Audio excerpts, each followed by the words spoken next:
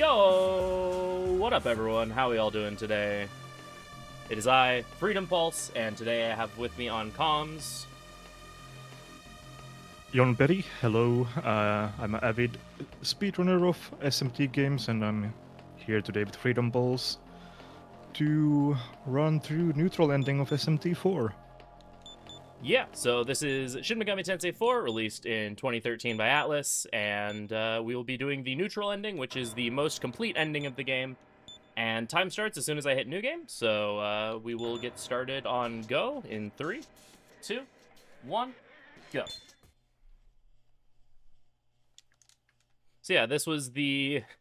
It's labeled as the fourth mainline entry in the Shin Megami Tensei series. There's a lot of, like, games that are kind of mainline that aren't numbered and stuff, but this is the one that is numbered for. And it was released on the 3DS, and it is one of my personal favorite games in the series. It was actually my introduction to mainline SMT. Love this game. It's quite an enjoyable run, but first we start off with like 10 minutes of cutscenes. Many awaken from their slumber within the earth's soil. Let's see, I think we will name Flynn the acronym for the event this time. The horn pierces the heavens. Planets are trampled upon as they descend on the earth. Meeny, meeny, tekel, you farson. So, you know, we start this game, as all good games do, by having a weird dream of us flying through the sky while a bunch of voices cite biblical text at us. Okay, Common theme with these SMT games that the game starts off in a dream sequence.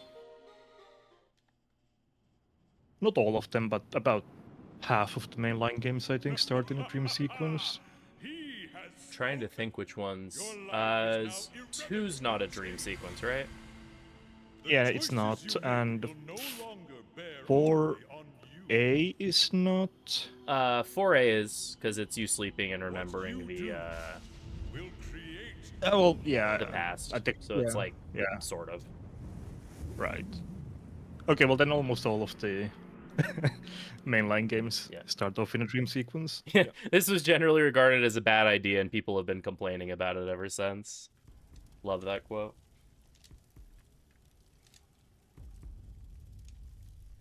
So yeah, here we have a vision of essentially the possible destinies that are laid before us, or that were laid before someone very similar to us. So here we see a very accurate recreation of my home city of Phoenix, Arizona. You know, post-apocalyptic hellscape. Everything's probably on fire due to the fact that it is currently 102 degrees Fahrenheit outside with a high of 110.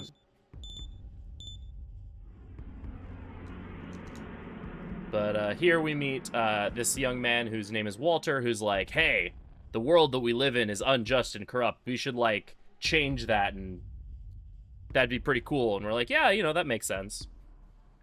Not sure about the setting, but, you know, that sounds like a good idea. And then we're suddenly warped into this strange desert, which is an accurate representation of Tucson, Arizona, the place just down south of me. And here we're introduced to Jonathan, who's like, hey, everything is great the way that it is right now. Look how amazingly serene this desert is. I think the whole world should be exactly like this. And we're like, that's kind of weird, but okay. Yeah, neither of these futures that we see are particularly compelling. And then we suddenly are greeted with a bunch of people who are really happy to meet us, and a little girl whose voice noises are like absolute murder on your ears if you play this game wearing headphones. Would not recommend playing this game with headphones if you're trying to listen to the Goddess of Tokyo speak there, because, ouch. And then suddenly we're back in the medieval times.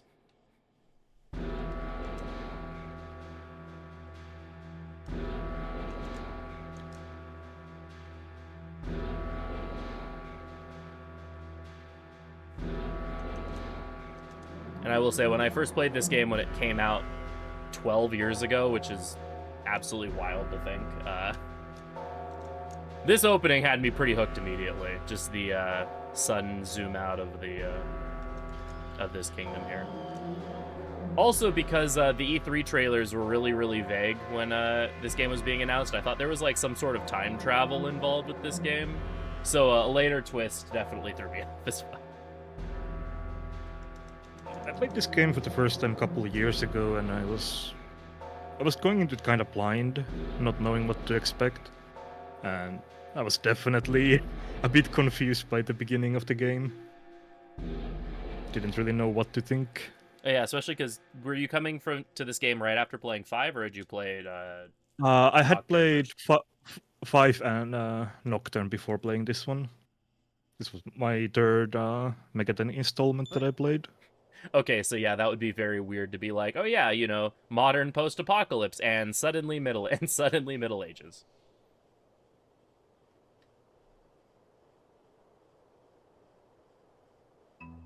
So here we are introduced to a sheep. Also, there's a herd animal known for its wool there in that scene as well. No, but this is Issachar. He is our childhood best friend character who tells us that, yeah, today we're 8, you know, today is the day that everyone from the kingdom goes to the castle to participate in some sort of rite to see if they get to become samurai, which are apparently like really cool, awesome people that are higher up in the social caste system that this kingdom known as Mikado has. Basically, there is, again, a caste system where you have casualties, which is what our main character, RRSCR, who's normally named Flynn, or when I play the game is named Bunny. And then our friend Issachar in, which is basically the low-class farmers, workmen, fishers, just your general peasant class. And then you have the luxurers, who are like the wealthy aristocracy. And then kind of above that, you have the the clergy and the samurai, who are sort of like a military force that defends Mikado from threats, but also like not entirely known to the public everything that the samurai do, just that they're really important. And on one day every year, everyone that has turned 18 that year goes to the capital of the kingdom and participates in what is known as a gauntlet rite, to see if they will be drafted into the Samurai Corps. And we are about to participate in that ourselves. Issachar is convinced that he will become a samurai and escape the horrible living situation that he is in. And as we see here, he apparently did not pass the rite.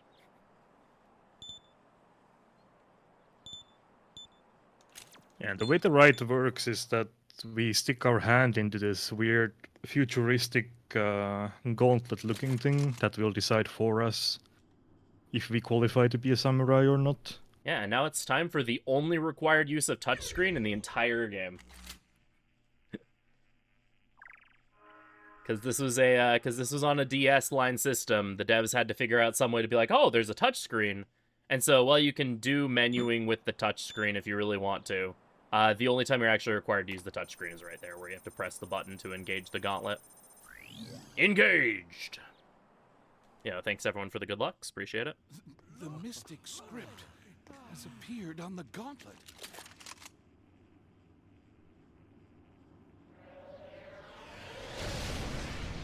So here's a fun little detail in this game. Oh, so, fun fact, this is something I didn't realize until I started speedrunning this game, but the two, like, weird silhouettes you see in the background there are actually the two final bosses. The gauntlet has accepted this man as its owner. And I didn't realize that until, like, again, I had been speedrunning the game for a little bit.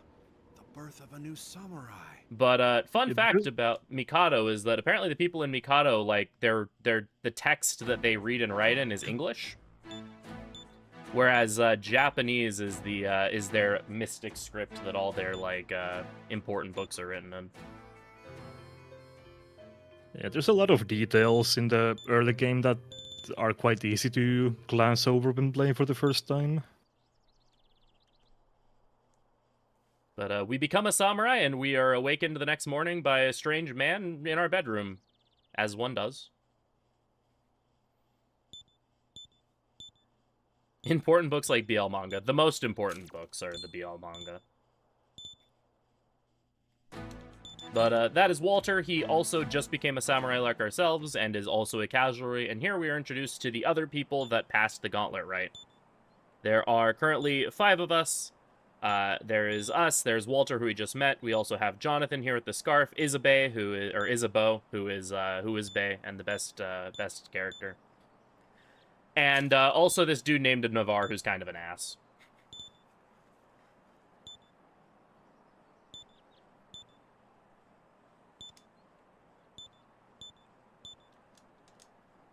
But we are told that the real mission of samurai is that, you know, in addition to being like this force that protects the kingdom, we also are apparently demon hunters, because demons exist. And they live in the basement of the castle of the capital city, so, you know, that's fun. So now we're going to learn, how to fight demons.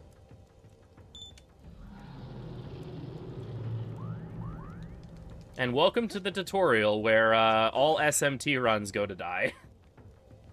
The infamous tutorial that is significantly harder than anything else that comes after it. Yeah, so the series, one of the many things this series is known for is you gain new party members by talking to and recruiting demons to be your party.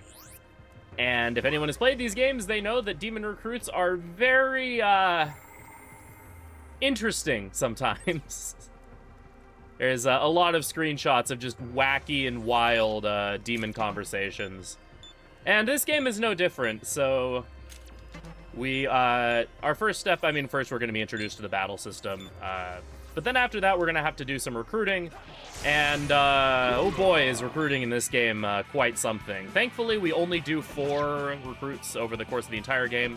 All of them are done right now, so we don't have to worry about it at all after these first couple, but these first couple can take a little bit or go very quickly, depending on how the game's feeling. This is just your basic tutorial into the game's battle system. This game does use the press turn system that basically all modern SMT games use, with the exception of Strange Journey. Where you get 1 action per party member in your party. If you happen to get a critical hit or hit an enemy's weakness, that 1 action turns into a half turn, which basically just means you get to take another action. However, if you miss an enemy in combat or hit into an enemy's nullification or repel or drain, then you will lose press turns as well. So the battle system greatly rewards being very smart and hitting enemies' weaknesses, and punishes you just kind of haphazardly throwing out AoEs and everything. What should we do? For our first level up there, you saw we put our levels into agility. This run, we will primarily be speccing into magic, as you saw from that save there that I just overwrote. We'll be primarily speccing into magic. However, agility is also very important because agility affects your accuracy and when you go in your turn's turn order. We just called the centaur cute and he tried to kill us. That's rude. I think the centaur needs to not be so mean to me about that. MP? I don't have medicine, sir. Oh, well, off to a great start. Yeah, so this recruit is, like, weighted in your favor, like, very heavily. I don't want to give you a life stone. Okay. You just give him 2 things, he joins your party. But sometimes he just is unkind to you, so that was a good start. But we put into agility because we basically always want... Nice 2-star.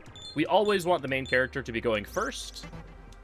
Just because it works out best for turn order stuff to have the main character go first, because it means you can almost always give the main character 2 turns. So when he's your main attacker and stuff, it means you can get a lot more attacks in and everything else. I'm going to save. This enemy's probably going to go first on me. Oh, that was a... Okay. So here we're trying to recruit. We've got the centaur, now we're going... No. Don't kill him. Please don't scam me. You're gonna scam me, aren't you? You are definitely gonna scam me. No.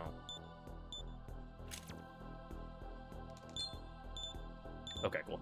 We got... Okay, that's the worst recruit. That's the Australian Aboriginal McCoy. There's a Yeah. couple more recruits that we want to do here before moving onward in the dungeon.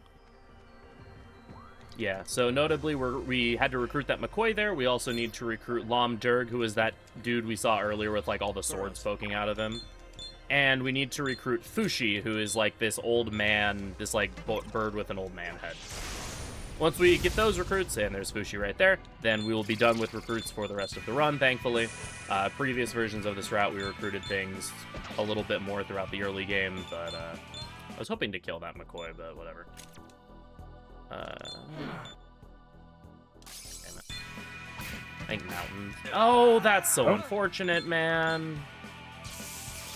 Alright, well, we'll still kill the McCoy, and then we'll just... Thankfully, if you die in this game, if the main character dies, it's not a game over. You just revive at the end of the battle with 1 HP. So we'll just kill that fight and then revive. Was kind of hoping for a drop there, but I don't think I got anything. I wasn't paying super close attention. Yes, all the demons in this game are based off of different figures and creatures from mythology, of like various world mythologies and religions. Okay, there is Lam Dirg. Let's kill this Napaya really quick, and then we will... Okay, good, we got a Smirk. So Smirk is a game mechanic in this game. Do you want to explain how Smirk works while I try to talk to this dude? So basically, you can get Smirk by targeting enemy weaknesses randomly or enemies hitting into your nulls. And what Smirk does, it basically guarantees a crit on your next possible attack and increases your magic damage as well, I believe, and makes it so that your attack cannot miss, and also makes it so that enemy has a accuracy debuff when targeting the smirked demon or character. What should we do? Yeah, so, like, more specifically, whenever you attack while you're smirked, you have an automatic +3 Tarukaja, so a full attack buff applied. You have a 100% hit rate, and enemies have and you have an 85% dodge rate, and that is a flat rate that is unaffected by buffs and debuffs. Okay, actually I didn't know the exact numbers. Alright, so we need one more recruit, and it's unfortunately the one that's the most uncommon to encounter. Fushi can show up in either the large man or, like, the little, like, fairy Mickey Mouse-looking enemy configurations. He's a 50-50 in the little fairy ones, and, like, 1 in 3 in the large man encounters. And sometimes he just doesn't show up. That's a good heal to get. RNG in this game can be a little sticky sometimes, so you'll just kind of get a lot of the same results over and over again, which can be a little annoying when you're trying to get a result that is different than what the game is giving you.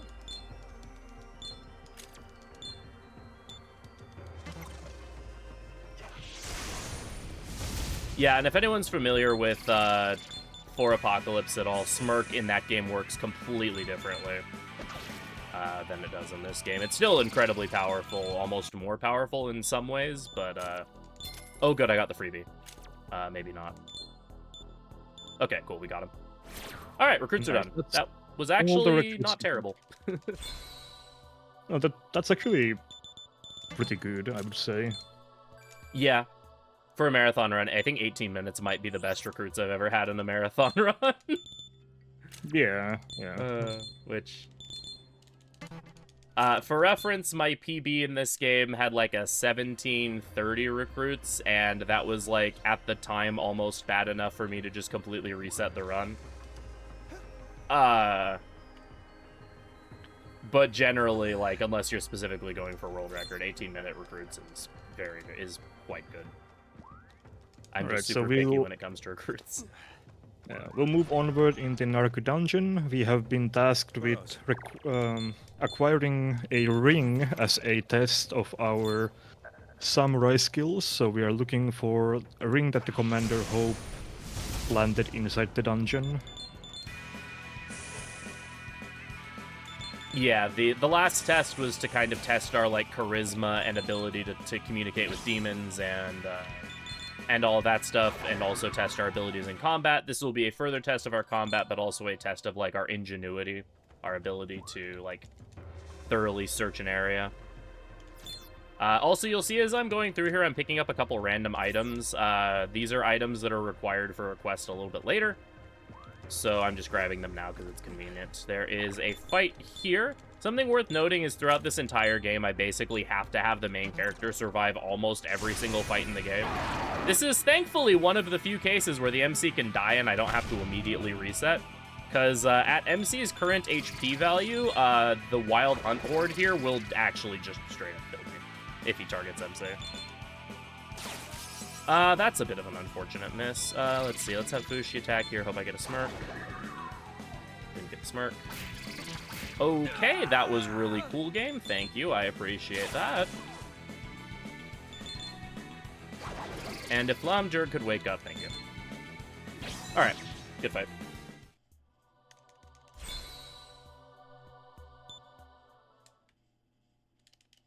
Now we acquired the ring, but we still want some EXP before leaving the dungeon. We don't have anything else to do here, but just for the run purposes, we kind of need a little bit more EXP. Yeah, so this game is interesting with how it divvies out, like, quest EXP specifically. Whenever you complete a quest in this game, you get an amount of EXP. And the amount that you get is actually determined by what your current level is. The higher your level, the more EXP that you earn. And so we're actually grinding to level 4 here so that we get a little bit more EXP from the main story quest we're about to complete, which will make getting to level 5 in a little bit a lot quicker. That's a Dekunda stone. Interesting. At the same time as we're doing this, we kind of want our demons to learn a couple extra skills to make the upcoming fights a bit easier. Yeah, so the way that learning skills on the main character works in this game, you saw when Centaur leveled up, we entered this, like, weird little screen. Basically, the game uses a mechanic called Demon Whispering, where anytime a demon learns all of their skills, you will enter this screen where they can teach any of their MC-compatible skills to the main character. You can't learn everything on the main character, specifically passive skills and unique skills they cannot learn, as well as certain field skills like a Stoma Sword cannot be passed to the main character.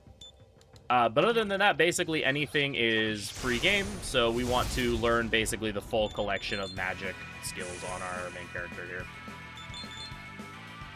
While we are doing this grinding for demons part, so we are kind of hoping to find the demon called Griffin as well, or Gryphon. He gives us a couple drops that we need for our optional side quest a bit later. Depth perception is a myth. Haven't been able to find him yet. Also, what throws me off always is that hamster thing being weak to electric, even though he looks like a discount Pikachu. Yeah, so you have Great Value Pikachu there, also known as Chagrin. That is a yellow rodent that uses electric skills, and yet he repels force magic and is weak to electricity. Was that level 4? Yeah. Alright, unfortunately we didn't get any Griffin kills. When you're in the second stratum here, you can actually encounter a bird sprite that has 2 Griffins in it. We need to kill 3 in order to progress the story in a little bit. And there's bird sprites on the first floor as well, but those only have 1 Griffin, so ideally you get, like, 1 Griffin on the first floor and then another bird encounter on the second floor. Alternatively, you can get 3 on the first floor if your recruits are going really poorly. Oh, there's one right there. I'm going to go back for it.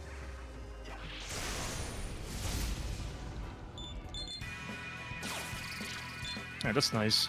Now, only needing to encounter in the bottom floor for the double Gryphon is... it's quite good. Yeah, so we'll be running back to the second stratum again soon, so we'll get another shot at finding that double Griffin encounter. Yo, thank you all for the good luck. So we will now be basically the final test there was a bit of a competition between all the samurai, and we won the competition because everyone else was kind of not really trying. You can go into different rooms in the areas of Naraku, and you can like interact with NPCs and stuff and talk to them. And all of the other samurai are just kind of chilling in other rooms being like, wow, where is that item? I have no idea. It's like, well, maybe if you would like leave this one square tile room and go search the floor, you'd find it, but I don't know. Either way, we won the competition. Everyone's like, wow, you're so cool, except Navarre's like, wow, I hate you. How dare you, you dirty poor person. And we're like, wow, that's kind of rude. What the hell? But Jonathan's like, yeah, you actually seem pretty cool for a poor person. And we're like, that's rude, but you seem nice. So we decide to be friends with Jonathan and Walter. So we're like, hey, there's this really cool spot on the top of the tower, or top of the castle that we have access to now that we can check out the view and be like friends and start our bromance and stuff. And we're like, heck yeah, I love bromance. Oh. Let's see. Scroll my notes. Do without that. Okay, there we go. Tis an unbroken view of the kingdom from here. I feel like a king.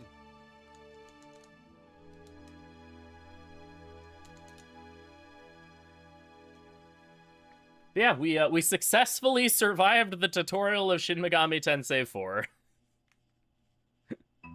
Mostly. We still have some tutorial left. So throughout the game, we'll be asked a bunch of different dialogue questions. These do affect, another thing SMT tends to do a lot is it has an alignment system where your main character's alignment is basically on like a number line that with 0 in the middle, and then you have positive numbers one end, negative numbers on another end. Positive numbers is leaning towards the law alignment, negative is towards the chaos alignment. Different dialogue choices you pick move you like X amount of numbers towards law or chaos, with neutral being in the zone of, I believe, -8 to +8. Because this is neutral ending, we have to, by the time we hit the ending lock, end up in that middle zone. Which, if you've ever played this game casually, you know can be a bit of a headache, because the final decision in the game only has a law or a chaos option, and it moves your alignment by 10 in either direction. Which means you can end up being too neutral for the neutral ending in this game, which is an absolutely bonkers thing to say, but it's very true. Thankfully, for the purposes of the speedrun, we just pick the first option every single time, and then we'd do like 1 or 2 specific things, and you get neutral every single time, and it's very easy to figure out. Yeah, I bet there's people that have tried to look online through like guides on how to getting neutral, and they make the process way more complicated than it has any right to be. Yeah, and this game, like, it's a lot harder to check your alignment than it is in, like, for example, Strange Journey, which is another game that does alignment in a similar way. In Strange Journey, you can always tell your alignment because your main character's name color changes color depending on what your alignment is. In this game, there is an NPC that you can talk to at specific times in the game that tells you what your alignment is. And during the last section of the game where you're gaining a ton of points into both different alignments, you can't access that NPC. So for about like the hour or two, like the 2 hours of gameplay casually, prior to getting the ending lock, you actually have no idea where you are alignment-wise, which is so much fun. All right, here we're going to be selling. Actually, not yet. I'm playing. Please be careful on your way. We do this first.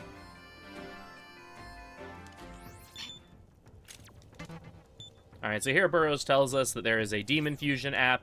You can take 2 demons, fuse them together, get a different demon. We'll be making heavy use of that throughout the rest of the game, but we're not going to be doing fusions for a little bit more.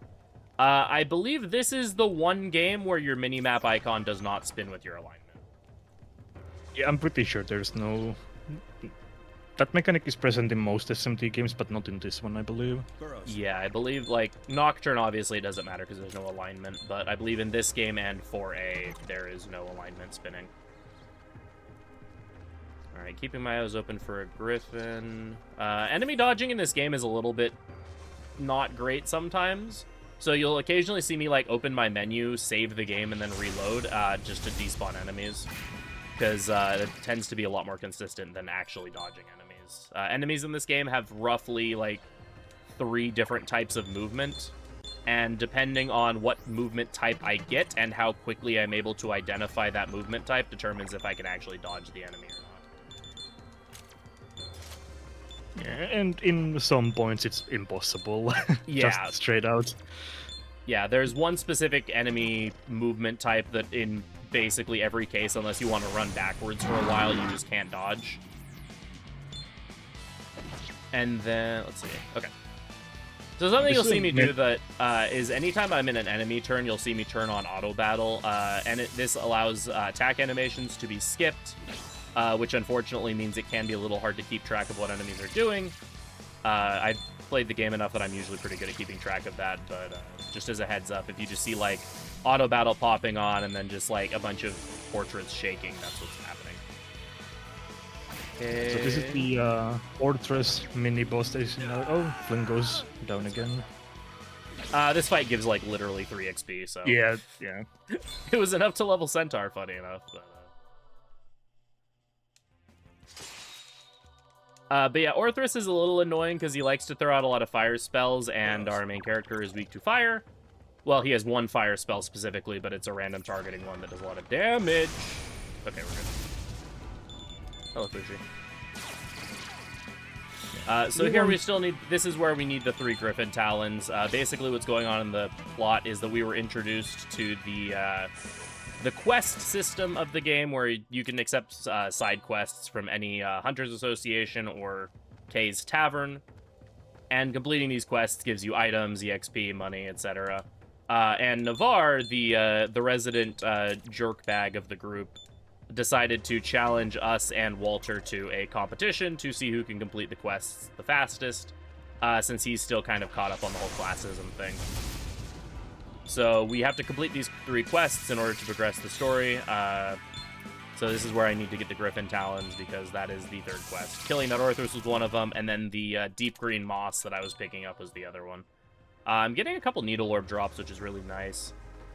Needle Orbs are attack items. You can either use them in battle to hit all enemies with gun damage, or you can sell them for money. This route, we usually end up selling them, but if I have extra money, I can hold on to 1 or 2 of them for using in a specific encounter later on. All right, we got the Griffin Talons, and now we're good to go out.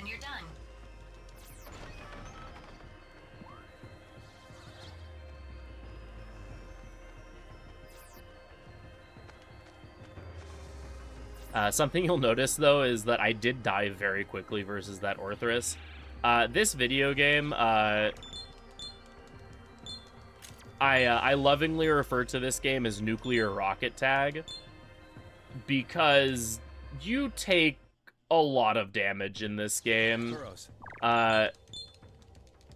This game carries over a lot of stuff from Strange Journey and other SMT games. However, they removed the Vitality stat, which is basically your regular defense stat, and just like removed defense as a stat altogether, without like really accommodating for that damage numbers wise. So everything just does a lot of damage, which includes you, thankfully. Most fights in this game you'll see are over in like less than 4 turns. And if a fight is like longer than that, then it's considered like an exceptionally long and grueling fight. So the only way you really have to prevent that is getting more HP, or resisting whatever enemies use, or using shields, which we'll see a lot more later. Unfortunately, armor in this game specifically is really, really bad. Like in For Apocalypse, the sequel slash spin-off slash what if story of this game. Hey, I got level 5 early. Armor gives you like a lot of HP in addition to shuffling your resistances around in a lot more favorable ways. So upgrading your armor consistently is actually a pretty viable way to stay alive. Also in For Apocalypse, they tone down damage quite a bit in general. But in this game, we're going to be running around with more or less the base armor for most of the game. Alright, I am quite What have you wealthy to here, sell? thankfully. I only need 4205 What and I already have have you that to much sell? without selling anything. I'm gonna sell this to Kindestone because I don't need it. But I can keep my needle orbs. Please be careful on your way. Let's just rest really quick. I don't think I need to rest here really because I just hit level 5, but I already started to go to the barracks, so whatever. All Is that what then caused back the to infamously Naraku. difficult early game? Yeah, pretty much.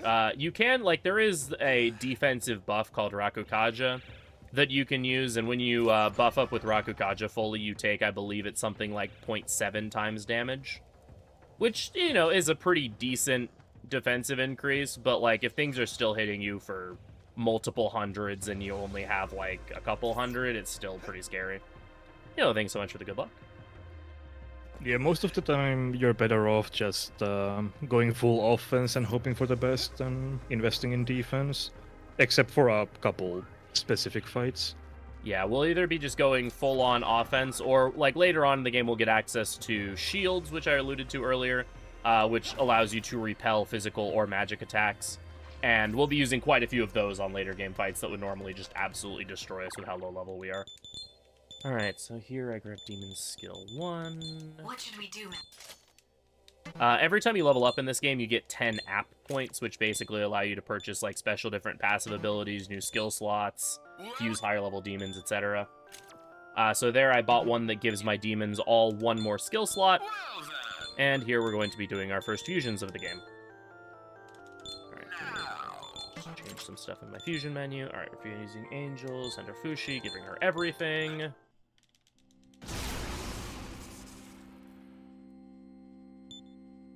There is a chance that these fusions fail, although it's not very likely to happen. Yeah, it's something like a 1 in 64, so it's, like, unlikely enough that you could go, like, several runs in a row without seeing it, but likely enough you could just get several in one run if the game decides to not like you that day. There we fuse Hamsa, as we like to say in my stream when that happens. The duck is amok, the goose is loose, the bird is the word, and it's time to go flocking crazy. There is a dwarf, one of those demons that learn Rakukaja that we alluded to earlier. He has Tarukaja. Wait, is that right? Yeah, dwarf Not is Rakukaja? Tarukaja, Okay. Angel is Rakukaja. Ah, I got them mixed up. Okay. So here we're fusing Melcom, giving all of the elements. Melcom's really cool because he learns Agi, which is the fire magic, which is the only element that we don't have. And coincidentally, Agi is, like, super important for the fight that we have coming up, like, right now. And then we're going to fuse another dwarf because the compendium's expensive.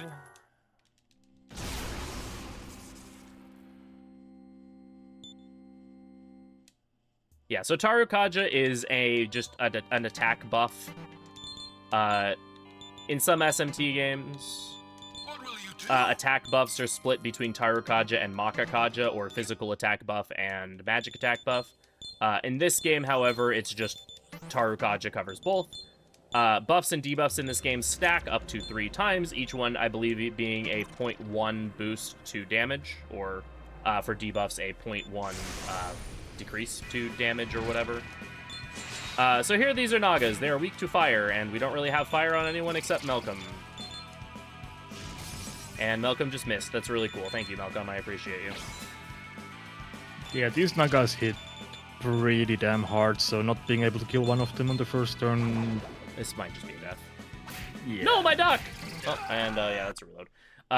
Yeah. Well, that's the first death. Yeah, run. so they output a lot of damage, and both MC and Melcom have to survive this fight because I need to learn Agi from Melcom for the next little bit. And so when half of your party has to die, and basically everyone in your party dies in one hit, bad things happen. If people decide to start missing, because again, when you miss in this game, you lose turns. So. There are a bunch of fights in this game where you just have to basically smack your head against the wall multiple times and hoping for the correct outcome to happen. Come on, please smirk, please smirk, please smirk. So again, when you're smirking in this game, you have a... okay, that's good. You have an 85% dodge rate. And so ideally what we do in this game when we're doing annoying fights like this is that we want whoever is hitting weakness to be able to smirk on their second action. That way, they can have that defensive smirk is what I'll refer to it as, to hopefully just end enemy turns quicker. We didn't get it that time, thankfully it didn't end up mattering, but if you ever hear me talking about wanting to get a defensive smirk, that's what I'm referring to. So here we finally have our full collection of elements. We're going magic in this game, like I mentioned before. Magic in this game is absolutely obscene in terms of power level. So that's what we'll be investing in.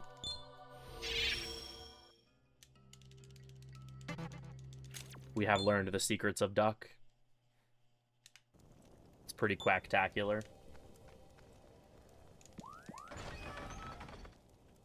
So, this entire time, basically, once we won the competition, we find out that apparently Navarre has gone missing. Oh, no! And, oddly enough, the person that told us that Navarre has gone missing told us that we shouldn't tell anyone that he's gone missing, but that we should look for him ourselves, which is not suspicious at all. Not in the slightest. So we also find Walter, and apparently Walter was told the exact same thing and was beat up by the demons in the area that were summoned by this hooded figure that suddenly attacked us and told us that he was going to teach us casualties a lesson and that we needed to be put in our place, which is oddly similar to some of the things that Navarre was saying. Yeah, this is the area also with the first of many poison swamps in the game. Yeah, back when this game came out a couple of years after Dark Souls did. So, it was the beginning of when game journalists and stuff wanted to compare every single game that ever came out ever to Dark Souls. And said that this game was the Dark Souls of Persona because... Oh, specifically, this is the Dark Souls of Persona 4. Which, is basically just meant to say this game is difficult. I posit that this game is the Dark Souls of Persona, not because of its difficulty, but because the developers of this game decided that they wanted to just put poison swamps literally everywhere. This game, like Persona with social links, this game does not have any sort of social links. It's basically kind of just all the dungeon crawly and RPG mechanics, just a little bit more refined. Right, so here's a Wendigo. I did my turn order differently than I usually do, and it's like throwing me off. I usually have Vodyanik third and Angel fourth. It doesn't matter at all. Turn order in this game isn't like impacted at all by your lineup. It just like visually I'm used to seeing Vodyanik or Vodyanik and Angel on opposite sides. All right, so here we get introduced to horde battles, even though there was a horde fight earlier. We're also introduced to the partner mechanic. The partner mechanic in this game is kind of interesting, I guess. It's pretty insignificant most of the time. It doesn't have a huge impact. Yeah, so whenever you're in a story fight specifically, the game doesn't do this when you're in side quests. Some side quests have specific partners assigned to you. You will have one of your samurai companions with you in battle. And after you finish your turn, your partner will take an action. The action that they take depends on what your partner is. For example, for that fight, we got Isabeau. Isabeau uses electricity skills primarily, but she also has access to some healing magic as well, which is situationally kind of nice. But each of your partners has different things that they lean towards. Jonathan uses wind magic and ice magic. Walter uses fire magic and fizz skills.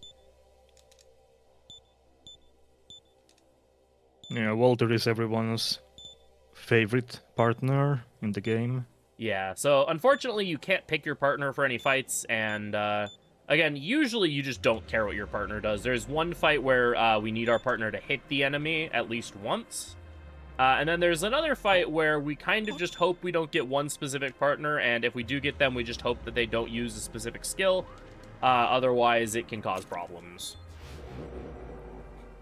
It is a rather infamous meme in this series that of rolling a specific partner up on the next upcoming boss. So yeah, you can put the stat points however you like for Flynn, the main character. We go magic and occasionally agility. Agility is for turn order purposes, which is determined by agility since you cannot actually select the turn order you want for your characters in this game. This is called a demon's domain. That was the It's undodgeable demon I was talking about earlier. right. Well, it's sort of a dungeon within a dungeon kind of thing. Domains have a boss fight at the end of them, so we just make our way through this section, and then there's a boss fight at the end. And if we defeat the boss fight, the domain also dissipates. Yeah. To answer a question in chat, we can't really manipulate RNG in this game. There is like weird ways that I found that you can somewhat influence it using system clock, but because partner just really does not matter 99.9% of the time, it's not really something that's worth looking into at all. Even in the specific instance of like bad partner roll for a boss fight that can cause problems, the odds of that roll actually causing problems are low enough that we just don't care at all.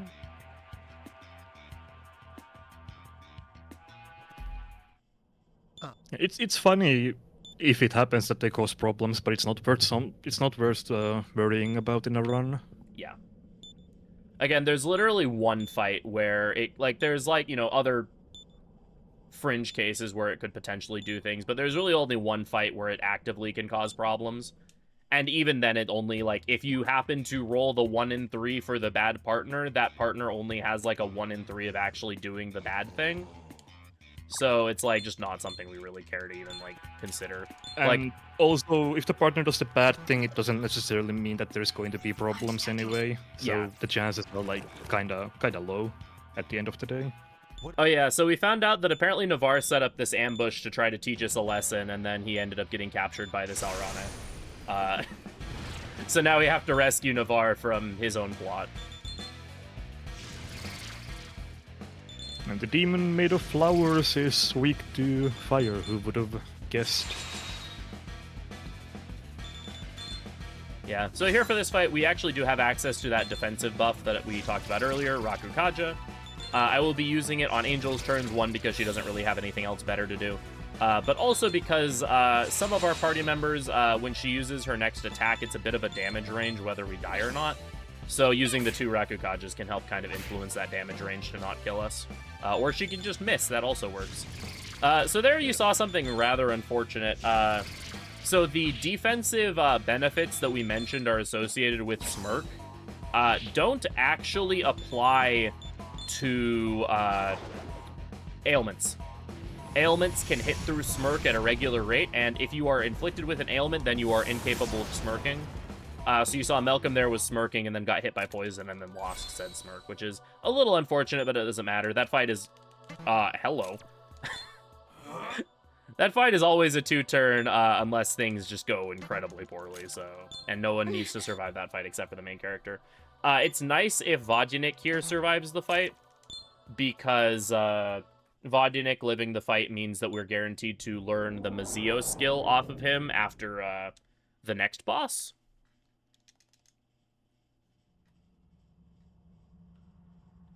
But if it doesn't happen, then it's not a big deal. It just means that one specific fight later will go a little bit slower. Yeah, so in this game, whenever a demon levels up, there is a possibility there is a slight possibility of them trying to change one of their skills into another skill, usually one of a higher rank.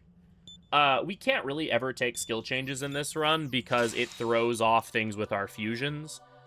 Since a lot of our fusions build on top of each other, accepting a skill change at one point could potentially completely mess up skill routing for the rest of the run unless I pay attention to it. Either because a demon needs that skill later, or because the skill that we learn will be a higher priority when you'll notice when I was doing fusions, I was just kind of auto-filling most of my skills. We'll be doing that throughout the run because it just works out that way, that auto-filling skills tends to get you what you want, minus 1 or 2 things you have to manually input. Let's try to dodge that. Unfortunately, I still have to reload because I can't hit this wormwood. So we save Navarre there, and then he kind of loses it. Apparently, he never wanted to be a samurai. Since he was a luxurer, he was basically raised with a silver spoon in his mouth. Never would have had to work a day in his life, and would have just lived a life of complete freedom and luxury. However, because of being picked as a samurai, he is forced to fight demons for the rest of his life and stuff, and he's not really happy about that. So that's kind of why he was lashing out at everyone and being a big bully. And then he just kind of loses it after we save his life there. So he is going to get dishonorably discharged from the samurai for being a bit of a jerk.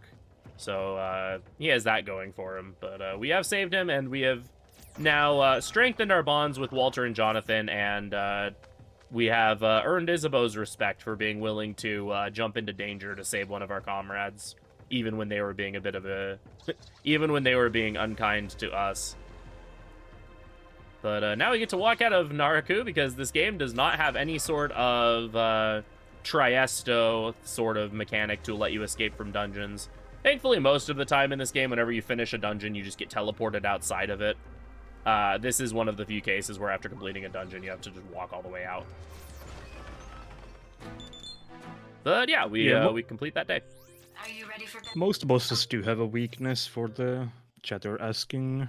There's a couple bosses that do not have, but most of the time they do have some sort of weakness, which makes magic even better than it already is. Yeah, the vast majority of bosses have weaknesses. The only exceptions are like the final bosses don't really have a weakness, but the overwhelming majority of them are have a weakness. So here we have the day off, so we're gonna do the most difficult quest that has ever been conceived in a video game. We're gonna get breakfast. And here, as we go to this bakery, we find out that the baker has discovered something called literature, and he tells us all about the unjust, how he's become aware of the unjust class system in Mikado, and how the poor need to rise up against the luxurers or whatever. And we're like, okay, I just want my food, please, or whatever. And they're like, okay, let's go find a place to eat our food. So now we go to the lake, because, you know, we went to the place that we went with our old best friend for to chill. So now we're gonna take our new best friends there instead. Oh, and we run into our old best friend, who's kind of upset that we have sort of forgotten about him at this point. But he's like, yeah, I didn't get picked to be a samurai, so I'm just gonna go home and work, I guess. And we did it. We completed the quest. We ate breakfast. And that quest was just so exhausting and so incredibly excruciating that immediately after getting breakfast, we're now gonna go home and go straight to bed.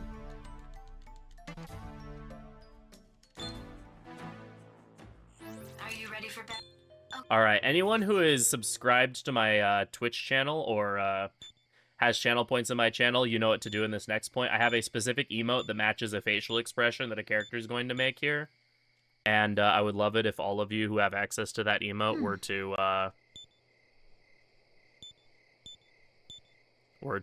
post it. Where is it? There it is.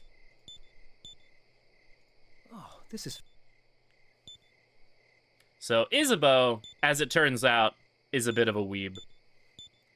She has discovered manga. And she is reading The Rose of Versailles, and she's really excited about it.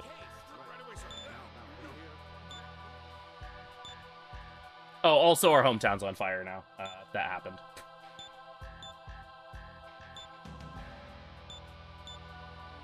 So we finagle our way into going to the relief party to try to protect our hometown from whatever's happening. And we find out that our hometown has suddenly been attacked by demons, which is really odd because normally demons don't appear outside of Naraku.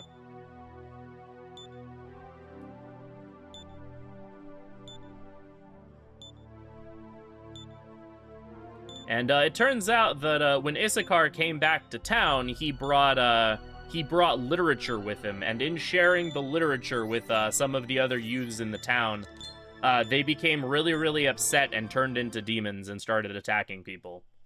So we're gonna go and try to save whatever civilians we can in the forest near the town, and figure out what's going on with this whole literature thing.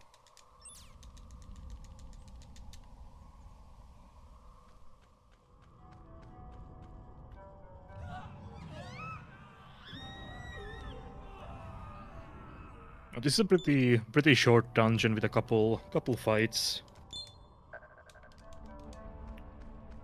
We need to save some civilians, so here's a couple of demon hordes that we need to take care of. What?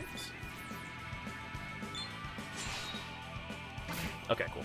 A lot of these fights go first, which can be a little scary. Just had to make sure that we didn't die there, mostly. So this is an interesting thing, and we showed it off a little bit earlier, but whenever you use an area of effect ability like Mazio on a horde, it actually hits the horde 3 times. So we'll be making use of Mazio on Vodyanik in order to take out this horde much faster. These innocent horde, as they are called, are weak to electricity and ice.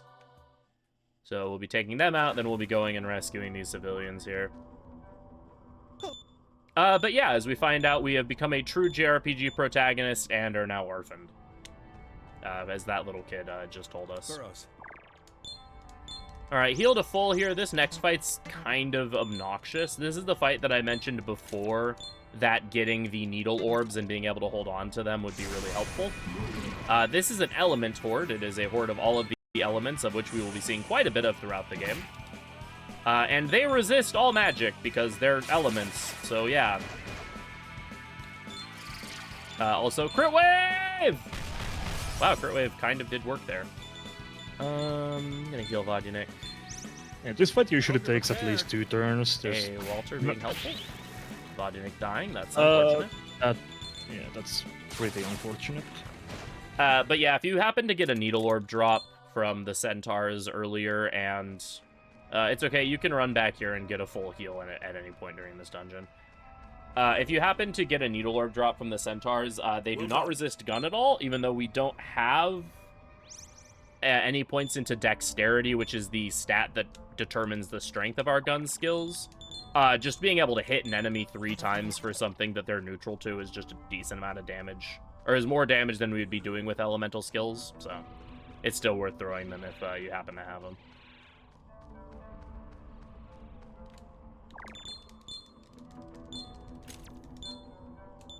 But that fight actually went pretty well. Vodyanik dying is annoying just because, like I said, I had to go back and revive him, but that fight can go way worse if it feels like it. It also, Vodyanik dying means that delays giving MC Mazio, I believe. That's actually, it's fine. Those hordes don't give enough EXP for it to matter. Oh, okay. It's only if he dies to any of the fights before, or if he dies to Issachar, which... If he dies to Issachar, there's other problems. Right, yeah. Yeah, specifically, he can't die to Alrane, other than that.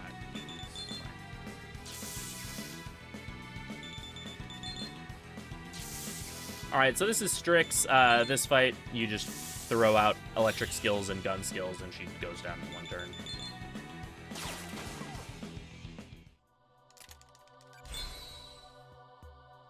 She gives kind of a lot of EXP for being a complete pushover.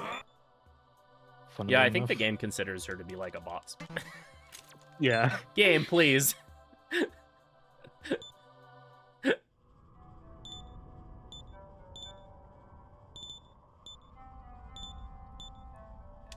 So if you're curious, skills that are called like Element and then Pleroma are really strong passive skills that boost all damage from that element by 20%. So Ice Pleroma there would have made Bufu do 20% more damage. It's not like amazing. I mean, it's still good at this point, but like later on, you know, when your skills are doing like over 1,000 damage, 20% of 1,000 damage is a lot. But again, we can't really take skill changes because it causes issues.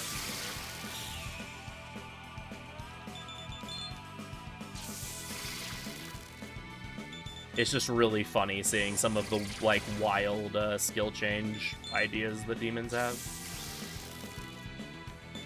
But this is the last of these required fights before the dungeon, or before the dungeon of this boss, before the boss of this dungeon.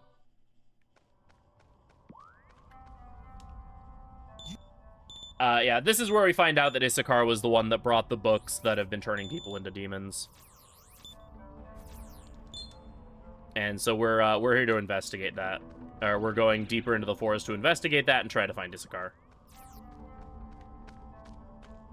Yeah, exactly. The main character cannot learn passives naturally. The only way that the main character gets passives is through his accessory slots, which we will be getting an Ice Pleroma accessory later on in the run, because ice is probably the best element in this game, and it will be our main form of damage throughout basically the whole run. And so we'll be getting a accessory to boost our ice damage later on. Not for a little bit, though, and we'll be using other accessories before that point, or an other accessory before that point. Alright, you should never ever die to Issachar, but I have died to Issachar exactly, like, twice in my life, so I'm gonna save before him.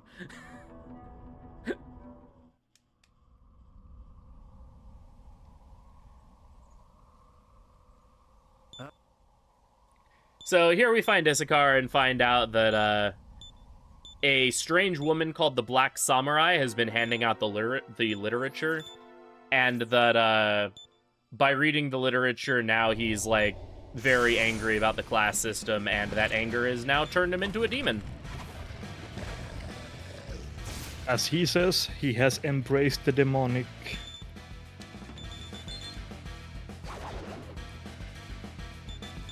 And so, This is Issachar... our, There, you can go ahead. yeah, this is our first introduction to dialogue choices in fights. So the game sometimes prompts us with dialogue, and depending on the option that we choose, it can give us different kind of effects. We say that we are a casualry, and that means that Issachar will lose his turn completely. Yeah, that second choice there was an alignment choice. It doesn't impact how the fight goes. But yeah, basically there, you say you're a casualty, and that causes him to be like, oh no, what have I done? I've betrayed my best friend, and he loses his chance to act. So that means we're able to kill him without him getting any actions, which is good, because if he gets a turn, he really hurts. He uses Critical Wave, which we saw Vodyanik use earlier. It's normally a pretty bad skill. It's AoE Fizz attack with a high crit rate, but in exchange for having a high crit rate, it also has a very low accuracy rating. However, this game is really funny, and usually if something is low accuracy, that means it misses every time you use it, but when enemies use it, it hits you, like, every time. Yeah, so the only way to really lose that fight is you get a miss, and then he critical wave crits you, and nonsense happens. Yeah. There's actually a reason behind the me joking, like my half joking comment about enemies always hitting you. Bosses in this game actually have pretty high agility, and agility in this game affects your hit rate. It's part of why we pump agility every couple of levels, in addition to keeping our main character going first, is so that we just don't miss all the time. However, agility in this game is, when it's like factoring in damage calculations, is comparative. So, like, even if you have to have high agility relative to what the enemy has. Again, a reason why we put so much into agility. Yes, it means sometimes weird things happen, like enemies being able to just hit you every single time with low accuracy moves. Oh yeah, also, the Black Samurai shows up. She tells us that the world that we live in sucks and that we should go to the underground. And then she summons a horde of Lilims, which inflict the charm status on us. And the charm status isn't a status effect in this game. And so all of the men in the party just kind of pass out from intrigue at the beautiful woman in front of them. And then suddenly we have a dream that we meet Steven again, and he tells us to go east, which is right. The game doesn't tell you that you're facing north, but you're facing north there.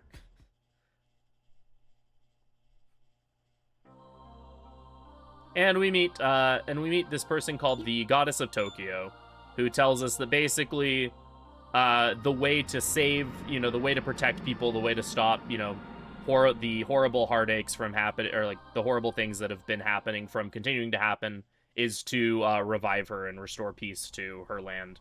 And we're like, huh, that's weird. All right. And so we wake up. Isabeau has thankfully protected us from our dirt nap.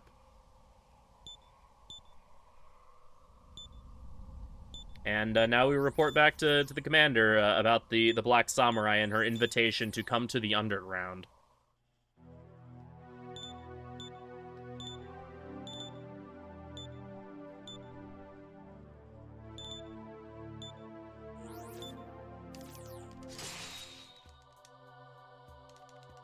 There you go, there's Vodyanik's level.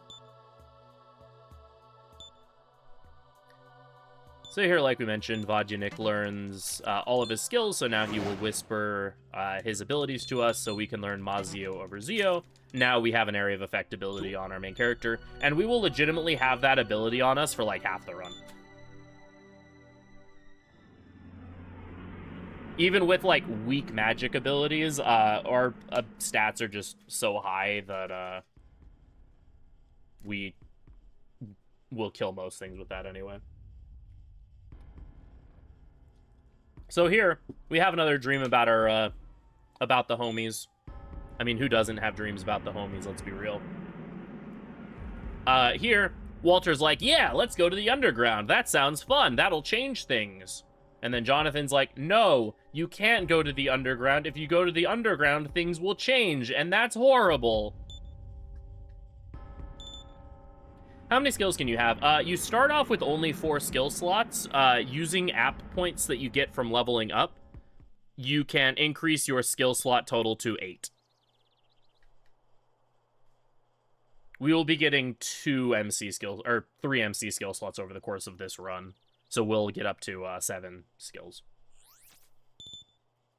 Despite Jonathan protesting about going to the underground, the game doesn't actually give us the option to not go to the underground, so that's where we are headed. What's really funny is that there's going to be a conversation here in a little bit. So basically, we find out that Hugo here, who's kind of the head of the church of the people of Mikado, is issuing an edict that the Black Samurai has been spreading heresies and evil amongst the casualties, and is causing them to turn into demons. And so he's issuing an edict that all the samurai must head down to the underground, the land of the unclean ones, as it is called, to hunt down the Black Samurai. And so we are issued that edict, and we decide that we're going to take it upon ourselves to hunt her down. And funny enough, even though Dream Jonathan was like, no, don't go to the underground, real life Jonathan is totally cool with the idea of going underground. Remember SMT quickly turning into Rocket Tag? Yeah, I refer to this game as Nuclear Rocket Tag due to how volatile damage is in this game. So yeah, so we accept the quest to go down to the Unclean One's territory, and now we're going to do some shopping. Alright, I need 4938 Maka. What have you to sell? Have it with this. I can actually keep some of my chakra drops, which I'm going to do for later. Alright, so I have enough money. Please be careful on your way.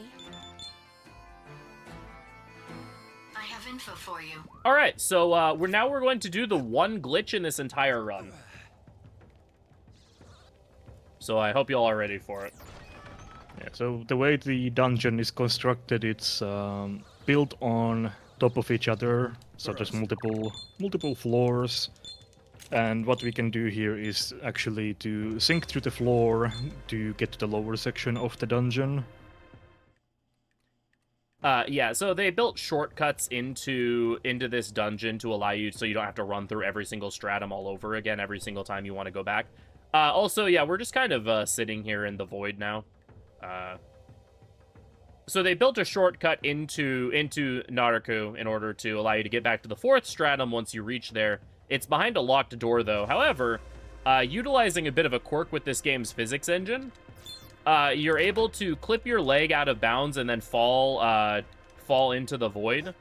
And once you fall through the void enough, you actually loop back around to the top of the top of the map and then back down.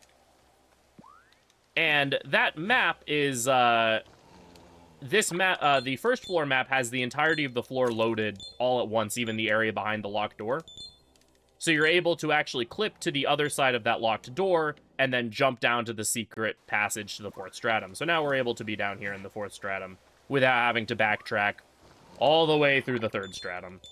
Here we're going to be picking up one of the most overpowered apps in the entire game, Fusion Booster. What Fusion Booster does is normally when you do fusions, you can only fuse up to your main character's level. Every single consecutive Fusion Booster makes it so that you can raise that level ceiling by a certain amount. Fusion Booster 1 only raises that ceiling by 1.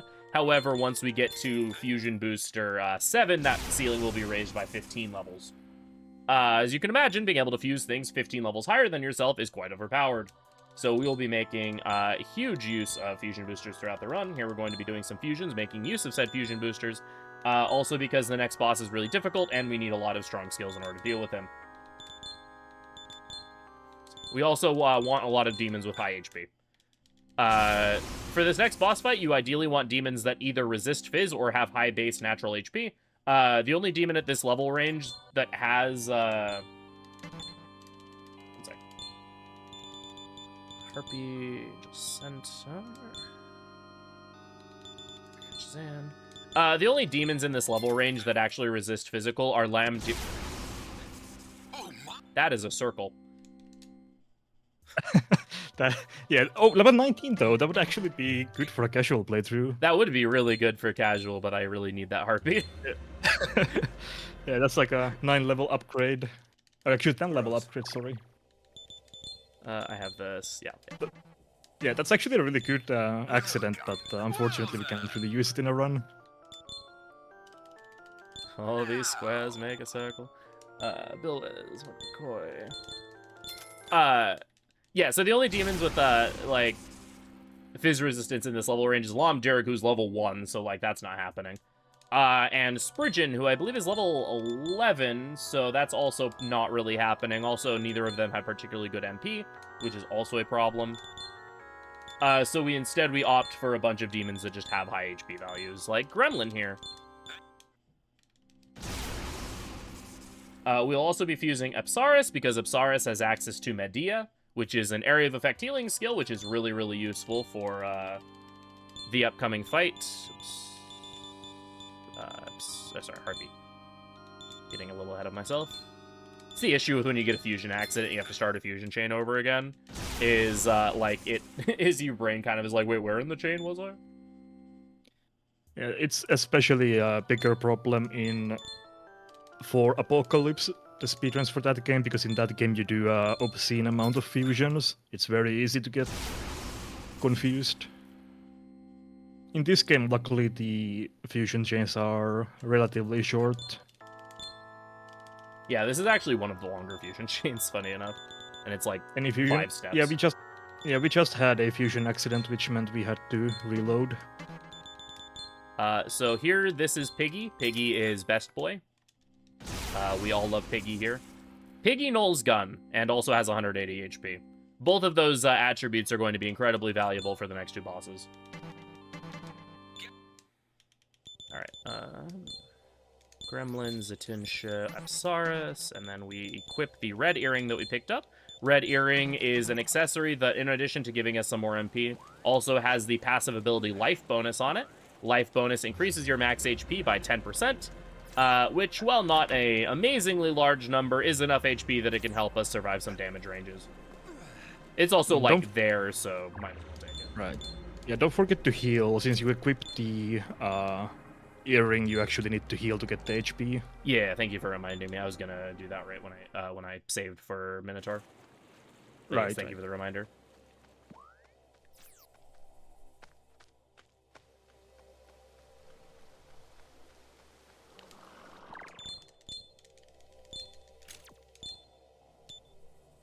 Alright, and here is probably the most infamous SMD boss outside of Nocturne's Matador, I would say, probably. Yeah, this guy is, like, definitely in, like, the big 2 or big 3 SMT early game first-time player walls. Yeah, the SMT bully bosses, basically. Burrows. Yeah. Top up. And save.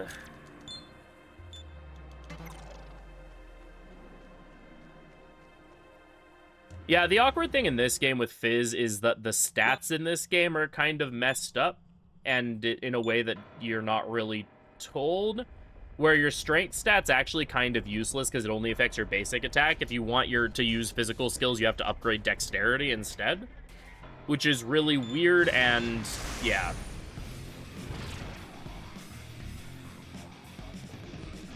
So this is Minotaur. Yeah, so this is Minotaur. Oh, good, I rolled Walter. Perfect. Yeah, the one thing you don't want to happen is have Walter as a partner here. I would say that We'll the see. third is either SMT5 Vanilla Hydra or Vengeance Nama.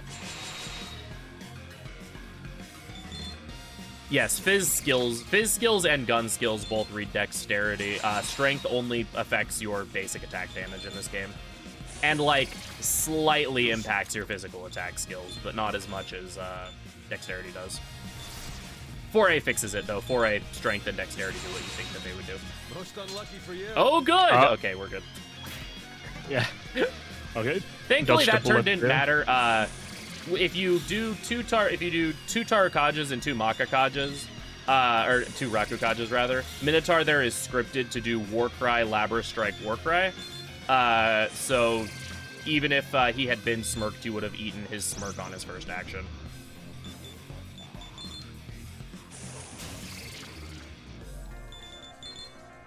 Yeah, Minotaur has quite a lot of HP for this point in the game. He has 2,706. 2,706. Yeah.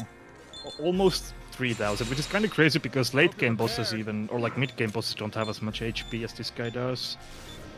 Yeah, He's for kinda- reference, oh no. He has half as much HP as the final boss. Oh, yeah, okay. That snowballed a bit out of control. Yeah, so Minotaur. But yeah, for reference, Minotaur has half as much HP as the final boss does. And this is like the first real boss of the game. Like all the fights up until now has been kind of like mini bosses, but this is like the first actual boss guy. And he's kind of strong.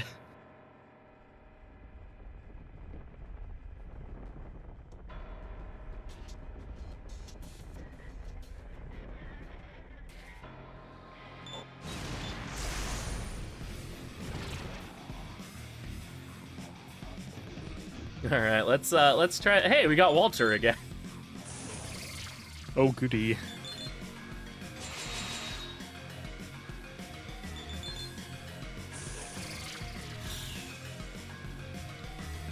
So yeah, here we're putting up Rakukajas again to force him to Warcry so that he doesn't use all of his turns on his first action attacking us, but also just so that his attacks hurt us less.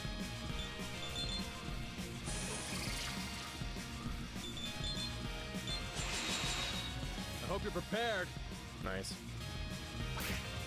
Okay, that was a lot better.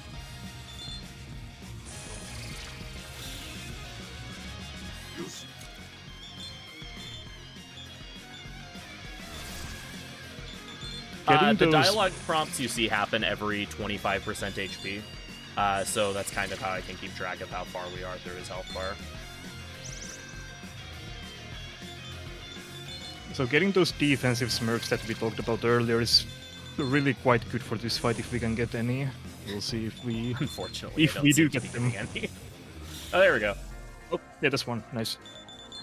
Being able to get turns away from Minotaur because he misses. Oh, this is really good. I'll end it thus. Okay, never mind. Thank you, Walter. So what happened there? Yeah, Walter decided to Agi Minotaur. Minotaur nulls it, so he got the smirk from that. And that's one of those cases we talked about earlier of partners becoming a nuisance.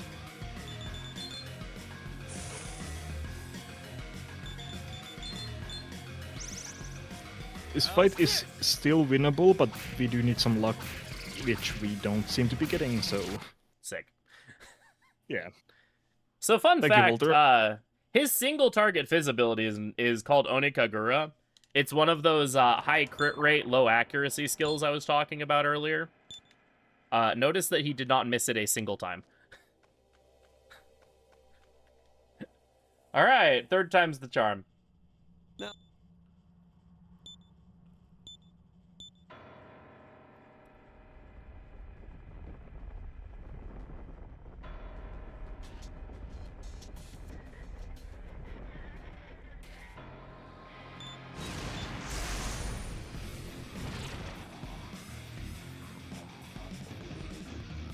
put on a good show. I got Walter for a third time in a row.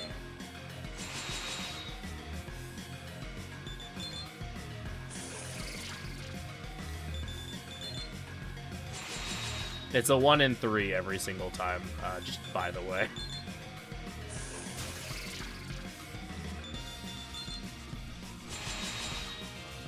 I also got a bad turn order there, so I didn't get as much damage up as I wanted to. Most unlucky for you.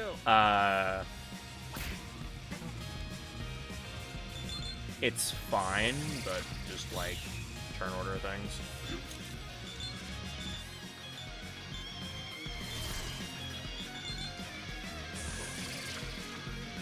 Something you'll see me do to help myself facilitate getting defensive smirks is you'll see me healing on Apsaris' first turn and then attacking on their second.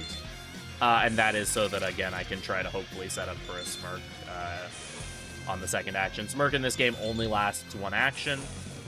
So ideally, if you want to be smirking after your second turn if, you're willing to do something defensive. I'll end it thus.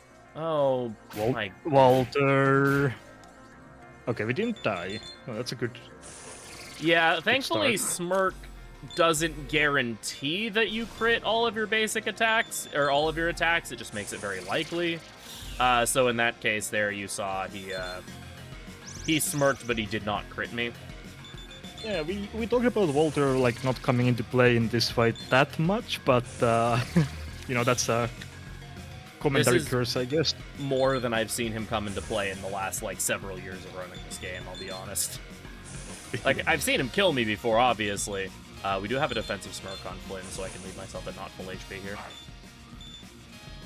He's at very low HP, so if we survive this turn, we have a very good chance of finishing him off. Nice, pig naturally dodged. Okay. Alright, and we should win here. Yeah, so that last dialogue plays when he's at 25% HP, so just one more round of boozers and he goes down.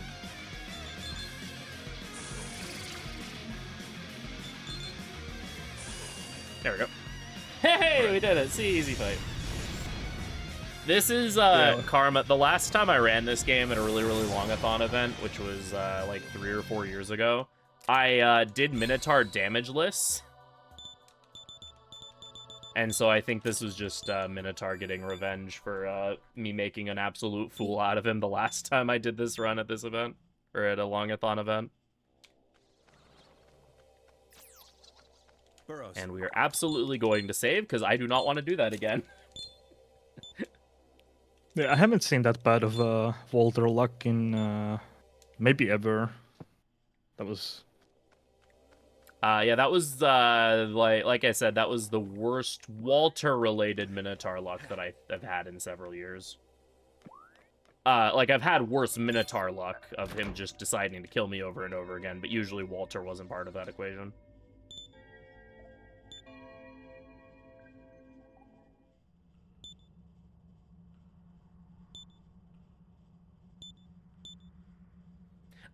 Correct to the question in chat. Yeah, theoretically, if your 4 party members all hit weaknesses, you get a maximum of 8 turns around.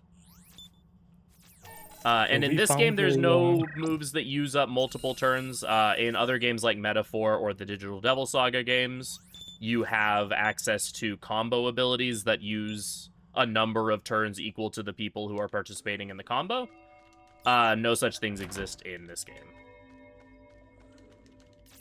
And in this game, as opposed to, the Persona series, where in the Persona series, positive gains always outweigh negative penalties. So, if you use an area of effect skill, you hit a weakness on one enemy and then a null on another. In Persona, you would still get the 1 more from that. In this game, you would lose turns and you would not gain any press turns. Oh yeah, so there we discovered an ancient relic of a past age, also known as a gun. And now we have access to gun.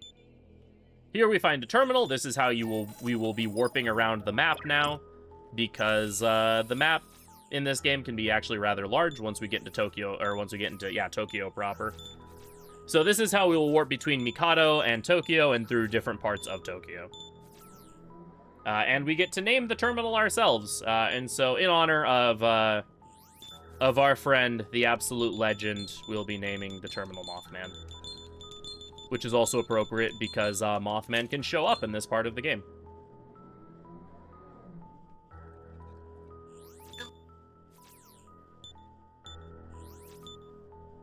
So we are naming the we name it Mothman we name the Mikado terminal Mothman, but Sky Terminal's where Mothman shows up.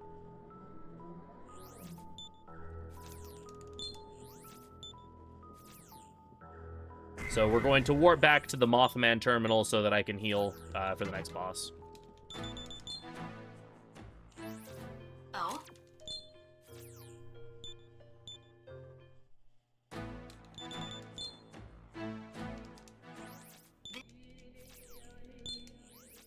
Yeah, so there's a small quirk in this game that I've literally only ever seen maybe 3 times in my life, where if everyone in your party happens to smirk simultaneously, you get a 50% refund on all of your HP and MP, like a 50% HP MP heal. Yeah, that basically never happens. In the speedrun, the most likely place for that to happen is the Kichijoji forest, I believe. Yeah, so it can happen in Kichijoji Forest. It can also happen in Monochrome Forest as well. If you repel AoE off of the bosses there. All right. It wouldn't be an ailment removal because you can't have ailments while you're smirked anyway. But it is, you do get 50% of your HP and your MP back. Heck. And we're getting screamed at by Gremlin. That's really cool. Thank you, Gremlin. Love that. Oh, you can just talk. Well, I guess you can murder as well. Murder is a valid option. Yeah, murder's more fun. I mean... Also, the EXP is helpful in case Flynn dies to the next boss, so... Yeah, if Flynn were to die to the next boss, I'd have to take a random encounter or a random encounter or two in order to make up a little bit of missed EXP. Flynn can die to Medusa or Minotaur, and it's fine. But, like I said, you do have to actually make up the EXP at some point, so I just, taking that fight just gives me a little bit of a buffer. I'm also going to use these incenses really quick on MC just to help out a little bit, and now I'm going to top up my Gremlin. He doesn't need that 2 HP.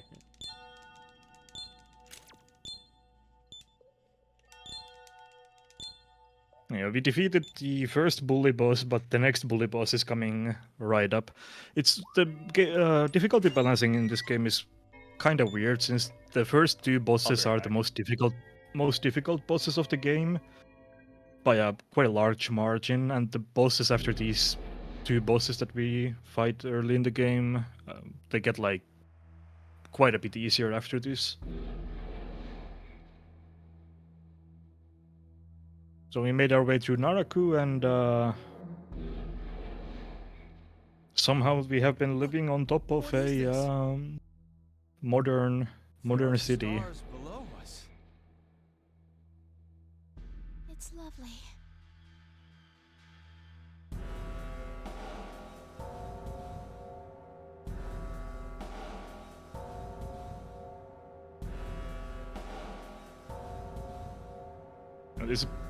This plot twist definitely caught me off guard when I was playing through the game for the first time, without seeing any of the promotional material or whatever. Yeah, surprisingly, we're playing Etrian Odyssey. I tricked you all. We're actually playing Etrian Odyssey.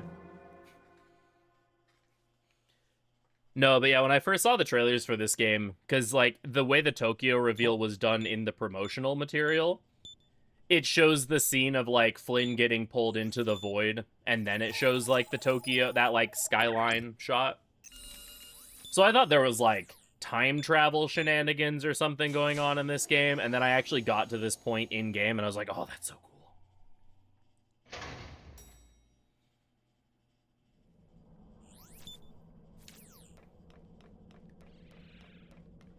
So yeah, as it turns out, the territory of the Unclean Ones is the city of Tokyo, and so now we're going to make our way down to the ground level. And hopefully not get murdered by Mothman on the way there.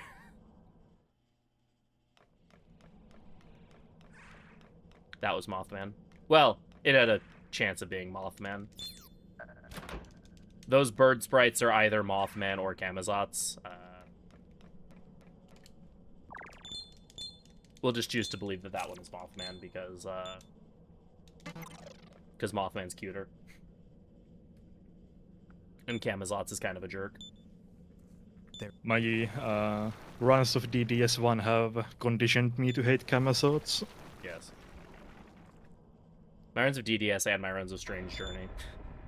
Because Camazotz repels gun in Strange Journey, and if you're trying to shoot a random encounter down with your AoE gun and then suddenly you're dead, you're just like, oh, well, thanks, Camazotz. Yeah.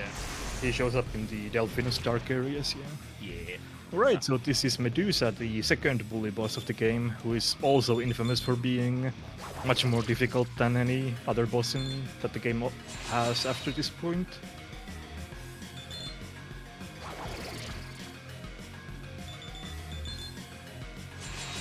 We saw those stone statues on the observation deck, and, well, Medusa does that sort of thing. Hey, she shot the pig, let's go! Hey, she shot the pig, let's go! So Medusa primarily uses gun skills in this game, or in this fight. And we have Zutunsha here who knows gun, so if you see us, like, yelling, shoot the pig, that's why we want her to shoot Zutunsha and null his turns. Yeah, the pig is truly the MVP of this fight.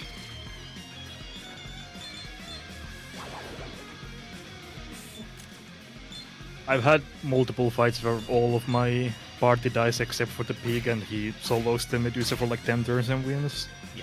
So thankfully we got Isabeau for this fight. Isabeau's come on, man. Isabeau's actually quite good for this fight because she has ailment cure, or the ability to cure ailments. Since sometimes the stun from Medusa's... I'm actually just gonna see here. The stun from Medusa's Snake Fang's unique ability can actually just like hang around for a really long time. That's very unkind. It could still be fine, perhaps, yeah. But... Well, we got the pig, so you never know. It's okay, pig will carry. I believe.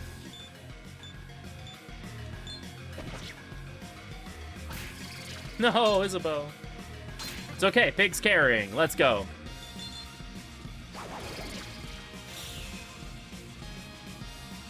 Ideally, we keep MC alive long enough to get the next dialogue prompt, but if it doesn't happen, then whatever. Wow, I am having all sorts of accuracy problems right now. Okay, all right, pig solo, let's go! Pig. No, pig! It wasn't meant to be. That's unfortunate. Yeah, so she has basic attack, Zionga, and then she has like 2 or 3 gun skills. So there's a very decent chance that Pig just solos the fight with no issue, but sometimes she actually decides to use things that hit the Pig. There's no health bar on bosses, but the enemies do turn red when you hover them when they are on low HP. About 20% or lower, I believe. So yeah, something like 20. I think it's around 20. If there's one thing that's consistent about Atlas games, it's that they're very inconsistent between games. So, like, in the DDS games, for example, if the damage numbers you do to enemies will turn red when they're at 25 HP. In this game, the targeting indicator goes red at, I believe, either 15 or 20. I think Strange Journey is 20 as well. So, yeah, there's some inconsistencies between games. And when you run, like, all of the SMD games, it's hard to keep track of everything. Yeah. Can mix up pretty easily. All right. Well, we didn't miss this time, so this is already going significantly better than the last attempt. Not enough. Heck. Ow. Ow. All right, she shot the pig at least. Strange Journey Redux also does HP bars. Other than that, yeah, SFT5 is one of the few ones to actually do HP bars. Yeah, I expect from here on out that Atlas will keep adding health bars. I can't really imagine them not having them for future titles, but... Yeah.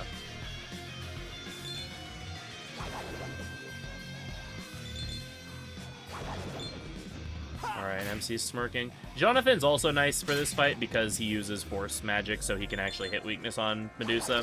His damage is pretty inconsequential, but it is still, you know, kind of cool. Again, Walter is the worst partner for this fight as well. Yeah. That's a common theme with Walter, he's always the worst partner to get.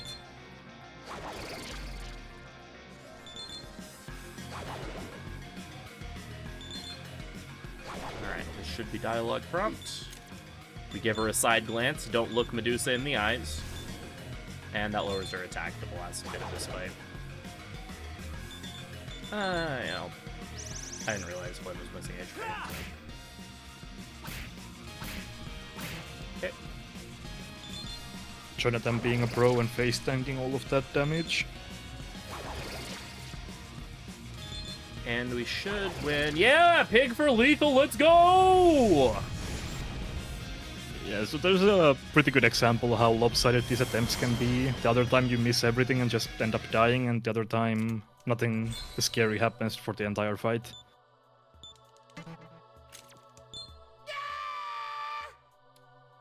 Gremlin's very upset whenever you tell him not to learn skills. Oh yeah, also, well, Soul Hacker, now yeah, Soul Hackers 2 has also health bars, but that's kind of Oh, yeah. not SMT technically.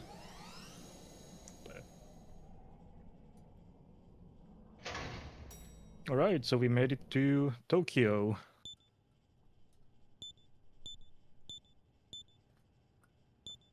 Because every SMT game needs to take place in Tokyo, that's the rule. Yep.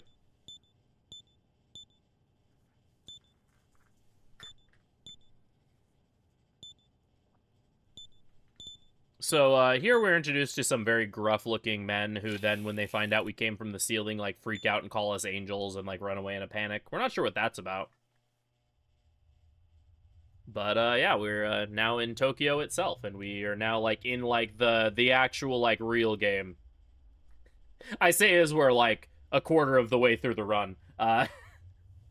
Yeah, So this is the first Naraku area and everything related to that is kind of the intro to the game almost, but it's still quite a significant chunk.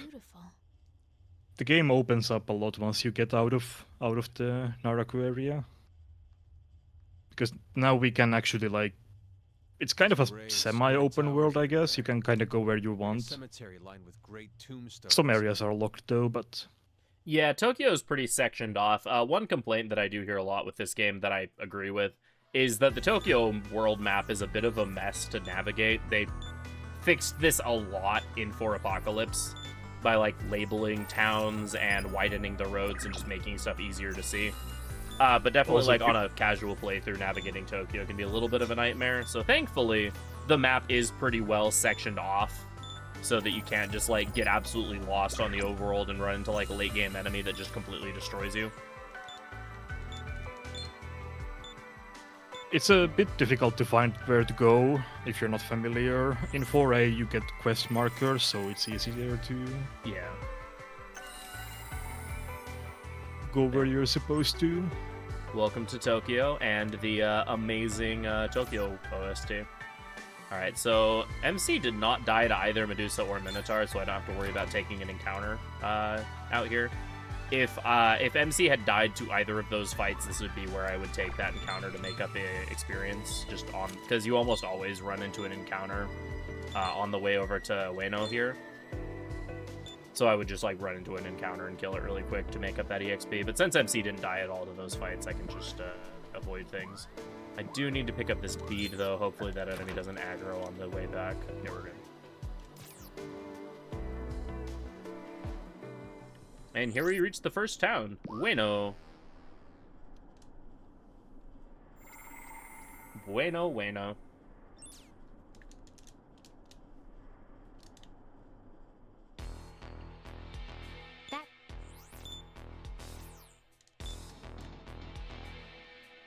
Yeah, so Tokyo is infested with demons, and most people live in these subway areas. It's very important that whenever you're in one of these areas that you run along the yellow line.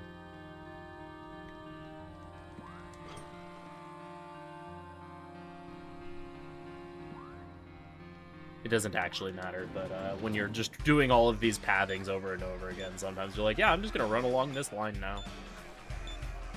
So here we're introduced to the Hunters Association, which is the exact same thing as the Samurai, except it's just the Tokyo version of it. And so we're able to accept side quests and do all of that fun stuff. We're also able to gather information here. This is the one time you actually have to talk to someone in the bar. You have to talk to this cold man here, who gives you the quest to hunt Pallade, because we're trying to get access to the Counter Demon Force base, which was an older military organization dedicated to combating demons when they first appeared in Tokyo. And so we're hoping to go to the Counter Demon Force. I need to heal. To gather the Counter Demon Force, gather information from the Counter Demon Force base that will hopefully lead us to finding the Black Samurai.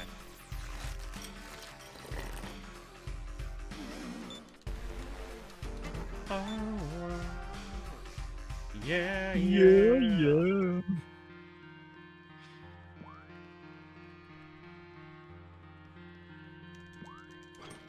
Love the Hunters Association theme. Yeah, it's great.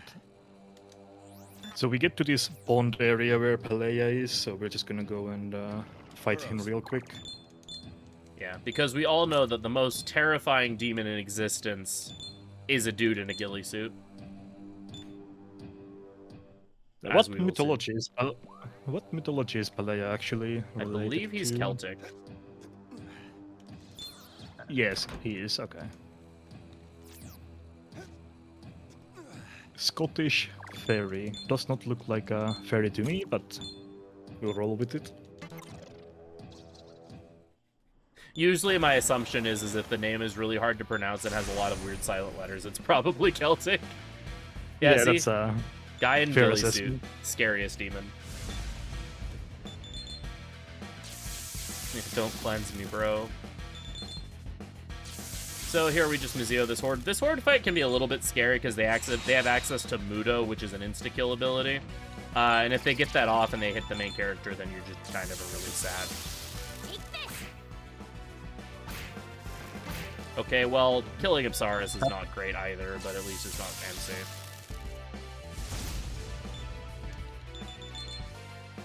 Thankfully, actually, of all the people that they could have killed there, Apsaris is probably the best person to have targeted, so... because she's the only one that doesn't have fire magic.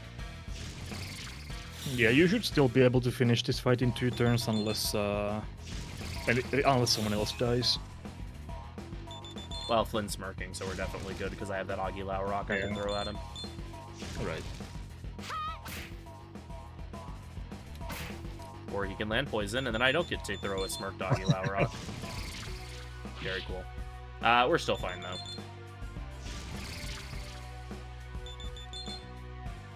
The end from MGS. Yeah, I mean, that's fair. The end from MGS3 is pretty scary. There we go. There's Blade down.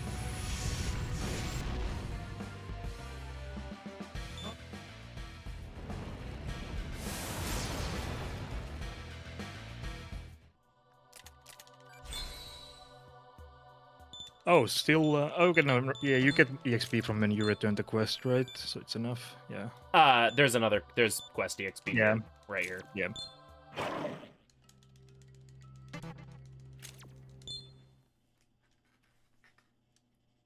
Hey, I saved time on a split for the first time this run. Oh yeah, you got that much EXP, yeah, you're definitely good, yeah.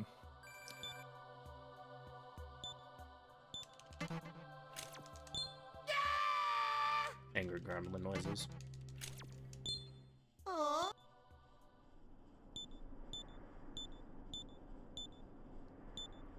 So we get Pelade's head, and apparently it smells really, really bad, so we have to carry it around now.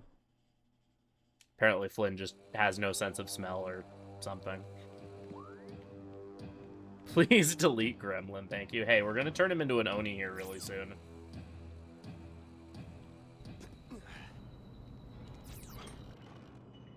Actually, I can just do that now.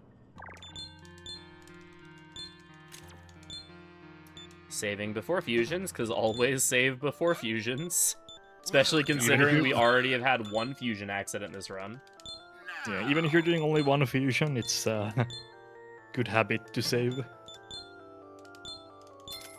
Although I'm a bit sad we couldn't keep that level 19 Sudama. Right? That would have actually been like really cool.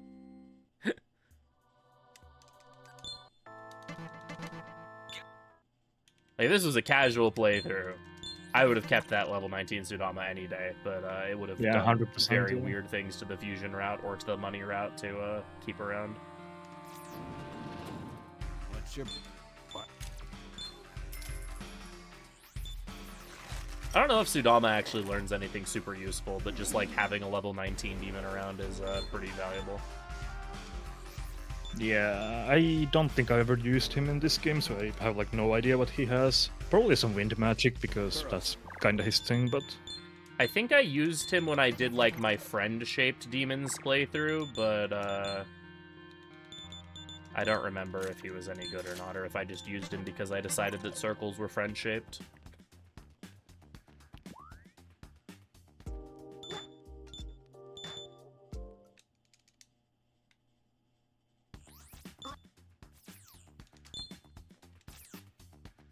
Welcome. Alright, now we What do you sell a wanna bunch of sell? stuff. What do Any you of wanna you sell? JRPG hoarders are going to be really, really upset What with do you me wanna throughout sell? this run because I'm going to be selling What the do you wanna vast majority of, like, all of my stuff. Any other business, I come again. Any healing item that is, like, remotely valuable is going to be sold, for the most part. Well, if you didn't sell them, you would just keep them for the final boss and never use them. Right. I mean, hey, this game does have gameplay after the final boss, so you never know. That is true. Alright, so here we're introduced to Nozomi. Obligatory, Nice work, Home Slice.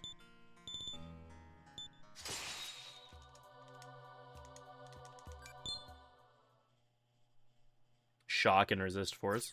I mean, shock's pretty okay. How many mods are we getting in this run? Unfortunately, 0, because Mothman in this game is not well placed. He's weak to gun, and he's gotten in the area where you fight the boss that uses gun skills the most, aka Medusa.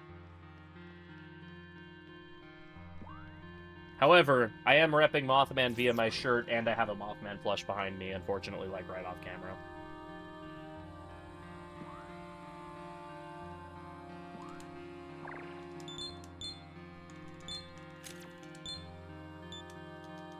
Alright, here we will be doing a terminal fight, and I will actually reposition. Yo, yo, yo! There we go. Now you can see Mothman.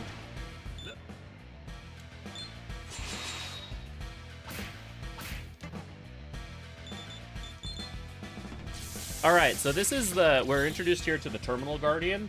The Terminal Guardian really likes cosplay, and that's his lore.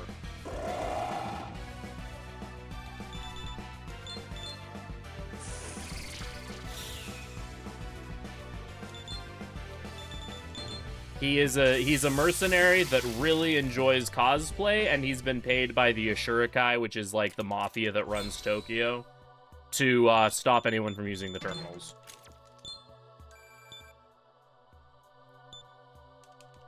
What the heck?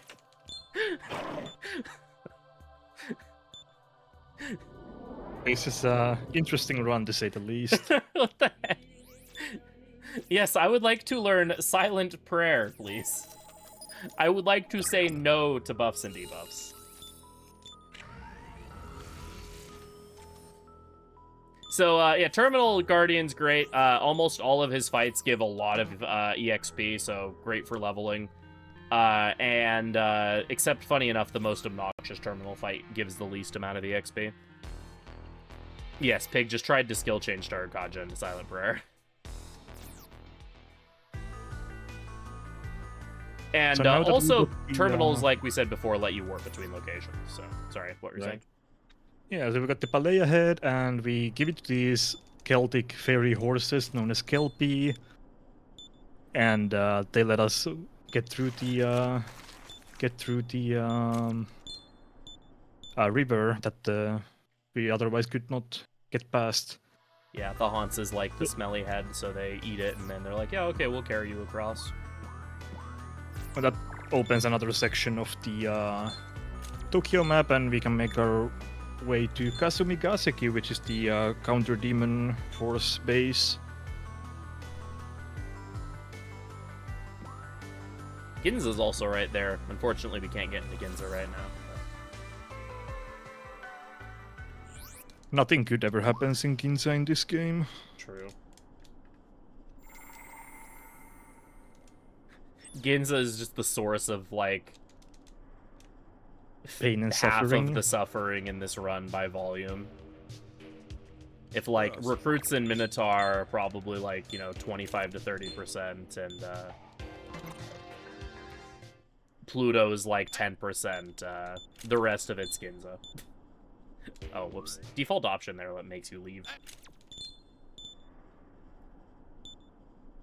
Yeah, so these thugs related to Ashura Kai are kinda not letting us get into the base. And so we're they gonna stick a fight them. dancing crab on us.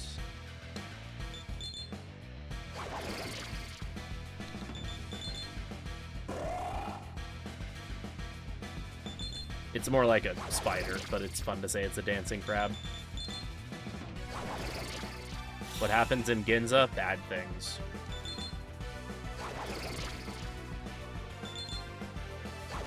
What happens in Ginza stays in Ginza. Exactly. I feel like I've been Most under unlucky for damaging. you. Yeah, usually you kill him. Oh, that's bad. That's a reset. Yeah, I feel like Usually I've you been kill him under in one damaging him turn. the last couple of fights I've done. I wonder why. Is it just bad damage rolls? I'm thinking that's what it was. Like, that time Oni ran out of MP, but, like, that still shouldn't matter. Like, his HP wasn't even red, so I guess I just, like, under-damaged. That's happened the last couple of runs, and I didn't used to have an issue with it, so I'm not sure why that suddenly Yeah, has that's been not happening. very common thing. Yeah. Oh, well.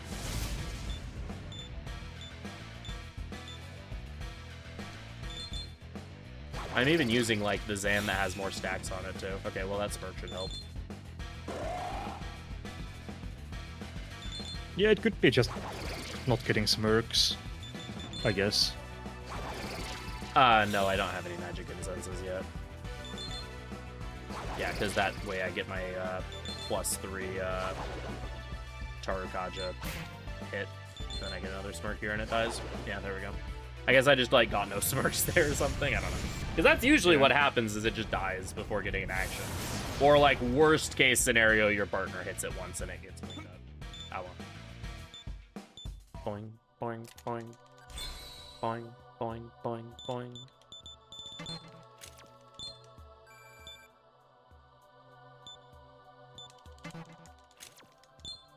It makes me really sad that we just get rid of Fangbreaker here. Like, I know it's not useful in this game, but, like, Fangbreaker is so good in Apocalypse that, like...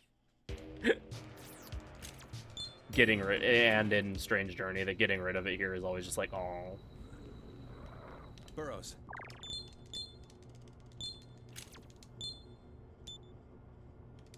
For those who don't know, Fangbreaker is a physical attack that when it hits, it also lowers the enemy's attack. It's also really good in SMT5 as well.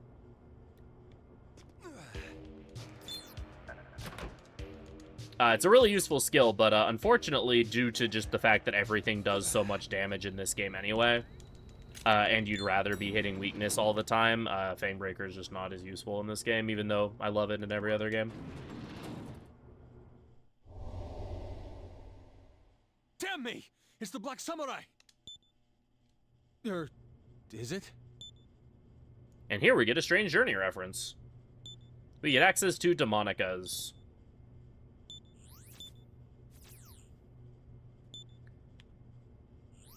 Which have a smiley face on them.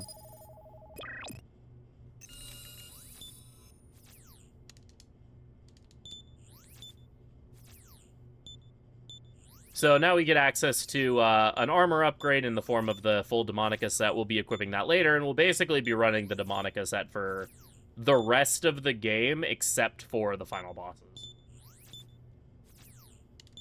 We're not going to equip it right away. There's going to be a menu we're going to do in about 20 minutes that will equip it there. We will be we'll be running our best Strange Journey impression for most of the rest of the run. Yeah, the armors in this game are not very significant, so we can kind of get away with only using that.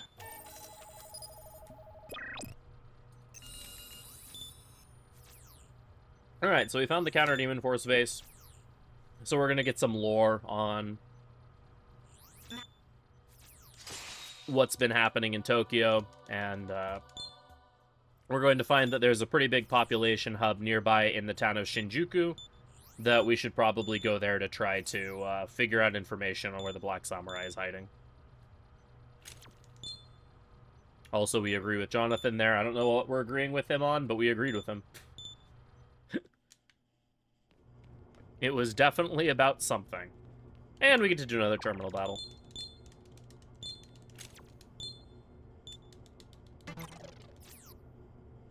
I'm detecting a For some reason, this fight has been giving me some trouble in my recent runs, but those were all a while ago, though. But which is kind of interesting because this fight is supposed to be super easy.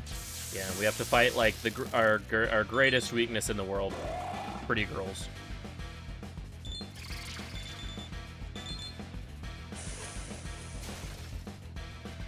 It's another horde fight though, so we just spam the Zio. Thanks, Isabeau.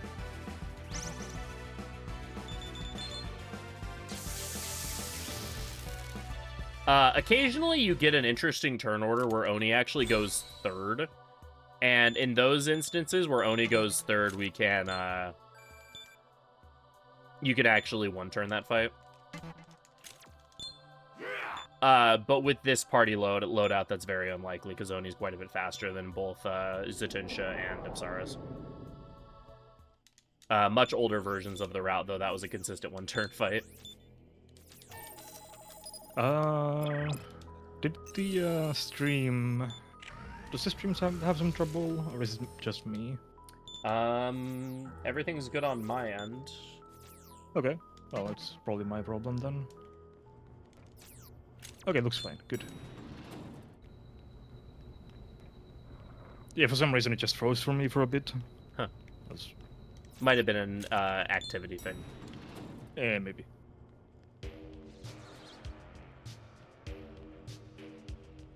Alright, so now we get to mosey our way on over to Shinjuku.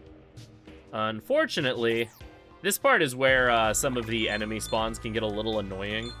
Enemies on the overworld tend to spawn in fixed locations, and this includes like 3 or 4 spots in a row here in this like little stretch. So an enemy almost always spawns right in front of me, but there's a weird condition with this specific enemy where if this enemy gets despawned or gets killed in fight, then it spawns an enemy directly above it. Yeah, the save and loading is a bit obnoxious in this game. Kinda have to rely on it a lot. Yeah, and this by same far thing the would best way happen. of- Oh, sorry, go ahead. Yeah, that's by far the best way of annoying random encounters, so I'm kinda forced to do it.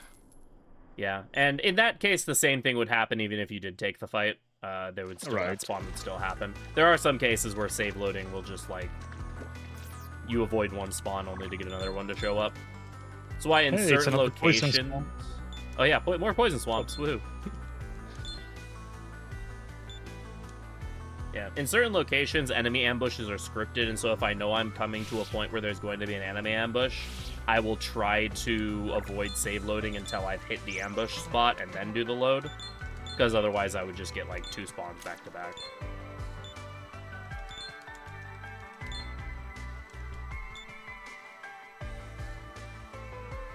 Something I enjoy is that sometimes when you load your game, the music doesn't reset, so you actually get to listen to more of the Tokyo track rather than just the first couple notes of it. And we made it to Shinjuku, where we're going to meet the most trustworthy character in the entire game.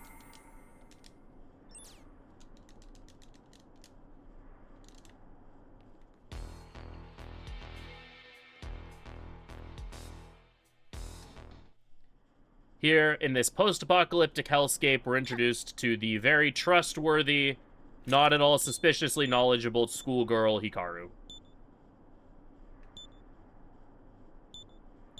Just don't look up what Hikaru means in Japanese, and you will be able to keep the illusion that Hikaru is a very trustworthy and friendly individual whose abundance of knowledge about the world is not suspicious at all.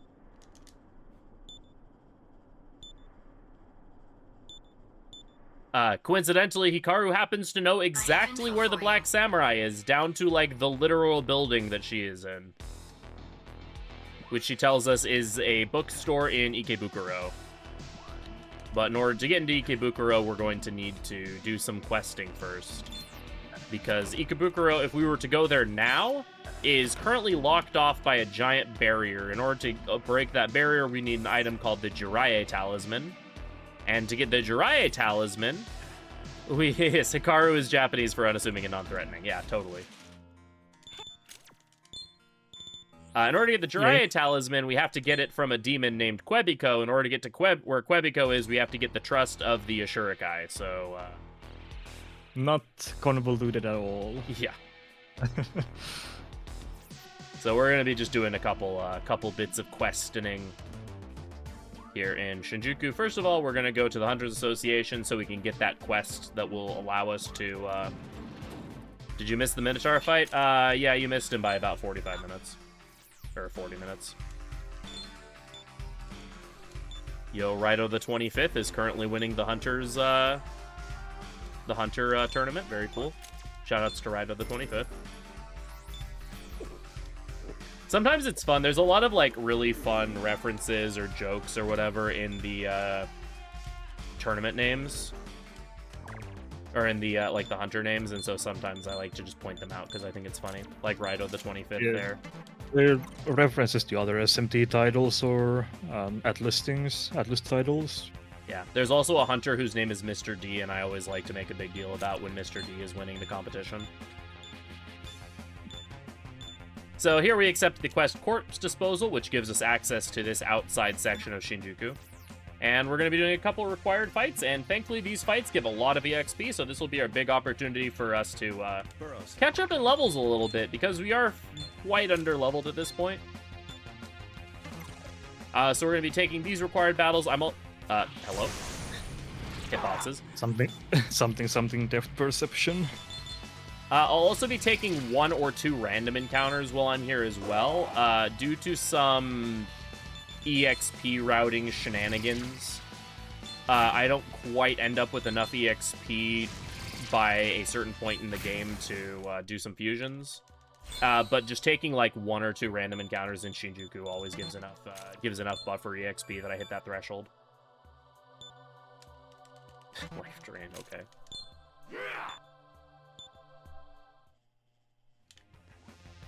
Did he give you a Mamudo stone? No? He's just trying to learn Life Drain. Alright, we get Fusion Booster 2, so now we can fuse things that are 2 levels higher than us. No, I think he gave you Mamudo stone after that. Oh, maybe he did.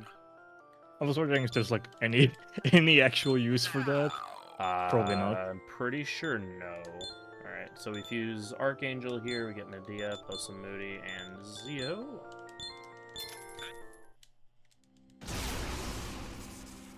We intentionally fuse Archangel with not a lot of skills there so that he has 2 open skill slots for the skills that he learns, but also so that he's cheaper to buy from the compendium. And then we fuse our good friend Tobu, aka Snakes in a Gourd. Step 1, get a gourd. Step 2, put some snakes in it, and suddenly you have Tobu.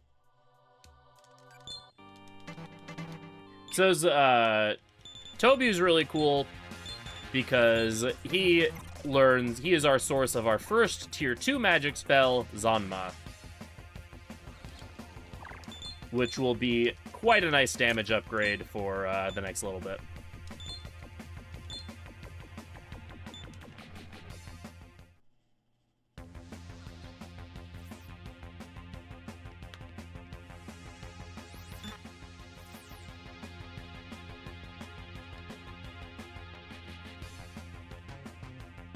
Okay,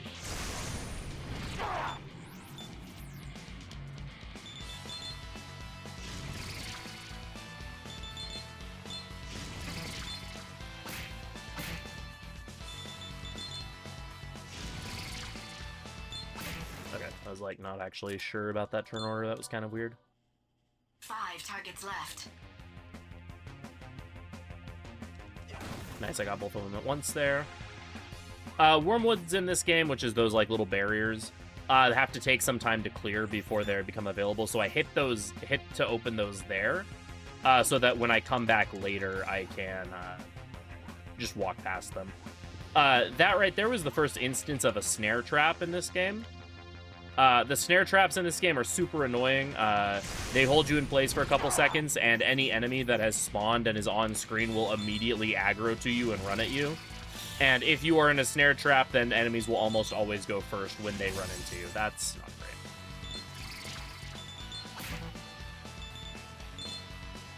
This should still be fine because of the smirk, though. Yeah. You can break out of snare traps a little bit faster by mashing. What I usually do is I just spin the circle pad and like mash A and B. Yeah, the snares are really annoying. There's no indication when they appear. They just randomly. 4 targets left. Well, not random. They are set locations, but you cannot like tell where they are visually, so you just have to remember them. Yeah, so something I did there that's a bit of a weird quirk in this game is that enemies don't like to spawn if you can't like see where they would spawn, or enemies don't like to aggro you if you can't see them. So before I got into that snare trap, I was sure to stare directly at the wall that I was next to. That way, no enemy would spawn to try to attack me, so I could break out of the snare safely. Yeah, we make use of that quirk in a couple of different spots throughout the run. Yeah, thankfully, because the snares are all in fixed locations, if I remember where the snare traps are, I can always just do a quick save load before the snare happens, just to avoid it. Just to avoid any enemies, or I can tilt my camera to look at a wall if I have the ability to do that. Sometimes you can't always avoid an enemy spawn. I actually forgot that one was there. I'm going to take this fight really quick. It's a horde, which isn't great. Actually, it's fine. Like I said, I need to take like 2 fights in Shinjuku just to make sure my EXP works out later. So that's one of them. You need about 1,500, 1,600 EXP to make up for a... Oh, okay. I was where the snare was. I just didn't know I was where the snare was. I thought I was further to the east there.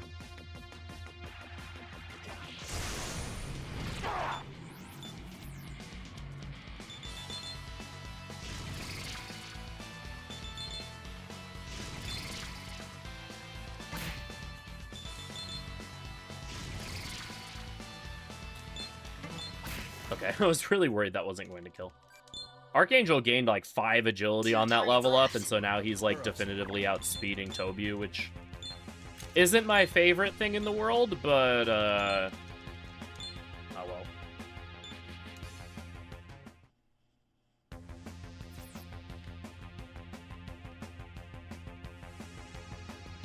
Alright, usually we get like 1 encounter in here, so I got the Hunters again, or the Ashurikai again. That's really surprising. Usually the man sprite is Macabre, which Macabre is normally a really scary enemy, but he is nice for EXP. The like Hunter Horde is fine, it's just kind of random that I got that both times. So I am absolutely good on EXP now, so now we'll be taking 0 random encounters for the rest of the game.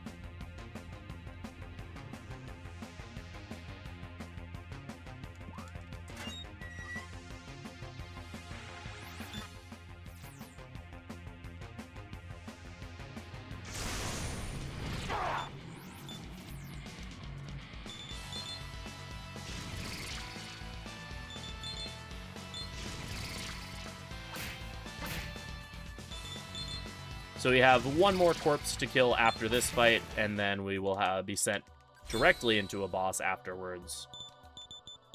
Thankfully, this next boss fight is quite easy. My entire party is just absolutely swimming in agility right now. Alright, there we get the Estoma Sword ability on Archangel. Estoma Sword is a Only one field target ability that left. when you use it for a set amount of steps, you will, anytime you are a higher level than an enemy and you hit them with your sword on the overworld, or if you're on the Tokyo map, anytime you run into an enemy that you're a higher level than, you will automatically delete that enemy from existence without having to fight them. You don't get any EXP or rewards from doing so, but it at least stops you from having to take the fight. We're not really at a high enough level to use the Stoma Sword now, and there's not a lot of points in the game where we can make good use out of it, but in the points where it is useful, it is very useful. Yeah, it makes the late game questing a bit more bearable. So And here this we have the... Huh? Yeah, go ahead. No, go ahead. Yeah, so this hunter here basically was the one that was releasing the corpse demons out into the world. He's kind of like decided that he's sick of the Ashurikai and wants everything under their control to burn, which is why they were releasing demons. And when we defeated them, he decided to eat a red pill and or a strange red pill and turned into a demon. So now we have to fight Dolahan here.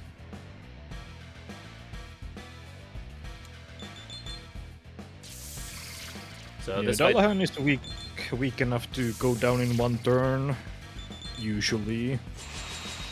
yeah, so we just do weak to Zio, so we do a Tarukaja and a taunt just to boost our damage up a little bit more for maximum damage possible, but it's almost always a one turn. My Oni is a little bit slower, so I didn't get the taunt out until later, but my damage is still high enough that it shouldn't be a problem. And I do have Isabeau with me, who has electric. Yeah, we're good. Isabeau Yeah, I also has don't electric think I- skills, so she could have killed. I have like zero recollection of what skills Dalahan even has, because she always goes down in one turn. She has Mudo skills. Oh. Well, that's not terrifying at all. There was a brief period of time where Dolahan was not a one turn, or was not a guaranteed one turn. You had to have like really good turn order to get the one turn on Dolahan. And so there were a lot of instances where Dolahan would get a turn and then use Mamudo, and then you'd be really upset. This was a very brief period of time, and then a reroute thankfully fixed that. Thankfully the dying to Dolahan days are are in the past. So now that we've done a mission for the Ashurikai, now this guy recognizes us and is willing to offer us the quest to kill a demon named Quebico in order to get at who is basically guarding a territory that the Ashurikai want to use. And we agree to off it for them, and in return we'll get the Jiraiya Talisman, which is the item that we need to open up Ikebukuro. Here we accept a quest from an old lady. There's a couple quests in this game where NPCs want you to take a picture of an area, and this is another one where you have to take some pictures of Ikebukuro. These quests are required for neutral ending, which is something we'll get into a little bit later. What were you saying, John? Nothing, no. So, yeah, we make our way through this area to get to the hotel. I think it's a hotel or government building. It's a government Which building. one. Yeah. Where Quebico is. And thankfully, the camera works in this room, unlike in 4A, where the camera in this room does not function properly. It's kind of interesting because it's the same area, so... Yeah, it's Sheisha existing is what messes up the camera. Ah, yeah, that makes sense. Yeah. Because once Sheisha leaves, the camera fixes itself. It's just like, the game is trying to be like, hey, look at this giant fire snake, and you're like, but I would like to see where I'm going.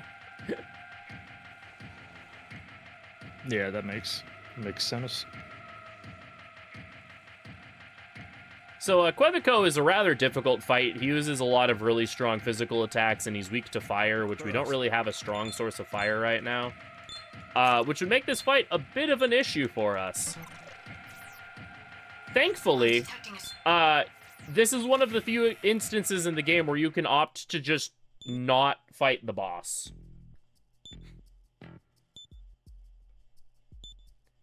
So here we find the Ashurikai member who's paid a couple of hunters to kill Quebico. Quebico's like, ah, yes, I will eat you. And they're like, oh, no, I don't want to be eaten. And then they run away. And he's like, yeah, you see, I have a family and I'm trying to protect them. And you're like, oh, well, that sounds kind of nice.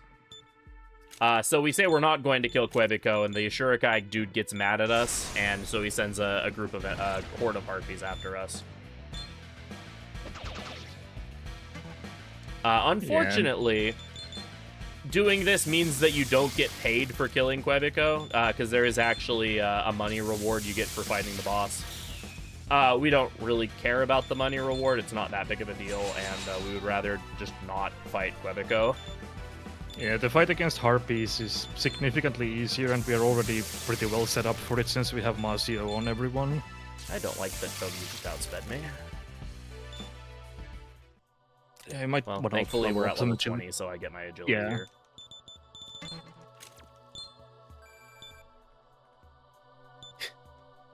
That's a very fast gourd.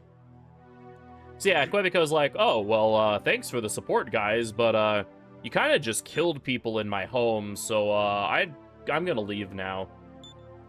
He does give us the Jiraiya talisman, though, so that's cool. And that's pretty reasonable. I wouldn't want to live somewhere where people were killed either, so... Right. But yeah, we got the talisman, so now we can access the walled-off area in Ikebukuro. And now it's time for the worst boss or for one of the worst fights in the game.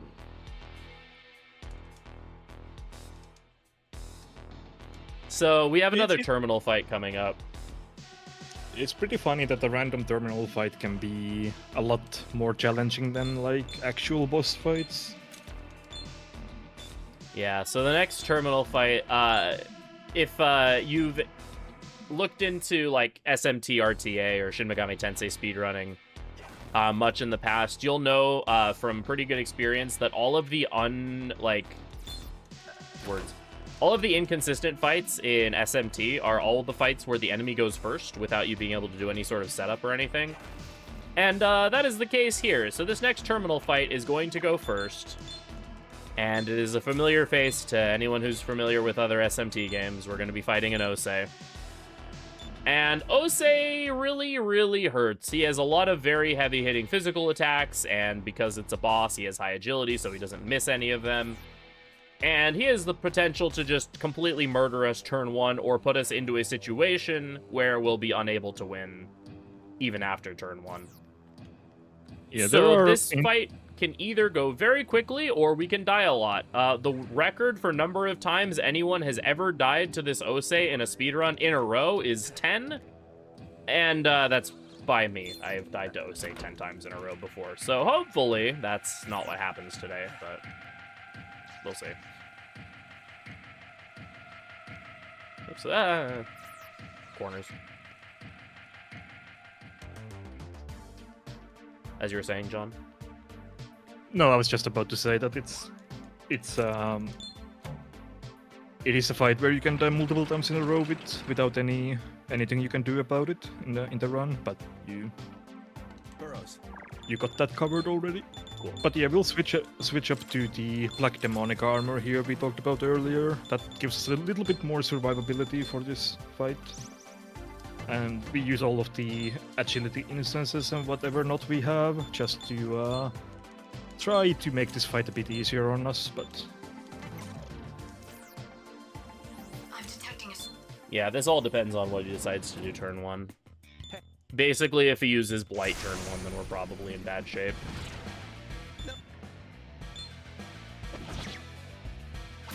Okay, that's a good start. Yeah, not bad at all.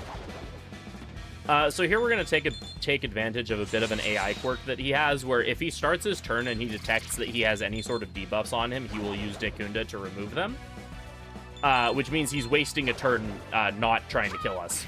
So we're going to use a Rekunda on him, both A, because it means we get a little bit of extra damage in that attack, and because it means he only attacks us for one turn.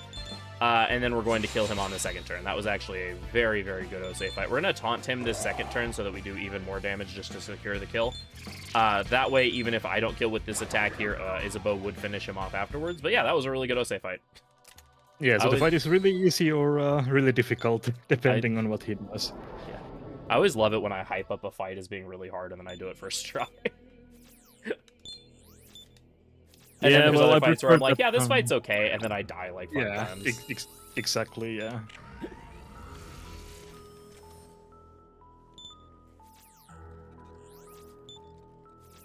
dying to something that you've very rarely even died and having to say something along the lines of, well, I've never seen that happen before. It's always fun in a marathon. Right.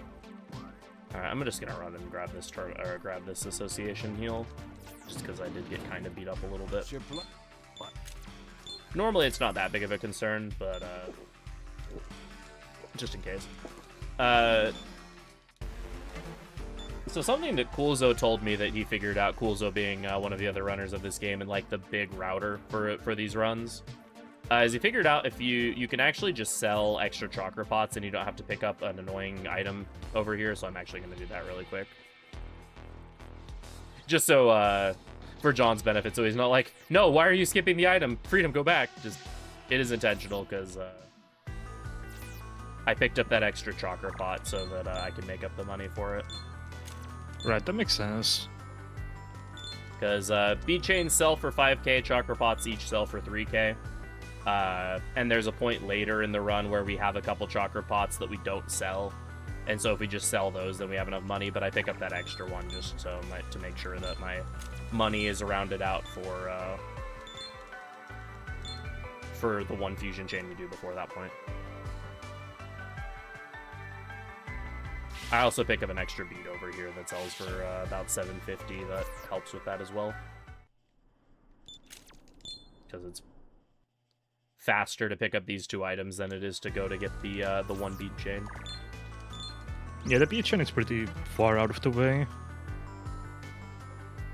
The other nice thing about grabbing this bead over here is that usually it gives you enough time so that if an enemy spawns on the way to Shiwengmu like they did there, normally there's an enemy like on this ramp that the enemy will despawn, or has enough time to potentially despawn, so you don't have to do a save load to get rid of it. That other enemy was decided it wanted to see me dead, but thankfully I got into Yeah, that was yeah, he was really gunning for it. So this is the barrier. Right, the wall of fire, which the Jirai talisman is for. And we find some Ring of Gaia members here, which is the other faction in Tokyo, Ashura Kai being the other one.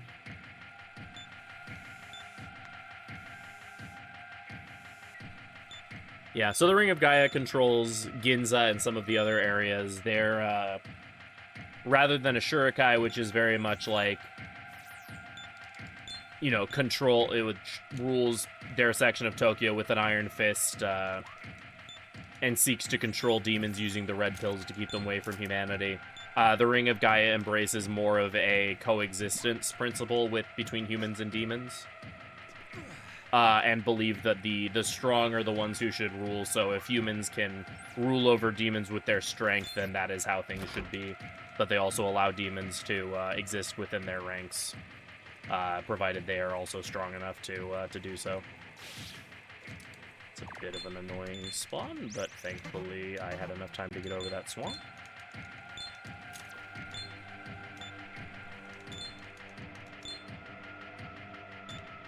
So now it's time for another Demon's Domain, followed up by a somewhat challenging boss fight. Yeah, this is going to be the last, like, annoying random boss for a long time in the run. Oof. Ugh, nice dodge. That was a good sequence. And then I need to save here. This next little mini-boss here is one of those fights that either goes perfectly well and nothing ever goes wrong, or it just kills you multiple times. This little cow here, riding a cloud. So I'm going to save before this fight just in case it decides to use Megaton Press and just delete me.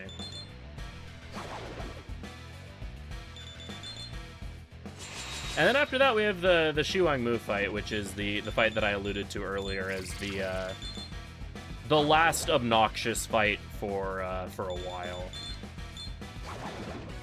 Take this. Don't kill me. All right, cow did not kill me, but it definitely attempted to.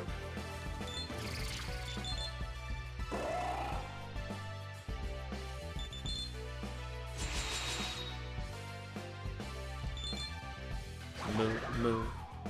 Moo, moo, moo, cow. And from that, we hit level 21, which is the exact level that we need to hit to do some more fusions. Because with our current party, Xiuangmu would absolutely obliterate us, so we need to upgrade our party quite a bit. As we are now able to get a second demon skill slot upgrade, which is very useful. And also we'll be able to get our third fusion booster, so now we can fuse demons up to level 25. Which is the level we need to get Senri. Oh! Hey, we can fuse Sudama now. Alright, so Senri with Harpy and Vajinic.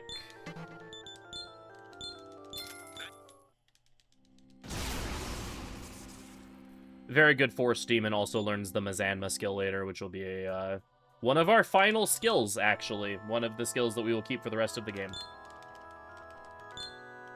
Here we fuse Eros, which is our first element-type demon.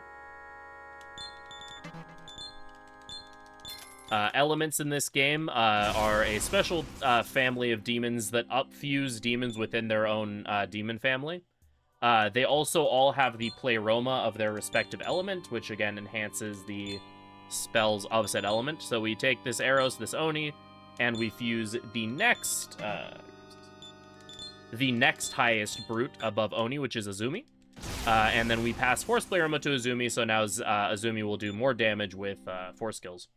Azumi is also a useful demon because it has the Ice Breath ability. And then we are going to fuse a Flamus with Pig and Tobu, and that's just going to be Rakinda and Zanma. Flamus we're mostly using here because of the HP and the ease of getting Zanma onto it. And then we'll fuse Flamus into something later. So, oops, now our party for this fight is Senri, Flamus, Azumi. Alright, and now it's time for Xiuangmu. Yeah, this fight has some cinematics tied to it, so dying here is a pretty big time loss, since then you have to go through all of the cinematics over again. Yeah, this is probably like the most costly fight in the game to die. Like, once we get past this first phase of the fight, this is one of the most costly deaths to take in the run. So, yeah, during in this the first phase, yeah, we cannot deal significant damage to her, but we need to hit her 3 times. So we hit her twice and then get our party Jonathan to hit her once. And then it will trigger some. And then we reload because Jonathan misses.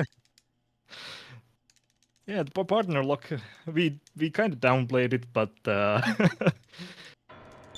it has actually made a pretty big impact on the run so far, and not in a good way. Yeah. Burrows. But yeah, to get to the phase 2, we need to hit her 3 times, and Jonathan has the duty to, well, what partner we have has the duty to hit her once, but if they miss, then yeah, that's a reload. Yeah, because this boss is rather scary with her attacks, we want to kill her in 2 turns once her shields are down. So we need to take this turn to buff up as much as we possibly can in order to facilitate getting that 2-turn kill. Which means that we have to rely on our partner to get the 3rd hit. Otherwise, we could get the 3rd hit ourselves, but we want maximum Tarukages before we push. How about this? And Isabeau pushes because she's the best. So here's the long cutscene we mentioned before. If past this point we were to die to this fight, we would lose a bunch of time. Here we discovered, oh, we can't really hurt Xiuangmu. She's too powerful. And so the Ring of Gaia attacks her, and then she eats them. Which is pretty not cool. And then Kaga, the leader of this section of the Ring of Gaia, decides that she's going to sacrifice herself fighting Xiuangmu. Doesn't really do anything to her, and then she gets eaten. But she tells us to keep fighting no matter what, because if we're strong, we'll be able to change the world. And then the Ring of Gaia's fighting spirit is so strong that they continue to fight from inside of Xiuangmu's stomach, which gives her a stomach ache and causes her to lose her defensive aura. So now we're good to actually fight Xiuangmu. Interesting little quirk here with this fight specifically is that for whatever reason, because the turn ended, because that cutscene interrupted, like, the turn transition and then went back to our turn, it starts with, oh, come on, play this. It starts with it being our turn, however, it starts, like, partway through our turn order. Yeah, that's unfortunate. Yeah, nothing you can do there. Unfortunately, Flamus missed there, and so I didn't quite get the damage I needed to get. Basically, what we do is, once you do a certain amount of damage to Xiuang Mu, it forces her AI to use an ability called Orchid Dance. That is basically, for those who have played this game, is a Luster Candy ability. That buffs all of her attributes by 1, and then she uses an Area of Effect HP Drain ability that is quite weak. That is scripted when she drops below a certain amount of HP, and then from there we would be able to just go for the kill. However, Flamus missing there meant that MC didn't get his second turn, so he missed out on a bunch of damage, and therefore did not hit the HP threshold for Orchid Dance. And so instead we got hit by Megaton Press, which again, because high level and high agility means it does not miss and crits us in the face, and we die. And then Isabeau missed, so I have to reset again. Wow, this is the kind of luck you don't really see. It's kind of bollocks that it's happening all in the same run. Yeah, I did a practice run 2 days ago of this game, and I got a 7:03, which, while still like 20 minutes behind world record, is 20 minutes under estimate. Meanwhile, this is like probably like the worst luck that I've had with this game in a very long time. But it's fine. We continue forward. It just means we get to listen to the jams for longer. Yeah, I blame us talking bad about the partners not being relevant, and now they're proving that they are indeed very relevant to the game. Hey, good job, Isabeau. I'm so proud of you. Oh my goodness. And now we get to watch the Ring of Gaia get devoured again.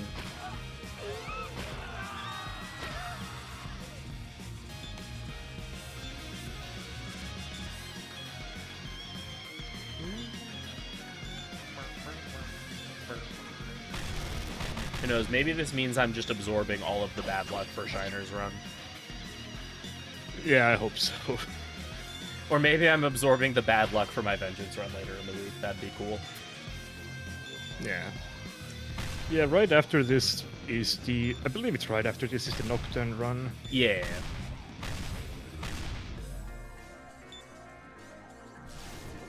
So more SMT.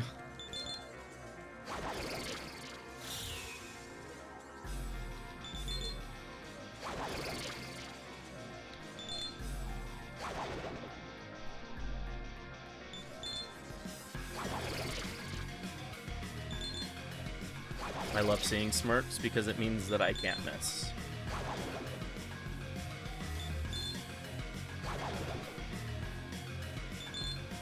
Alright, that should be There good. we go. Of course Isabeau misses, but that one actually has no impact in the fight. Yeah. Alright, and then turn 2, because she used the buff, we taunt her to get her defense down to the lowest it can possibly go, and now we blast her for the kill. She does have a Sukukaja on at this point, which means she is a little bit dodgier, but thankfully it didn't come up. Yeah, in the second phase, you are generally fine to miss once and still have enough damage. Yeah, the issue there was that it meant that MC didn't get a second turn. Right. Otherwise, if I could have still gotten MC's turn, it would have been fine. Alright, so here we get a skill that exists. It is statistically a very good skill. Statistically, it's good skill. So Ice Breath is a upgrade over Bufu. It is roughly the same base power as Bufu, but it can hit 1 to 4 times on random targets. the odds of each number of hits is the same. So theoretically, you know, on average, it does more damage than Bufu. However, it can also only hit one time a lot. And also, each individual hit is capable of missing. So, you know, you could get 2 hits and then a miss, and then you're still losing press turns. It also costs, like, 21 MP as opposed to Bufu's 3 or 4 MP. Might be a little bit more than that in this game. I could be thinking of PS2 SMT numbers. But yeah, it costs a lot more than Bufu. So if, you know, you're at a point where you're using, you know, expensive Bufu for Bufu damage, you run out of MP very quickly. As you can tell, I don't like Ice Breath very much.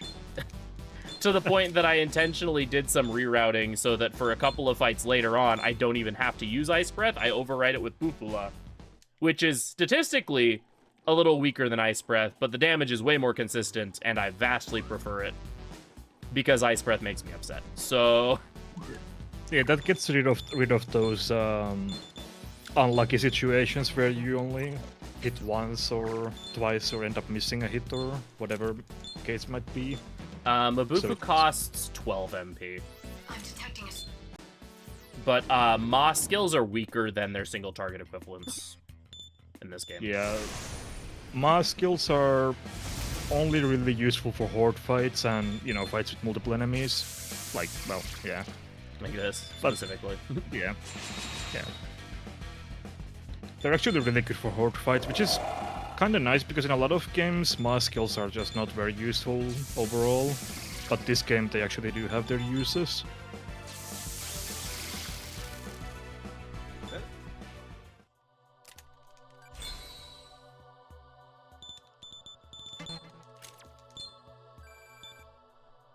Alright, Senri here learns Mazanma, which we're going to overwrite Zanma with. And then MC is going to do the same. We're going to also ditch Agi for Recarm. This is because base Agi is not particularly useful anymore, and like nothing for the next large chunk of the game is susceptible to fire. And also Archangel evolves in Principality here. Sometimes demons evolve when they hit a certain level. This is one of the few cases we actually see of it in this run.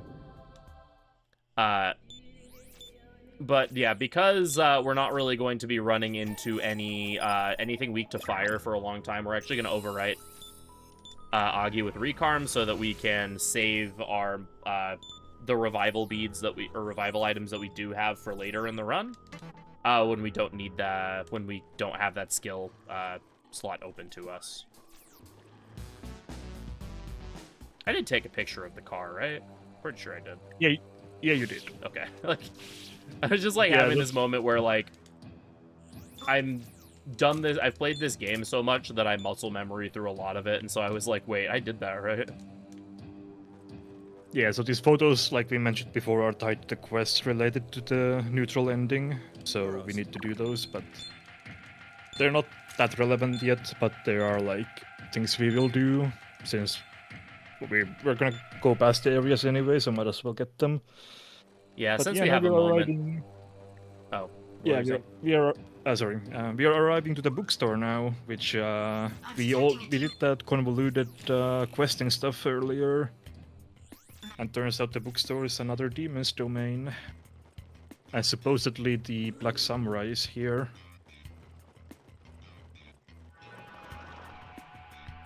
Well, we do find that horde of Lilims from earlier, so presumably that means the Black Samurai is nearby. But thankfully, the men have steeled their nerves, so they will not be knocked out by the sheer sight of beautiful women this time.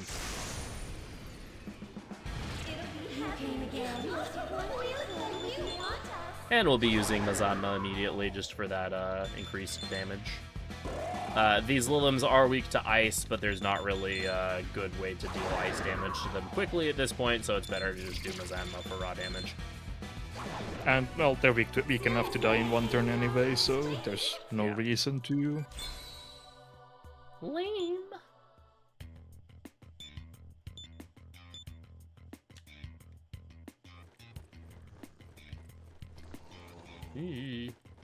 Alright. So here, we finally catch up to the Black Samurai.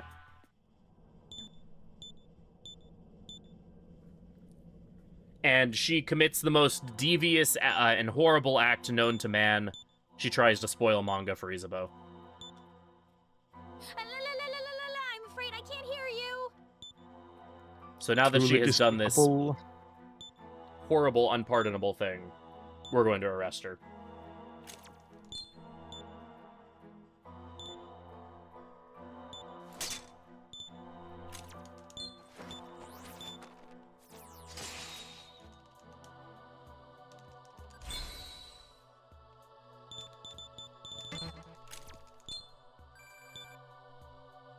Yeah, this from here on out, we actually start getting a pretty decent chunk of EXP from completing these quests, unlike up until this point.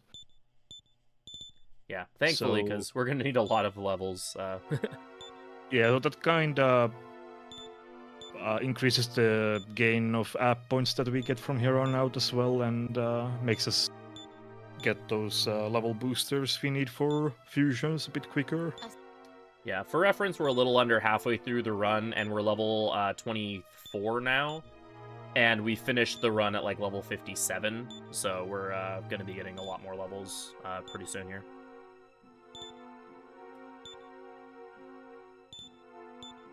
So we capture the Black Samurai, and now Hugo's like, perfect! Now let's have a public execution, because nothing says, Oh? nothing says that our order is the correct and true and good one, like publicly executing dissidents.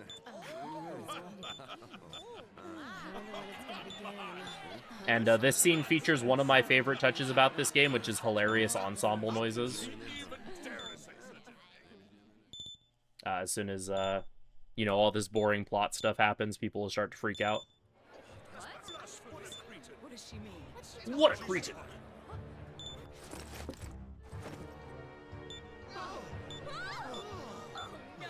Oh, no way! So, surprise, surprise, the Black Samurai has the same exact face as Sister Gabby, who is, like, I guess someone important in the church or something. And then she's executed. Because she's like, I will revive as many times as needed to, like, spread the truth, and everyone's really upset about that. And so Sister Gabby requests to meet with us now.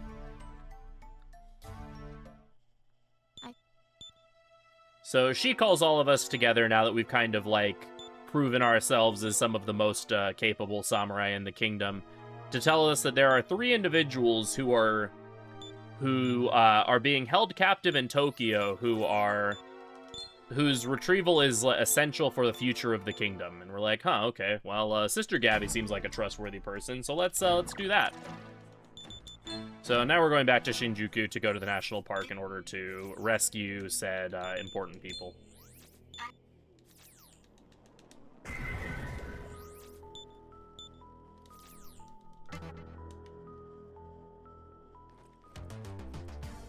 I think this part is my favorite part of the run, the whole national park section. What do you want to sell? Yeah, Kagome Tower is really Any cool. other bus- Whoops. Oh my goodness, Any brain, please. What do you want to sell?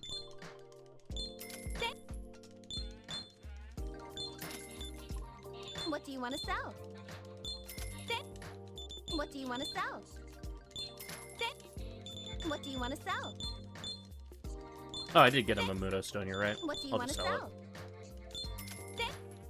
What do you wanna Yeah, sell? probably. Yeah, there really isn't anything that is weak to dark, and if there is, the chances of hitting that is like abysmal. Yeah. What do you want to So buy? it, like, it's just basically just gonna clog my Any other inventory, business I so have might again? as well get rid of it so that my inventory is a little bit cleaner. There, we pick up, we're not gonna have demons with Posamudi, really, anymore, so we buy a bunch of, dispoisons to help, recover poison, because as you've seen, this game really enjoys poison a lot. So we bought a bunch of those to help get rid of that. Also, it heals the sick ailment, which is the most obnoxious ailment in the game, so having that, a way to cure that's helpful. And we pick up some revival beads, because when you take a lot of damage, death tends to be fairly common. We do have Recarm on MC right now, but we only really have that for, like, the next area or so. And we're in the national park. As soon as I get to a point where I have to do a save load, we'll do some more fusions. I'm surprised that enemy didn't aggro. That was kind of interesting. Okay, so I can actually... There is a ambush spawn here just past where we reused this hexagram rosary, which we got from Sister Gabby. Yeah, there's an ambush here that always happens, and so I can do my fusions here and get rid of the ambush at the same time. Oh! So we fuse. It's time to fuse my favorite demon, aka Shikome. Yeah, Shikome's really good.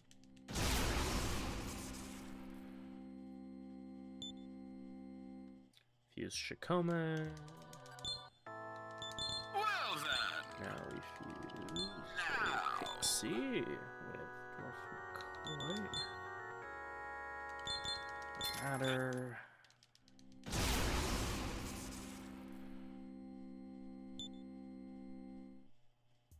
I do like her other design a bit more though, the one from Nocturne. Oh yeah, the hairball. Yeah. And now we fuse another Archangel that has a more fitting skill set. Oops, plus that there. No Dream Fist, add Tarakaja. Then we're gonna fuse Pele. Pele is a very important demon because Pele learns probably the most important, one of the most useful demon skills in the entire game, which is Healing Know-How. Healing Know-How allows demons to use healing items. Center Dwarf. Make sure she gets Bufu. And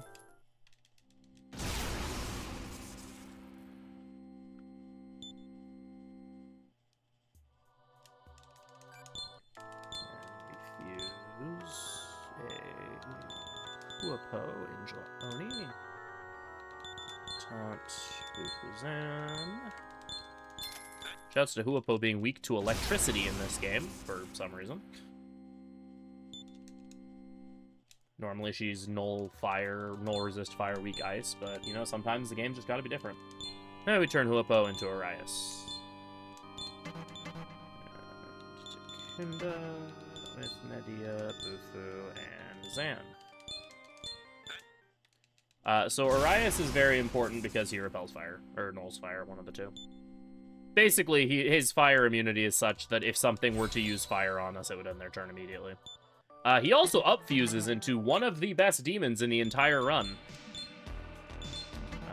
Oh, I forgot to do. Yeah, I was about to. And then we also fuse Hypixie. So that's the first instance of special fusions that we do, and special fusions require specific demons, so there's 3 demons that we needed. The specific 3 demons to make her. Funny enough, this is actually the only special fusion we do in this run. Yeah, I was thinking that's... I was not wondering if there was a second one, but yeah, it's only her in this run. Yeah, other games like 4A does a lot more special fusions and other such, but yeah, this game specifically, we only special fuse Hypixie. Yeah, special fusions usually have like they get access to some skill early or something that makes them good. Okay, Ice Breath not being terrible, love to see it.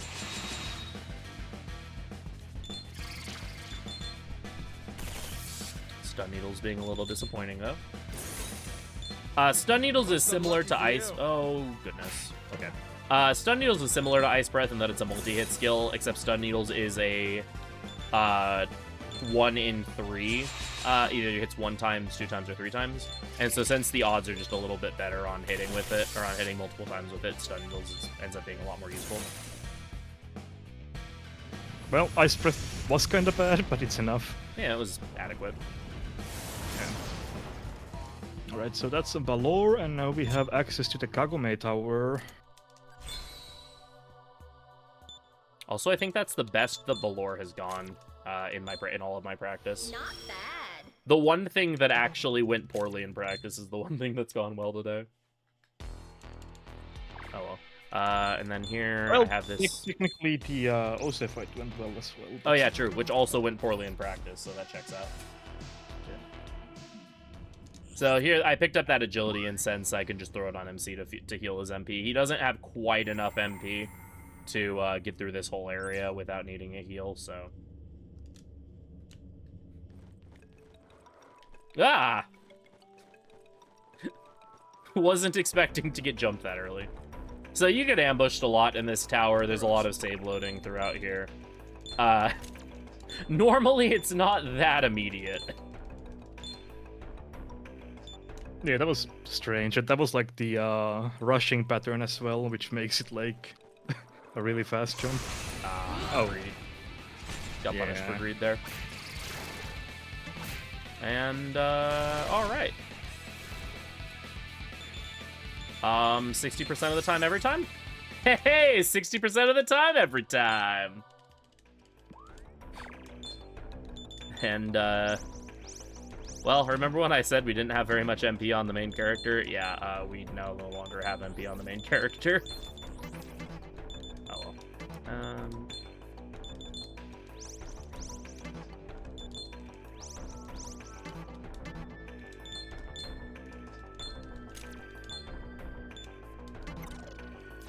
We have just enough MP to finish to do this fight, and then I think we level from this.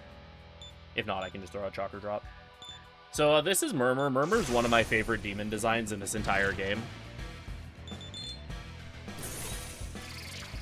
Just yeah, he's really cool. Badass dude just... riding a griffin. Yeah. He is pretty sick.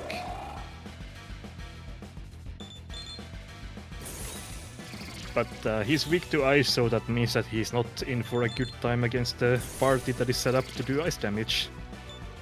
That was almost really cool. Ice Breath almost did really good things there, and then I kind of choked last second. Yeah.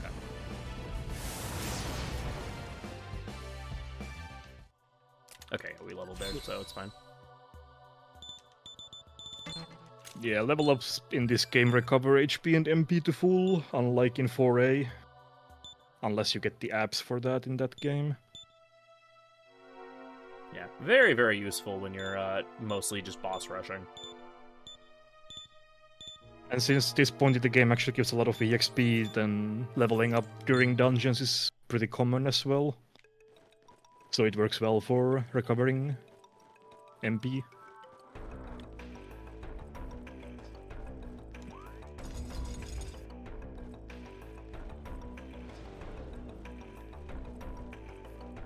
I know that conceptually the smart thing to do there would have been to save load, but it looks so much cooler if I actually get those dodges. Yeah, Flynn in this run has some good quarterback skills, just bum rushing through the enemies. Alright, so this is the most terrifying demon ever, a camel, with a woman on it. Who's also weak to ice, so Yeah. she's not in for a good time.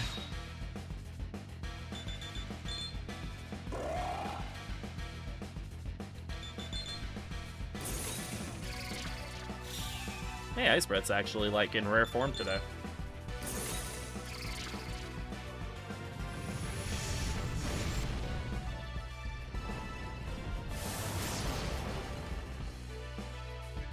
Love to see it.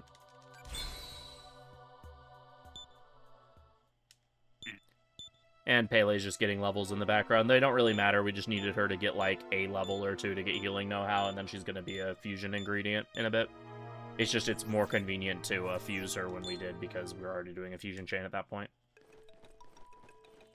Yeah, so this is another part that uses the technique of not looking at enemies and hoping that they don't spawn. So we're gonna try to sneak through here, through a snare, while looking at a wall. And enemies spawn regardless, so that's cool. It's fine, Okay, I was able to good break enough. out in time. Yeah. Something that is a little bit annoying about trying to do that specific setup to not get ambushed when you get caught in that snare is that this game really does not like it when you're not when you don't have your back to the camera, and it will fight you aggressively to try to get to adjust your look to be looking at the camera again. And so there I have to like keep like tapping the shoulder button to try to keep the camera not facing forward. Yeah, so this is Asmodeus. He's one of the cooler looking demons. He's usually not too difficult, but he can definitely kill you if things go wrong. Yeah, so that attack he just did does a percentage of your current HP as damage, so you're not in danger of dying to it. Here I will heal though in case he decides to fire breath on his next turn.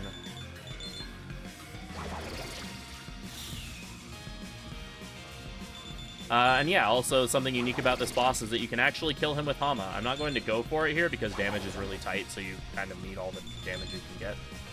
But you are capable of Hamaing him if you are playing this casually and you decide to do so. How about this?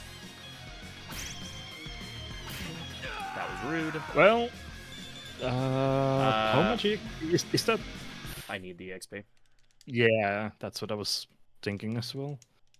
The stopping to think for a second was I couldn't remember if I had access to healing know-how or not, but this is literally the last fight where you don't have healing know-how. Yeah. That's quite unfortunate. Yeah, that's why I usually heal, is just in case, because that was fire breath that he used there, but unfortunately just one too many of the fire breath hit MC.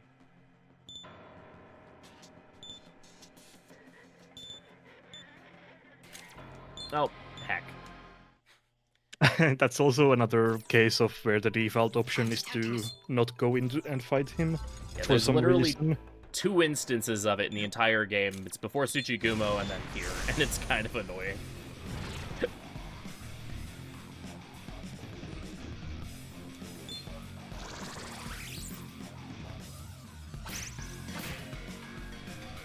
Interesting, this. Doesn't matter, it's interesting.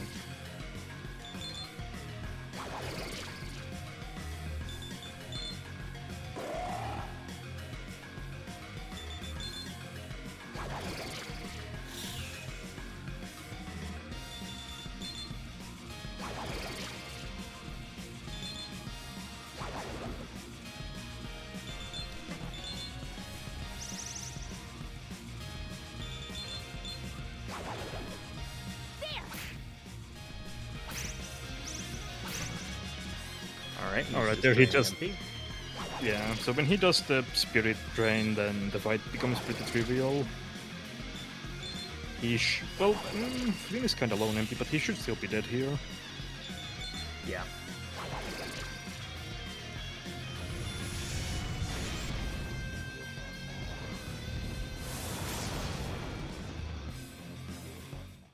Asmodeus is one of those you shouldn't die unless weird things happen fights, and which means, of course, weird things happen. It's a marathon run, so of course. Right. Alright, here we learn Gunplay Roma over Forceplay Roma. That'll be very useful for a boss later.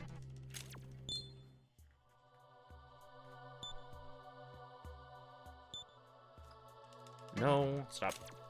Trying to skill change, please. And yeah, also, this is like a couple hours after the Minotaur fight, and you can see that Asmodeus has less HP than Minotaur even at this point. Yeah, my running theory is that Minotaur was intended to be fought a little bit later in the game than he is. But then they realized that they could do something really funny by having you fight Minotaur and Medusa like you do in the first Mega 10 game, and they decided to go for that. Without, like, actually properly rebalancing Minotaur or Medusa. Yeah, that would make sense, yeah. Because in Megami Tensei 1, you fight Minotaur and then Medusa. Because, like, if you were to fight Minotaur, like, 5 levels later even, he would be he would be a very manageable boss.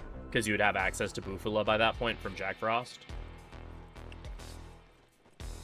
And just having access to Bufula as a castable spell in addition to just, like, the 4 or 5 extra HP worth of levels alone would make that fight significantly more manageable. It would still, potentially be a challenge, but it wouldn't be such, like, a wash in that case. It definitely wouldn't be as famous as the bosses today, where it keeps getting talked about as being one of those hard walls for new players.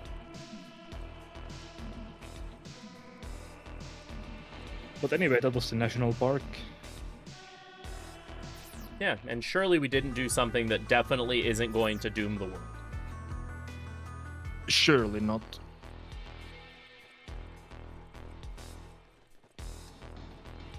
Alright, here. Once we turn in this quest at the monastery, we will do more fusions. But first we must go back to Mothman. Mothman!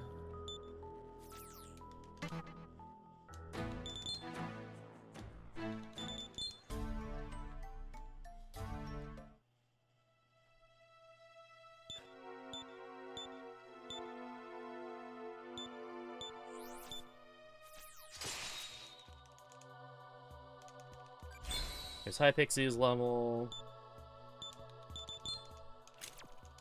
Now we have 2 demons with healing know-how. Stop doing that, game.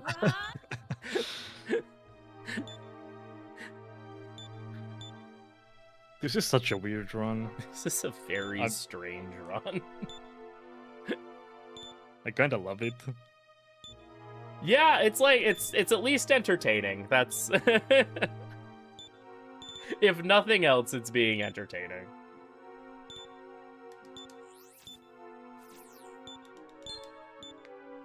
We're, like, definitely gonna go overestimate, but at least we're having fun while we do so.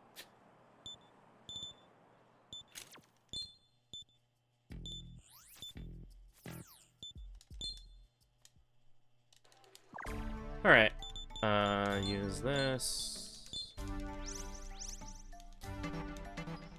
So I'm gonna do something that looks kind of weird here. I'm going to buy Fusion Booster, and then we're gonna do fusions, and then after we do fusions, I'm going to buy a Demon Skill slot upgrade. Welcome to the Cathedral of Shadows. And it's just because I don't want my demons to be super expensive when I buy them, but I do need a skill slot for learning a skill later, so kind of just works out that way. So we're gonna take this bird, and we're gonna turn this bird into a cow. As you do.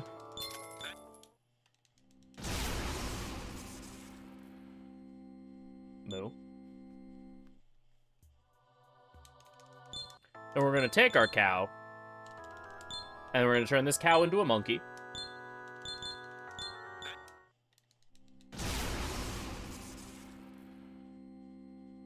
I'm gonna turn it into a cow. Can I go home? You're excused. Flamus levels up and wastes its time. We're gonna take our monkey, and we're gonna turn our monkey into a flat dog.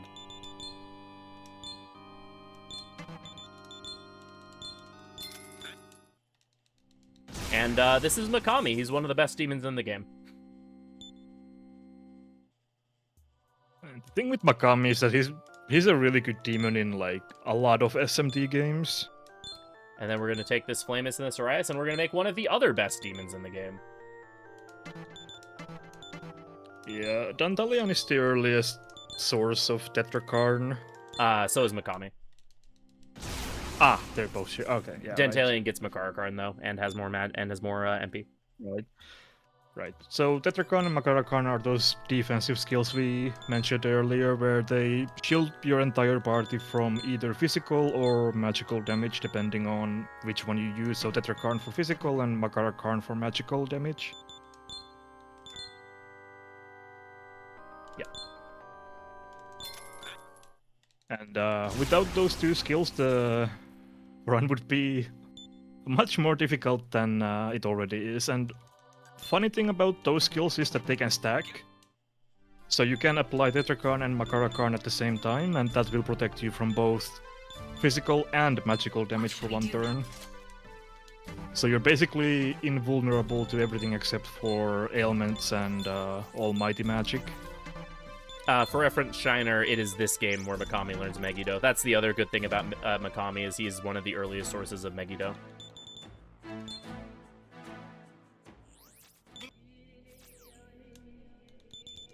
Which, Almighty does not tend to be very good in most SMT games. This is one of the times where Almighty is actually really, really strong, though.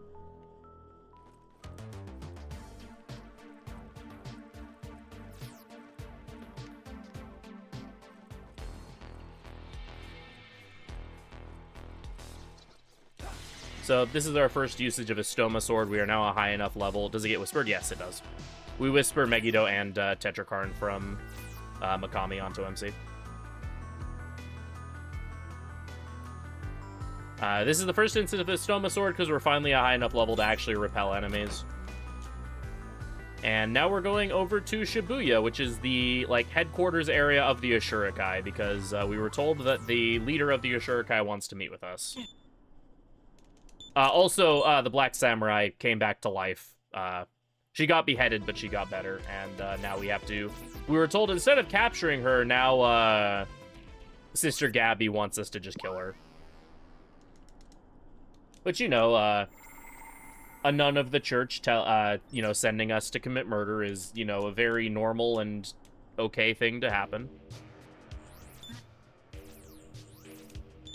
So this is Tayama. He's the leader of the Ashurikai, and they have captured one of our fellow samurais and are holding him hostage, so we have to basically do whatever he says or he'll kill our ally. So our first objective now that we are working for Tayama is that we are supposed to go to a cafe in Shibuya because he wants to basically distribute demon drugs to the demons, and there is a demon that is preventing him from selling drugs.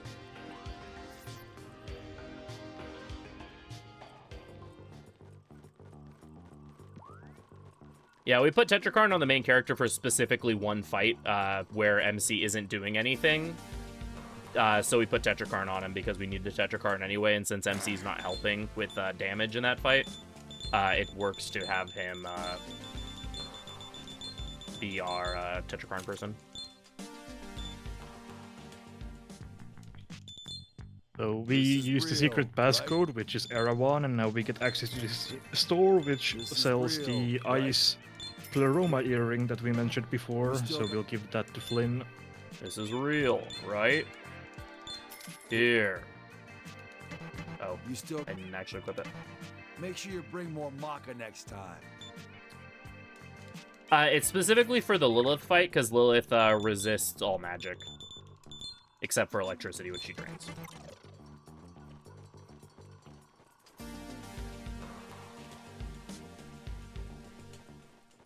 Alright, so yeah, now we have Ice Pleroma on the main character, so now our ice attacks do 20% more. It's either 15 or 20%.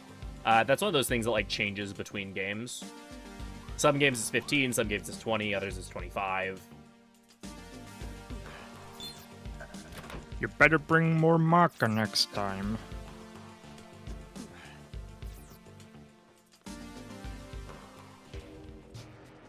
So, now we're going to be doing all sorts of damage with our ice skills.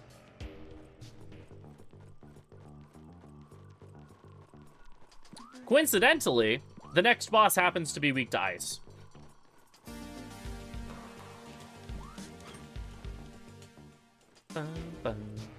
Yeah, between this section and the whole tower section we just did in the national park, there's a lot of things that are weak to ice. Yeah, we mentioned before that ice was going to be our primary damage source, and that's true through the end of the game, because for whatever reason, more things are weak to ice in this game than, like, any other element. There's always, like, one standout element in Mega 10 games where you go for magic. In this game, it's ice. In 4 Apocalypse, it's force. Fire is also pretty good in 4 Apocalypse. In DDS1, it's fire. In DDS2, it's electricity. In SMT5, it's a couple things. Ice, kind of. Ice, kind of, yeah. At least in vanilla. Yeah. Or the COC route, rather.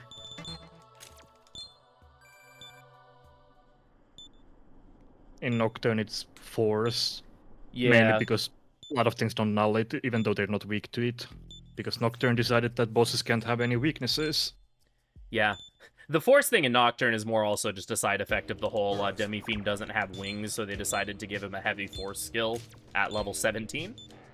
Yeah. Whereas the other heavy magic skills that Demi-Fiend can access to are accessed in, like, the 50s and 60s.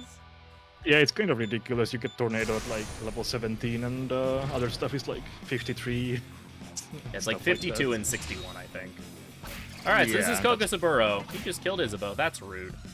But he's weak to ice, so Ice Breath, go Burk.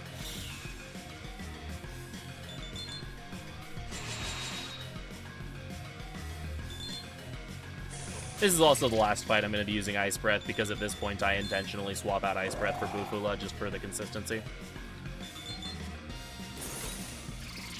Of course, you know, as soon as I say because of the consistency, Ice Breath decides to just pop the hell off. I don't think I've one-turned Kogasaburo in years. I don't think it's that uncommon. Or maybe I just have I mean, good it is luck. if you're me. Yeah. Yeah, the safe strat is if you get bad Ice Breath rolls is to use Tetrakarn, and you're fine. Yeah. But it's better to just one-turn it. It's funnier that way. Yes. So here we get Bufula, and also we ditch Recarn for Mabufula.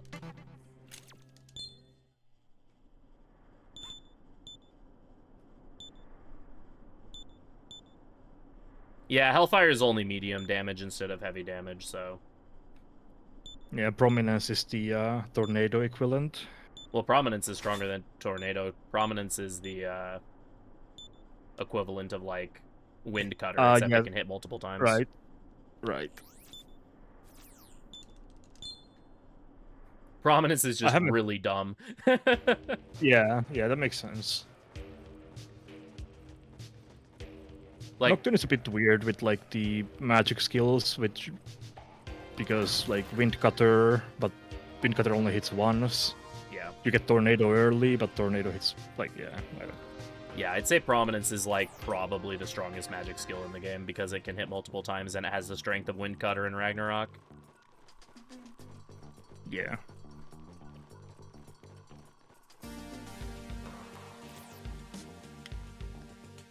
Unfortunately, Demi-Fiend can't learn Prominence, so... Magmaxis is cool, but it's not Prominence cool. It's also way too high level to actually be viable ever. Right. So now that we've allowed the Ashurikai to sell drugs to demons, now we've proven ourselves to be valuable to Tayama, so he summoned us to his headquarters. Oh yeah, worth mentioning, so the red pill that one hunter took that turned him into a demon, red pills are this strange substance that basically, if humans eat them, they turn into demons. If demons eat them, it actually pacifies them, and that's how the Ashurikai is able to kind of keep a tentative control over Tokyo, is that they have access to these red pills that basically allow them to control and tame the wild demons running through Tokyo.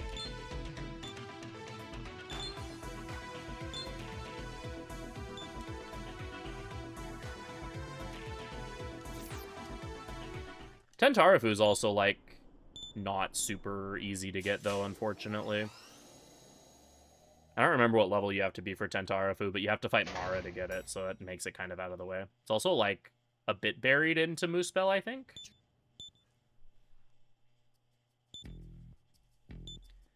So here Tayama's like, alright, so here's the deal. You're gonna kill someone for me. And we're like, but we're already going to kill someone. He's like, well, I bet this person that you kill will help you find the person that, or I bet the person that I want you to kill will help you find the person that you want to kill. So, I want you to kill the leader of the Ring of Gaia for me. And we're like, but we don't have a problem with the Ring of Gaia. And he's like, I don't care what you think.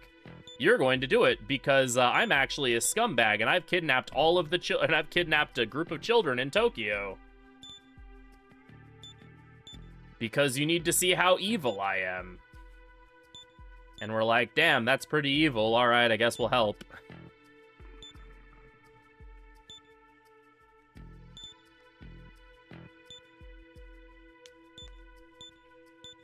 And somehow this guy is more law aligned than chaos aligned. Yeah. Interestingly enough. I mean, law and chaos never really represented like good and evil in SMT, but it's still kind of interesting. Yeah, that's one of like the big things that SMT demonstrates, is that law and chaos very much do not translate to good and evil. There are some games that don't quite understand that and have the nice options always be law aligned and the mean options be chaos aligned, which is always really annoying. Because then you end up like hella law leaning when you like fundamentally disagree with literally everything the law alignment is doing. Righto too. Just because you're nice to people. Yeah. Law generally is more about preserving the status quo, while chaos is more about freedom and change, basically. But in some games, it's more kind of like good and evil, which is kind of dumb. Yeah. Right here, this is an area that I don't have to visit as part of the run, but it gets me an extra incense and some extra healing items that will sell for a good bit, so I just run up here for the safety. The extra agility also can come into play.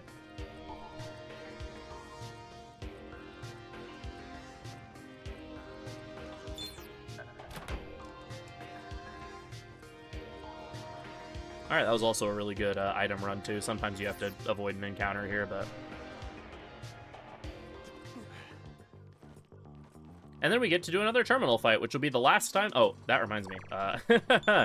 My own tangent reminded me I have to do a thing. What should we do? For the first time, we're going to buy a skill slot on the main character so we can have 5 skills now. Because pretty soon Megami's going to level up and we want 2 skills from him and we only want to replace one of our skills. But that Mazio that we got right after fighting Issachar, this is the last fight that we're actually going to be using it. Yeah, that Mazio did pull its weight for like, in a lot of fights for like 2 hours of the run, so... Not quite 2 hours, but still quite useful skill. Haven't you, like, heard of Yamato no Orochi before?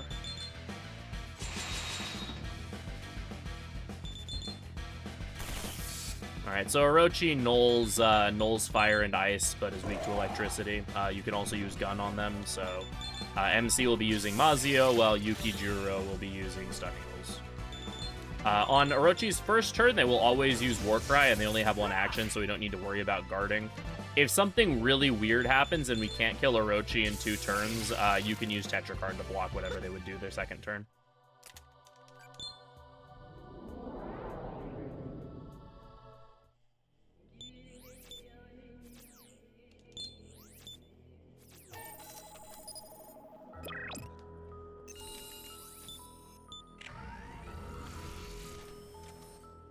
She's one of the 6 swords. Nice Dragon Quest 3 reference. Or am I Kasumigaseki? That's not Kasumigaseki. Game ate my input.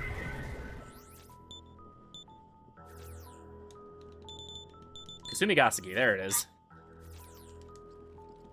Sometimes just like staring at a list of names can make my brain just go, where am I going? So we accepted a quest earlier to take a picture of this room, so we're just doing this really quick because this is the most convenient time for us to do so.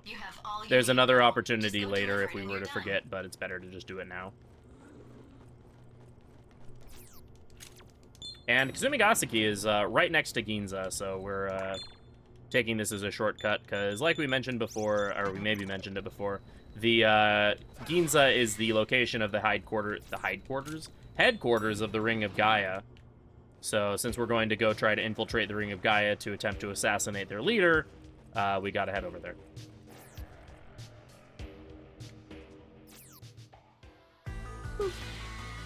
We also mentioned that only bad things happen in Ginza, but this part is not that bad yet. Yeah, there's a dungeon coming up, and the dungeon is easily like my least favorite part of the entire run. Or my second least favorite part of the run. My least favorite part of the run also happens in Ginza. Yeah.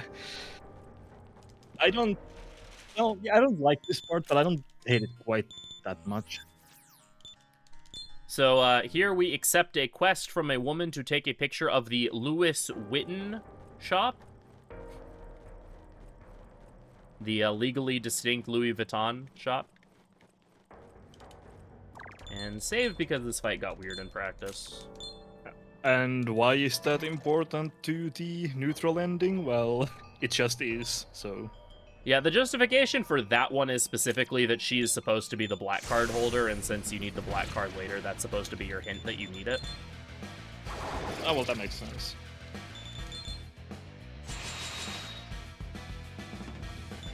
So that one, like, actually has a somewhat of a justification for it. It's still weird, like, there's some of these quests that are required for neutral ending that you're like, oh, why? I guess we can talk about that now since we have a moment. So in order to get the neutral, in order to finish the neutral ending in this game, once you're like locked into your neutral alignment, there is a list of 18 specific challenge quests that you have to complete in order for the game to allow you to progress forward and actually get GameStop. To actually progress forward and allow you to like finish the neutral ending. So we will be doing about half of the... all of the skill changes. We will be doing about half of those quests before we get to the alignment lock, and then we'll be doing the other half later. So, like, the photography quests that we've been doing have been part of those. All of the quests involving Nozomi have been part of that.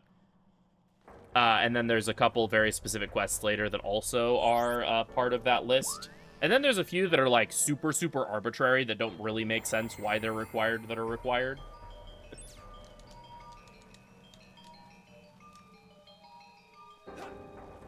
Like, so all of the is, photography quests are a requirement for some reason. There is a kind of a justification for those, but it's a little bit flimsy. Yeah. But there is basically like kind of a reason why they are. Yeah, I think that like Yeah. the justification is like somewhat like, oh yeah, you know, you're enough of a caring person that you're willing to look out for the individual or something. But Yeah, it's kind of the becoming the hope of the people of Tokyo. That's kind of the reason. So you kind of, even if the task is mundane, you're still like helping people. and the best way to become the hope of Tokyo is by murdering its greatest warriors. Exactly. So here, this is Tsukiji Hongwanji. It's Tsukiji Konganji in 4A. This is the headquarters of the Ring of Gaia, and this is like my second or first least favorite part of the game.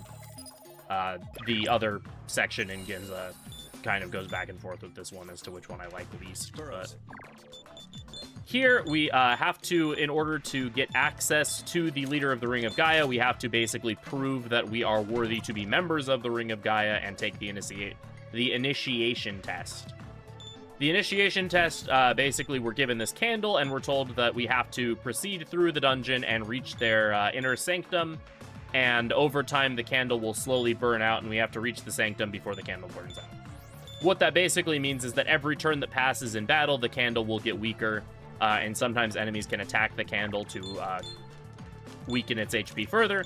And it basically just means we have to do a series of fights here, and these fights are incredibly random. Whether or not you go first in these fights is completely random, and if the enemy ever goes first, there is a pretty high chance that you just die. Yeah, the candle is basically a non-factor about this part, but just the enemies going first is pretty annoying, so we basically save before every fight and hope for the best. Yeah, this is one of those things where you can, like, in a run, you can save a ton of time, or you can just, like, lose infinite amounts of time if enemies just keep going first and killing you. I had a practice run for this where I died to one fight, like, 5 times in a row. I think it was this one. And then I've had other times, like my gold split for this section, I got every single fight first try, and it was fine. So the enemies are going first, so we'll see what happens. Bad things. Well, that was actually not that totally bad. fine. Yukijoro just kind of got deleted, but... Yeah, that looked bad because they got the smirk as well, but then they just proceeded to miss everything. And here we do the Megiddo. Unfortunately, Yamawaro there, the, like, golem-looking dude with the sideways blinking eye resists ice. So I threw out a Megiddo there to get rid of it.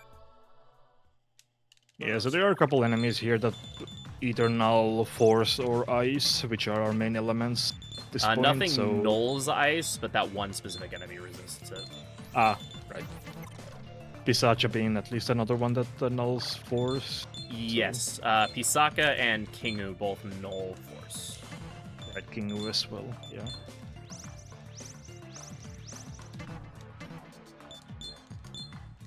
Yep, so as a reminder for those who weren't here, every 5 levels we put our level ups into agility. This is so that we will continue to have MC always going first in fights. Also because because accuracy calculations in this game are always relative. we want our main character to have relatively high agility so that they don't just miss all the time.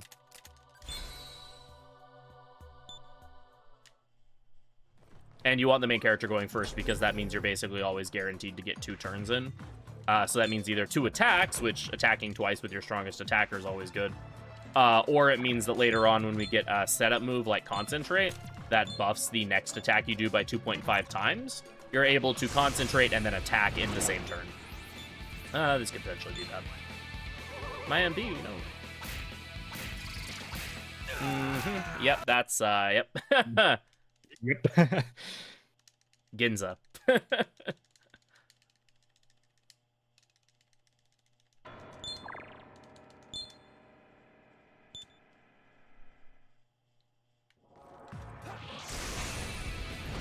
Oh, good. Do we get a repeat of what just happened? Not this Hey, time. they punched the candle. Okay. Nice. If anything, the candle existing is a kind of a good thing because it means that sometimes the nastier attacks from enemies will get directed at the candle and not at you.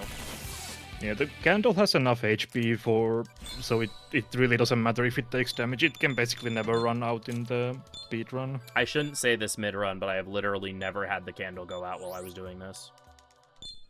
Yeah. Even casually, so things would have to, like, grind to a screeching halt for an excruciating amount of time for the candle to actually fizzle out.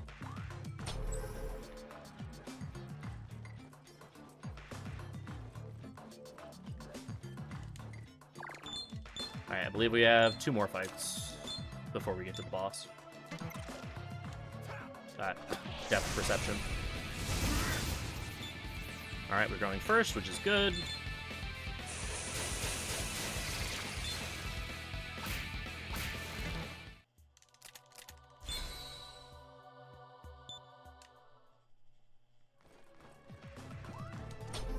And we have one more fight, and thankfully this one's probably the least threatening out of all of them. That said, it can still kill me, but it's at least the least threatening of all of the fights. Ose can be a bit of a jerk. Well, that was rude. Alright. We still win this, though.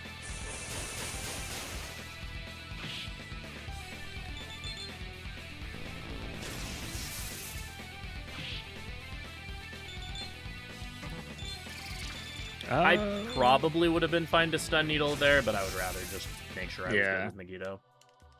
That's a good call. Burrows.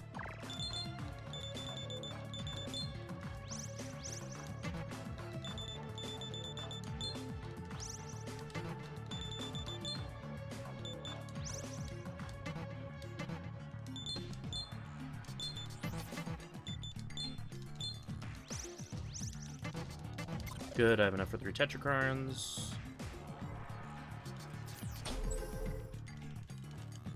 Alright, that gauntlet was actually pretty good. Yeah, 1 death is pretty reasonable. So this is the boss fight, which ironically is easier than any of the random encounters.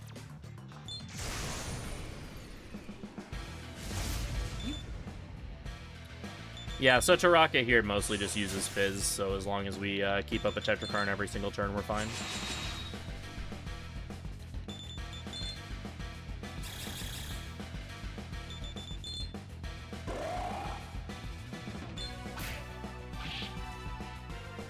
They do also have access to Mudo skills, which I think they just tried to use Mudo on the candle, which, considering the candle is not a living thing, doesn't matter. Yeah, well, I guess MC getting hit by Mudo would kind of suck. Yeah, thankfully at this point we do have access to healing know-how on MC. Also, we have the Demonica on, and the Demonica does give us resist death. Yeah. So Mudo is less likely to land on us, but...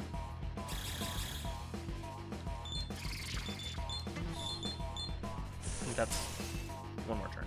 Normally, there we go. I was gonna say, normally Taraka would bounce a physical attack off themselves, and that would have been lethal, so... Coincidentally, when Taraka bounced a physical attack off themselves, it was lethal. The funniest way to get a lethal. Yeah. All right, everyone say hi to MMLF. Hi, MMLF.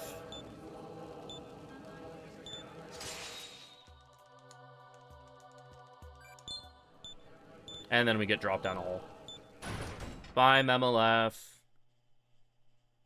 MMLF being the final boss of Strange Journey, who has a statue in the background. Because this game really enjoys referencing Strange Journey. Alright, so this is the trial of ethics, where we will be choosing the chaos option every time. Yes. Yeah, so here we'll be picking the chaos option, which is left every single time. It basically asks you a couple of, like, moral questions. The first one is essentially, should tall people be allowed to play basketball? And the chaos option is, yes, tall people should play basketball. You would allow... The second question is technological advancement good even if it risks disrupting some people's way of life? Chaos being yes, law being no.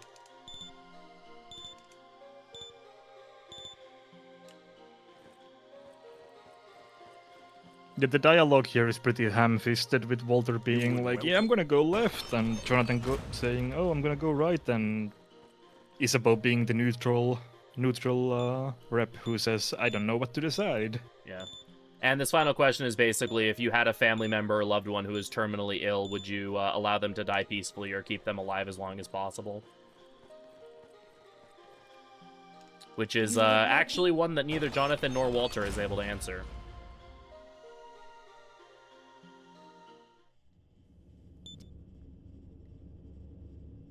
Alright, so here we discovered that the Black Samurai was actually Yuriko this whole time, so the two people that we've been told to kill are the same person. Dun dun dun. Oh, also, it just so happens that, surprise, surprise, the person we've been trying to kill is actually the Demon Lilith.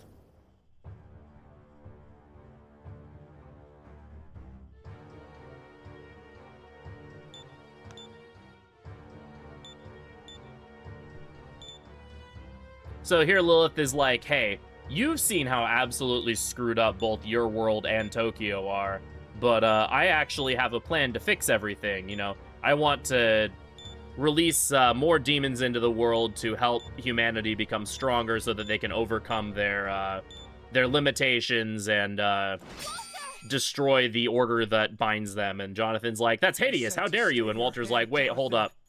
What?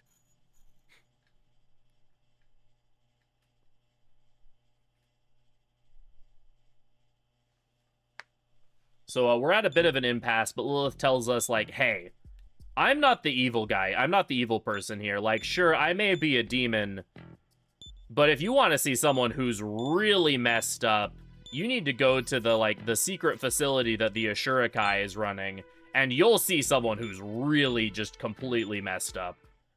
And we're like, all right, well, whatever, sure. We'll delay killing you for now, I guess. Fun fact, there's supposed to be 2 snares here, but if you hug the wall, you actually avoid the snares completely. For whatever reason, the trigger line for those 2 snares doesn't extend all the way to the wall. Yeah.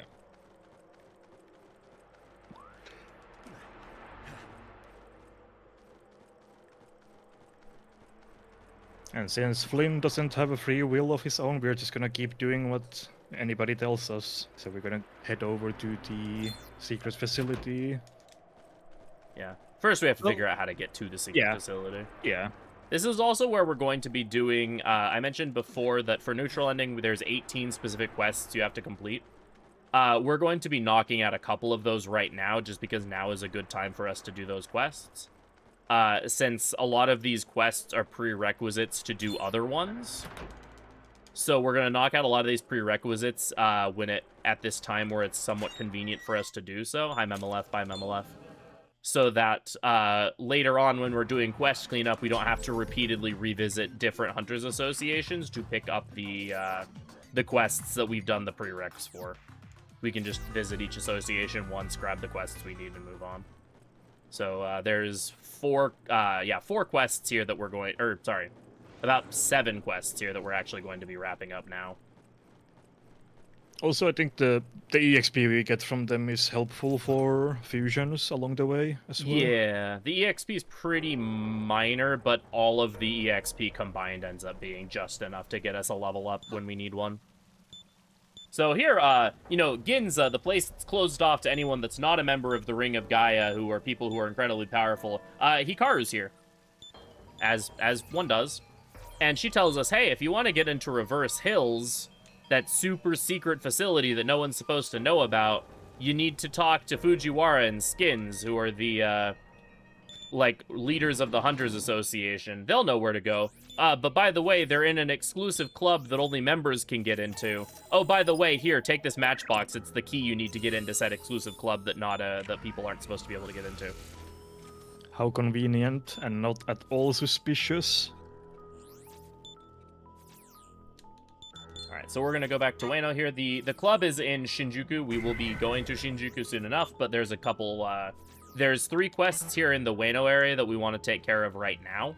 Like we said, this is the most convenient time to do said quests, and also they are prerequisites to later quests. So we want to do them now so that we can, so we don't have to do it later.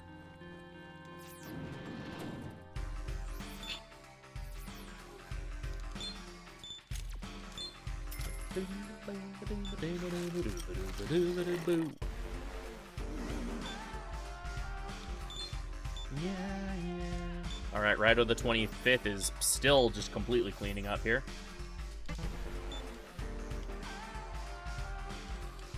Alright, so here we're going to be accepting the second Nozomi quest, which is Samurai and Hunters United. And while we're on our way doing that quest, there's 2 quests that we can just kind of incidentally do along the way. So here we pick up Nozomi for this quest, so she'll be just journeying with us while we do these other things. Nice work, Home Slice.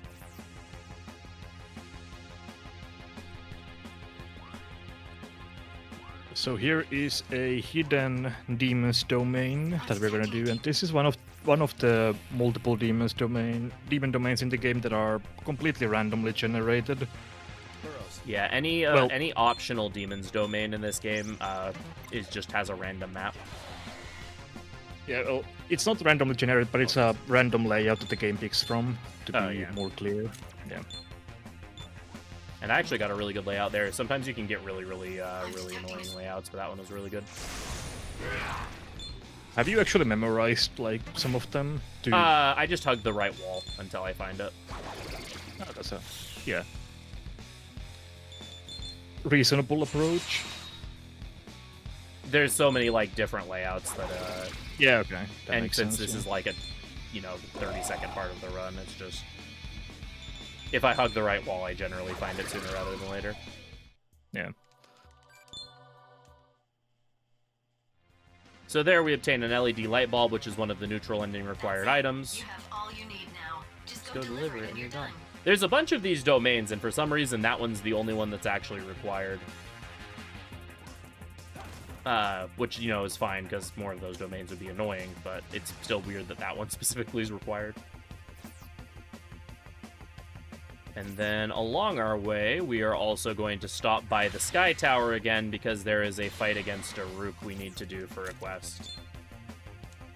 And there's also a fusion I need to do that I'll do once I get a little bit closer.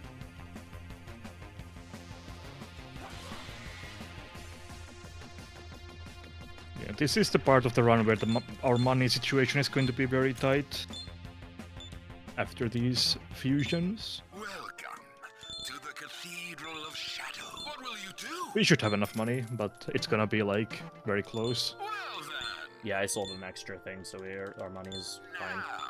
Alright, so Okay. here we make Zochiten, which is our first source of Agidine, which is our first heavy damage magic skill.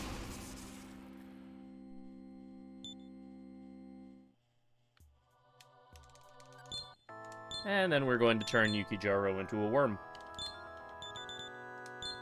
Would you still love me if I was a worm?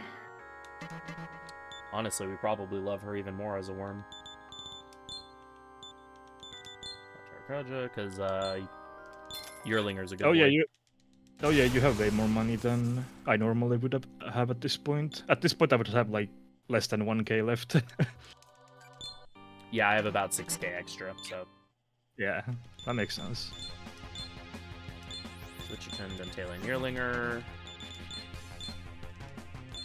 Only if you're a rainbow worm. We love the pride worms around here.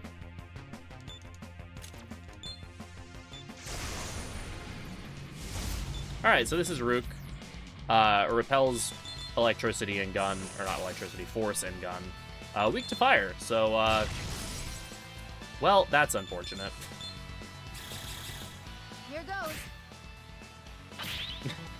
Let's try that again, shall we? Would you like another go at that, Zochoten? Thank you.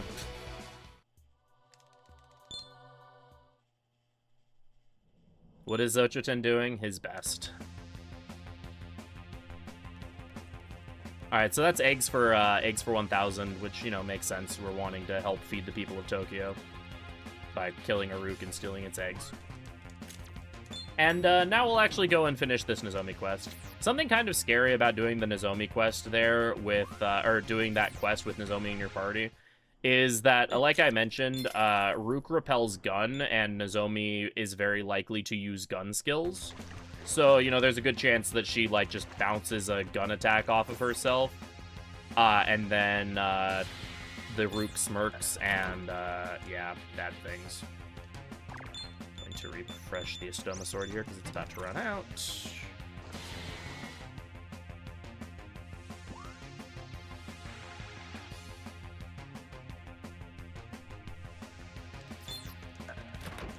And then we're gonna fight the better design of Asura here.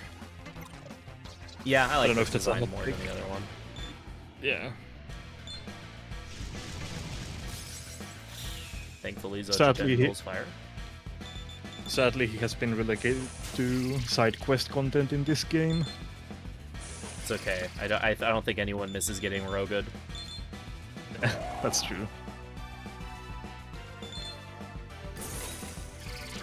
Ayo.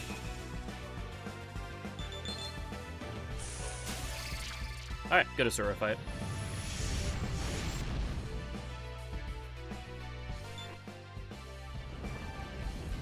Alright, and that's 3 quests done.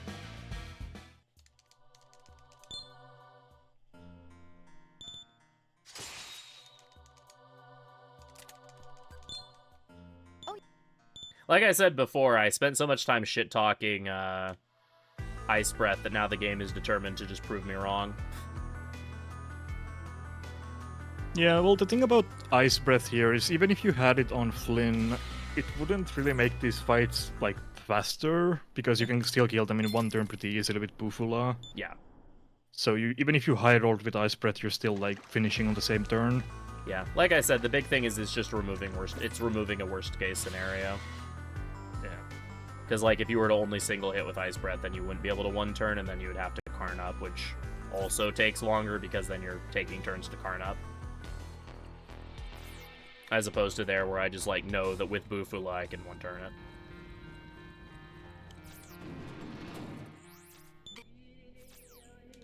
Alright, now we go to Shinjuku.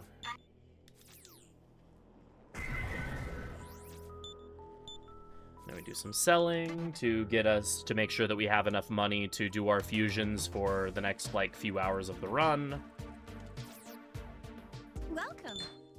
What do you want to sell? Sell all of our bead chains. Bombs of Rising. What do you want to sell? What do you want to sell? Summon stones, which include this extra one. What do you want to sell? And both of these mirrors. What do you want to sell? What do you want to sell? And then the skull rounds. Any other business? Come again.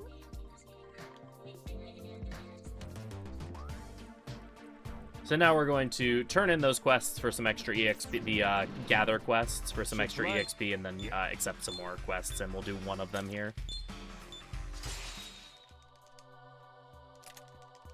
We get some luck incenses, which I like to give to the main character.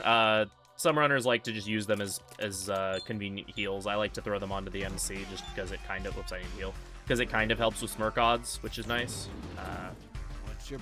It's like a marginal boost to smirk odds, but it makes me feel better about myself. I also believe that in the damage formula, luck does play a little bit into your magic damage.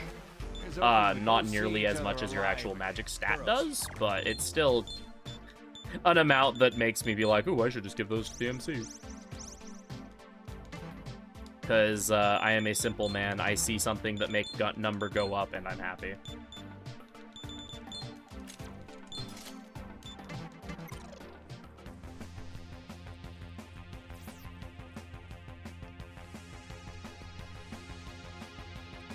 So here we grab some... Oh, go for it. Right. So we did the corpse cleanup earlier, so this is basically a similar quest where we need to kill X amount of certain enemy in this area. Wait, the spawns are fixed, so there's only... Is it 4 enemies? 4 encounters? Yes. I believe, yeah. So these are the zombie hordes with couple mad gassers in them. They're weak to... I believe they're weak to fire, but just blowing them up with what we have is good.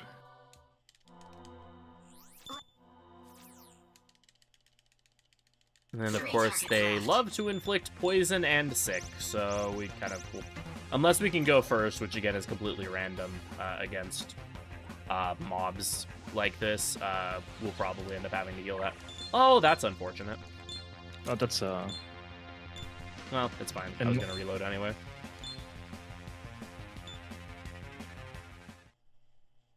And there's a boss similar to the Dallahan fight we did before at the end of this, so it's a very similar quest to the corpse cleanup.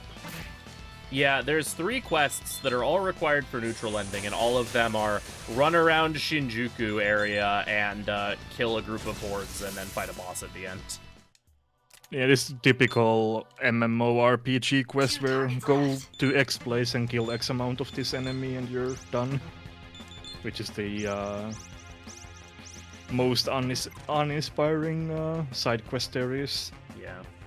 Yeah, so we haven't talked about, or we haven't seen the sick ailment yet, but I should talk about it because it might come up a good bit later. The sick ailment is a status ailment that basically when it lands on your party members, your damage is halved, you become incapable of dodging attacks.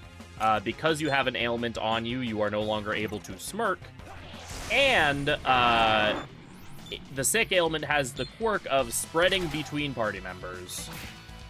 So if one party member gets sick, they are every single action that is taken, there is a certain percentage chance that the sickness spreads to another party member.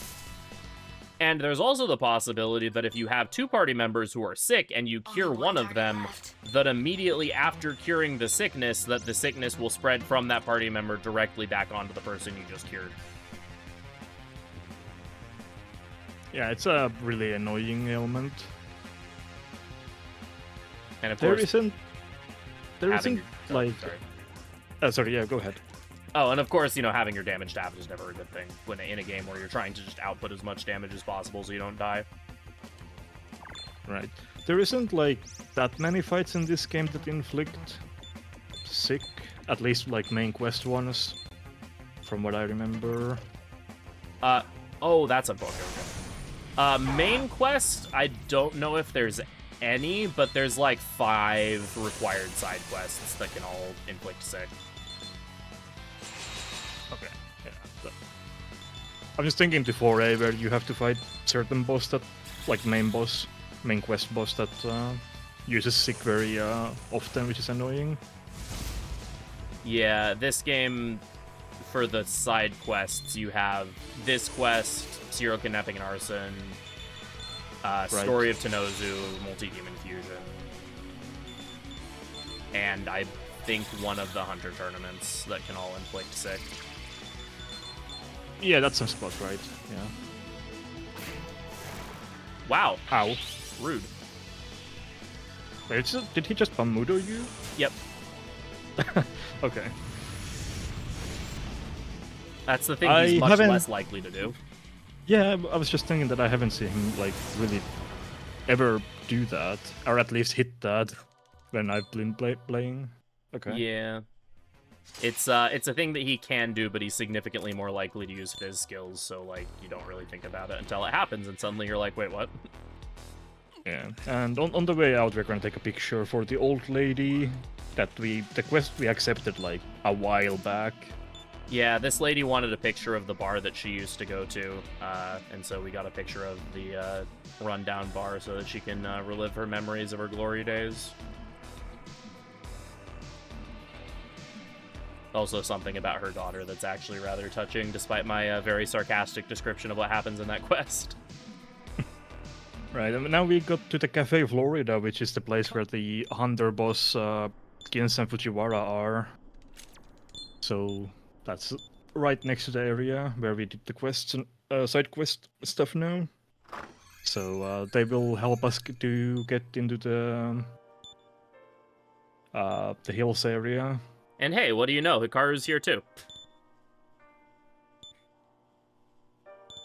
Just, you know, random schoolgirl just casually hanging out with the leaders of the Hunters Association.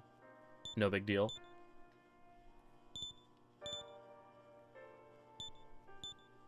Oh, also, we'll never see Hikaru again after this point, by the way. This is literally the last time she shows up.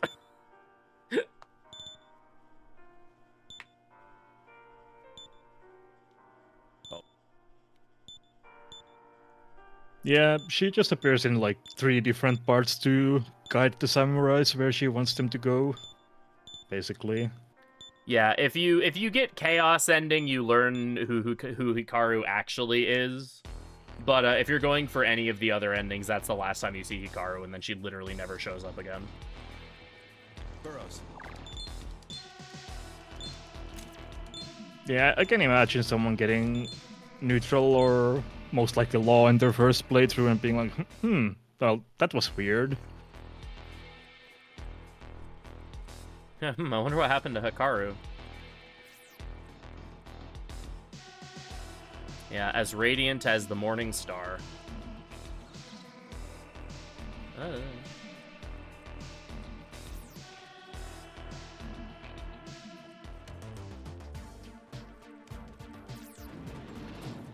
What's your...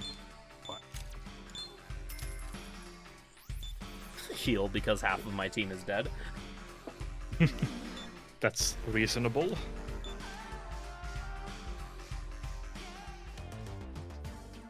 And now I'm going to go ahead and turn in 2 of the photo quests because you get incenses as a gift for one of them, and the other one gives you some money.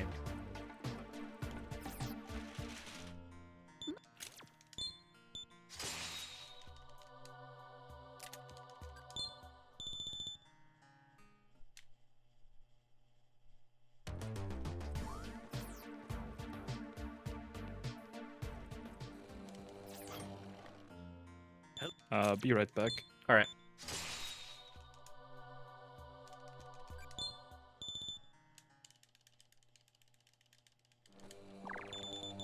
All right, we will reman our party. I'm also just gonna throw all of my incenses on MC right now, except for the dexterity and strength incenses. Those will be used later. I'm also going to equip a piece of armor earlier. That's one of our final armor sets, the Silver Mars. Gives us a little more HP and also a boost to our magic staff. So now we get to be a Demonica, have a Demonica with a gladiator helmet. So here's a fun and somewhat interesting quirk. The Shibuya terminal is in a really bad location that's super far removed from the actual exit of Shibuya. And it's so far away that even though we're all the way in Shinjuku, and the area that we need to go to is in Shibuya, it is faster to walk from Shinjuku to Shibuya than it is to warp to Shibuya and then walk there.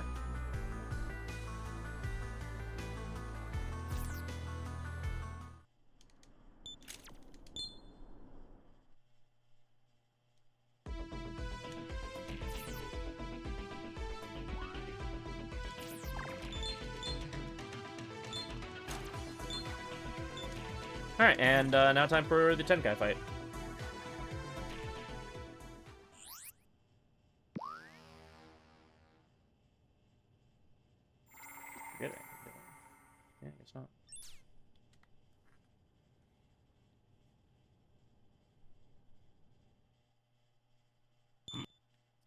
By, like, somewhere in the realm of, like, 15 to 20 seconds. Like, it's a not like, it's insignificant in the scope of, like, a 7-hour run, but, like, it's a lot faster. It's, like, a lot more than you would really think.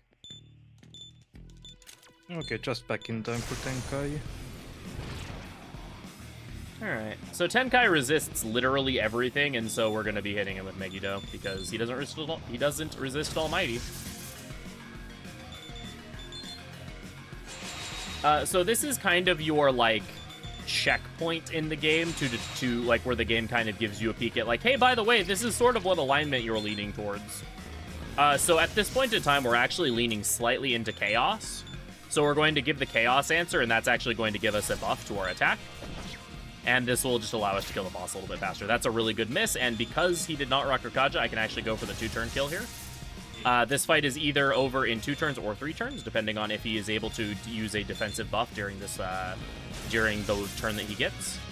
So since he missed that attack, I'm actually able to just go for the 2-turn here. And there we go, that's Tenkai down. Yeah, he doesn't have a lot of HP, but resisting everything is kind of forcing you to almost use Almighty here.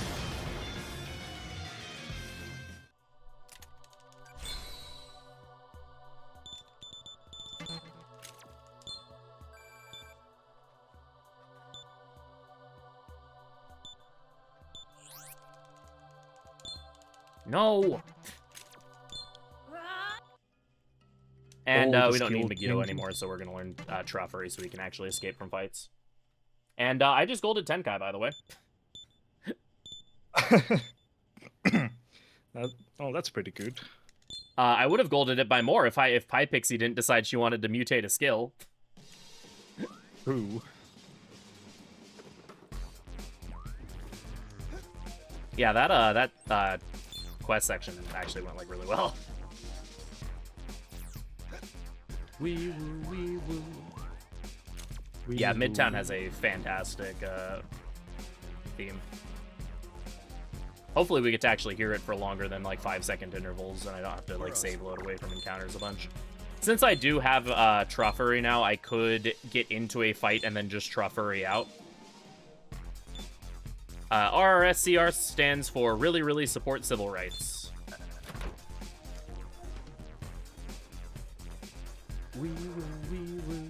Yeah, there's nothing quite like getting to the end of the game and getting your end game EXP right before the ending plays, and suddenly all of your demons that leveled up are trying to change skills, and you're just, like, watching your lead, like, drip away as demons keep trying to mutate stuff when you've already beaten the game. You're like, come on!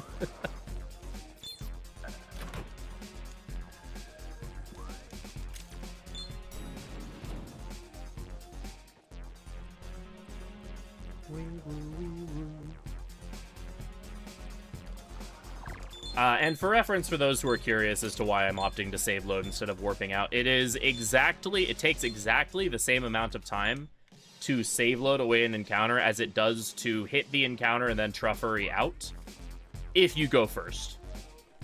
If you go second, then it is slower, and then there's also the fact that, like, if you go second, the enemy could just kill you, and then you die, and that's really slow. So, in most cases, I tend to just prefer to save load away an encounter rather than using Truffery to dip out.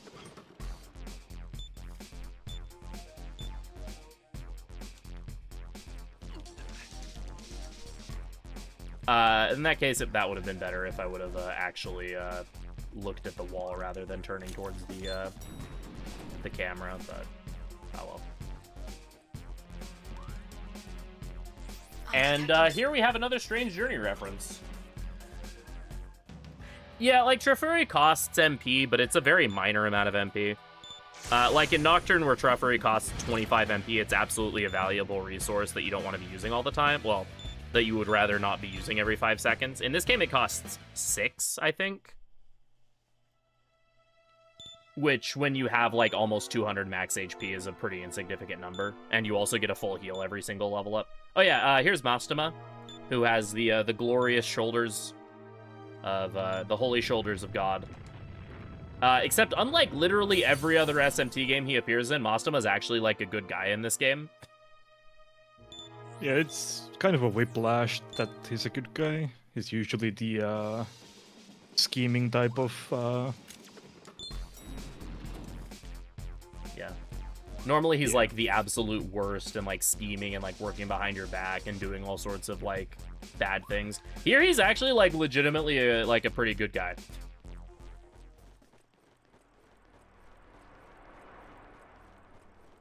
Notice another section with a couple of those annoying snares that are difficult to avoid. Yeah, there's one specific snare that we have to go past that almost always results in enemies attacking, so it's this hallway right here. So again, I'm going to tilt my camera so I'm not looking at where an enemy would spawn, which is that enemy right there. It spawned anyway and tried to attack me, but had it done that when I was snared, it would have attacked me and I might have died. So even though I still have to do a reload, at least it's a reload and not a death.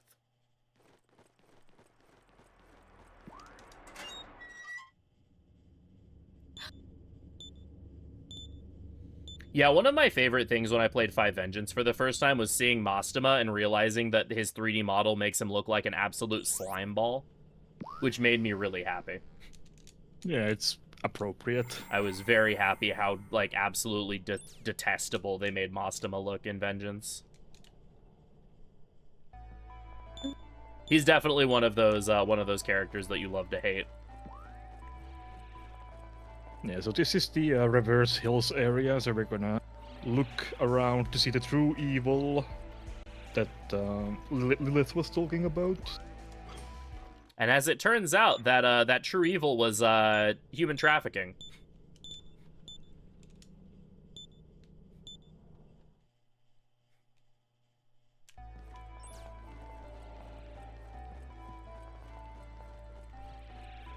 That as was alluded to earlier, the Ashurikai has been kidnapping children from the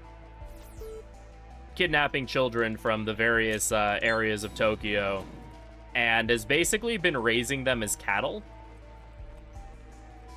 to be fed into the red pills. That the red pills are actually basically human gray matter that is from these children that are being raised from birth to feed demons. And then essentially getting lobotomized. It's, this series isn't afraid to go dark sometimes, but this is definitely, like, the darkest SMT ever goes, I think. Yeah, I don't think there is any other instance where the story gets dark like this. Oh, also Tayama's a pedophile as well. That also gets revealed during this section if you go into all the rooms and talk to the children.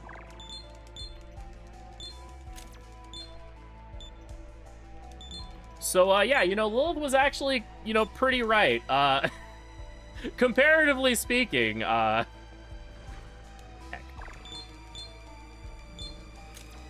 Tayama's pretty damn evil. Yeah, not a great guy, to say the least.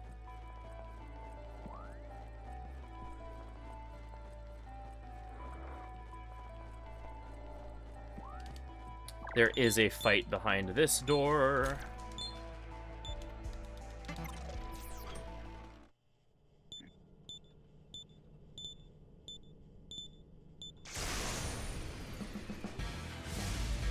The Reverse Hills theme is really good. It's a shame that you don't get to hear more than like 5 seconds of it in the speedrun because of all the save loading.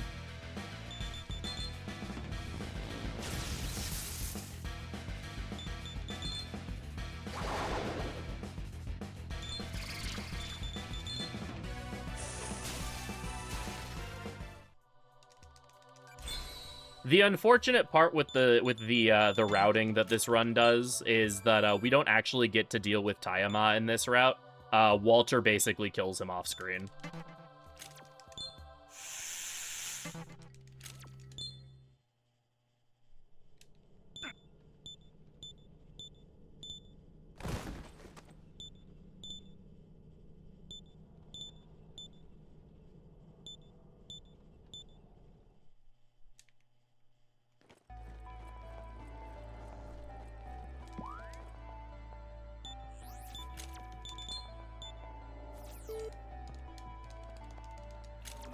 Yeah, props to Walter for soloing like 6 bosses by himself. Yeah, Jonathan could never. Jonathan kills 3 bosses by himself. Nowhere near as cool. Alright, there is a scene coming up that after all of this like very dark heavy stuff, the game does give us a little bit of levity. So I will play out the scene because it's a rather well-known scene of from this game. A demon. That sweet smell is the product of this demon. Quickly. Walter? Yeah. I'm Walter. I'm the son of a fisherman. But I'm scared of fish. I must go tell everyone. What? How cowardly of you, dashing off without me. Then I'll admit something as well. In all candor, I am a cat. Meow. This floor is so deliciously warm.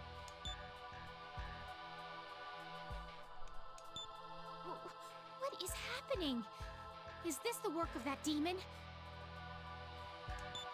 Ugh, it's always like this. Demons here, demons there, demons, demons, demons. It's also demoning.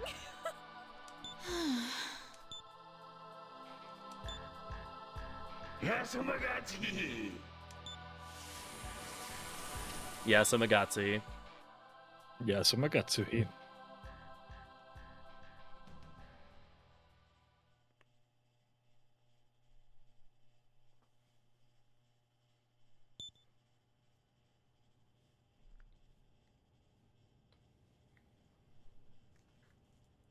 So we wake up in the back in Tayama's office, and he's pretty upset that we've seen his secret. And we're like, hey, bro, that's kind of fucked up, man. And he's like, no, you see, if I wasn't doing that, then the demons would run rampant. I'm controlling this city. I'm not evil. You're evil. Blah, blah, blah, blah, blah. And we're like, all right, sure, whatever. And he's like, you need to go kill Yuriko. And we're like, okay. By the way, she's a demon. And he's like, oh, well, that explains a couple things. And so as we leave, we receive a phone call from Hugo, who we haven't seen in a while, who tells us that we are urgently wanted back in Mikado. Oh, also they, like, break that dude's arm or something.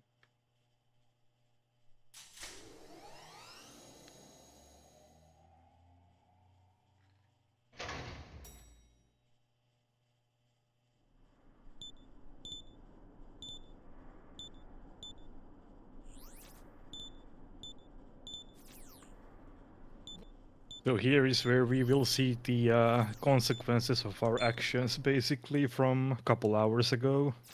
Yeah, so the VIPs that we rescued earlier have woken up, and they would like to thank us for our contributions in rescuing them. And this is also going to be like the last break that I get in the run, so as soon as we get to the cutscene, I'm going to dip out for a sec.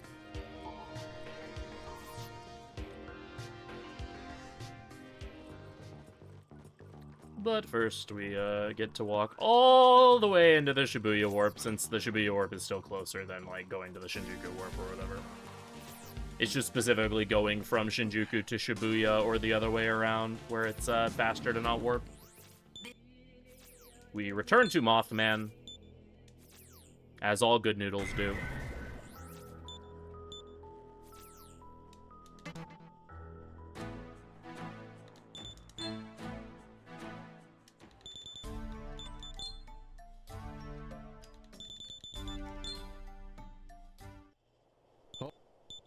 And, I'll be right back.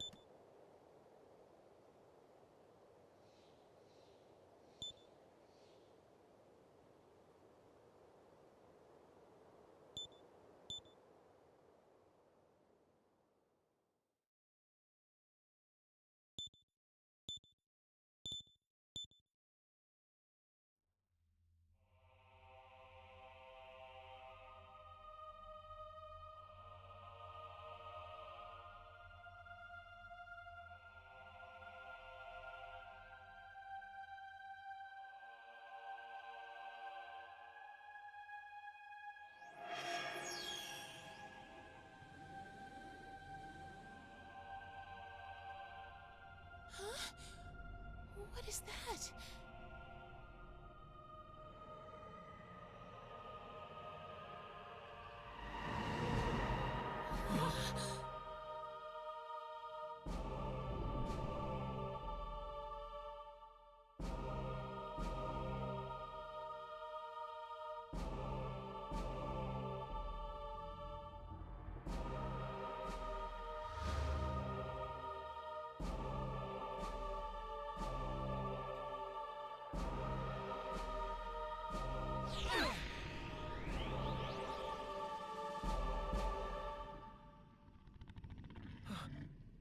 Sister Gabby?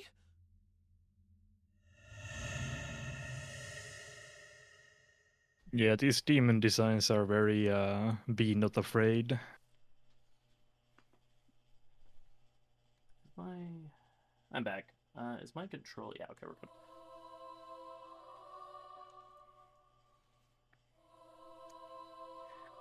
So it turns out the individuals that we saved were 3 of the 4 Seraphim, and the Sister Gabby has been the Archangel Gabriel this whole time.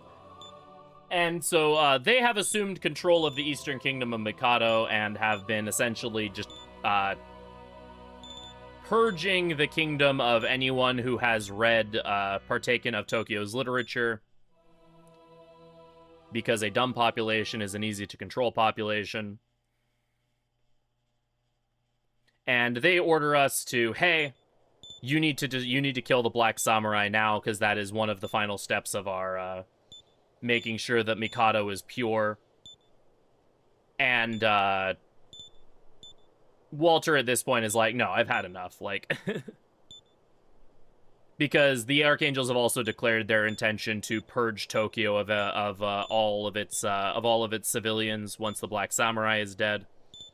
And he's like, no, I will not condone this. I'm going to side with Lilith, and I'm going to take down Tayama. And then Jonathan, who is still very much devoted to his kingdom and to the cause, is like, no, we have to take out Lilith because she is an active threat to our kingdom. And we make the choice to align with Jonathan. Unfortunately. Only because it's faster. Yeah, so if you side with Walter, you have to do a lot of the same stuff you do with Jonathan's route, but you fight way more bosses that are a lot slower. Whereas with Jonathan, you fight, like, 2 very, very quick fights, 1 boss, and then you just run to the end, and it's a very, very fast section. So, unfortunately, it's faster to side with Jonathan. That's also why we picked the Chaos choice in the Trial of Ethics earlier. In order to balance out our alignment. Because you get a bunch of law points for siding with Jonathan here, whereas we got a bunch of chaos points in the Trial of Ethics.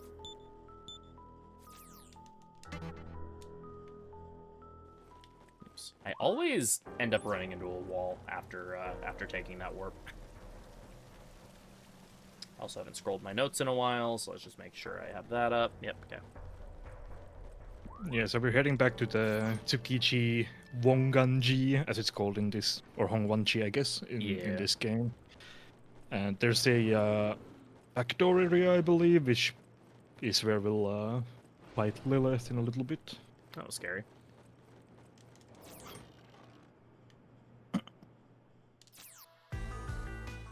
Yeah, so if you did Walter's route, you would still have to go here and talk to Lilith so that she could give you your objective, whereas in this case, we're going here to kill Lilith. And then after killing Lilith, we'll go through an area called Camp Ichigaya. And in Jonathan's route, you just run through Ichigaya really quickly. You don't have to fight any bosses, you just run to the end. Whereas in Walter's route, you have to fight like 3 different bosses in Ichigaya and like run through a bunch of different side areas and stuff. And it takes a long time, and a bunch of the bosses in the Ichigaya section are kind of difficult. Omoe Akane and, I'm forgetting his name, Yamato Takeru, specifically, are like the 2 big ones that would cause a problem if we had to do them in a speedrun.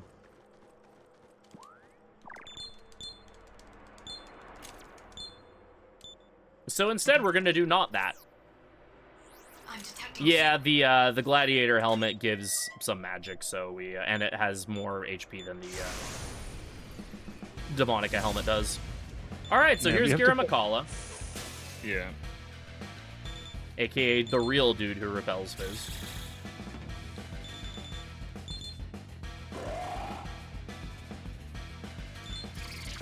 And we're just gonna hit him with some Bufulas, and then he'll probably bounce himself off of a shield and die. Well, he didn't actually die there, but... if he does an AoE attack there, he just dies, but still very easy fight. That gets us level 35, which is what we need to do more fusions.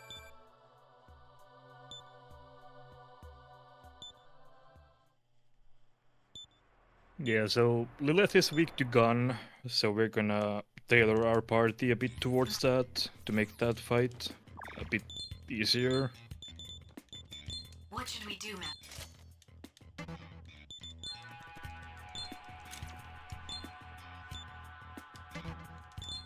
Welcome to the Cathedral of Compendium... Shadows. Wait, where the compendium, yep. demons gather. Well then. High Pixie becomes Satanta. There you are. Charge, healing know-how, Mazemna, Force Pleroma.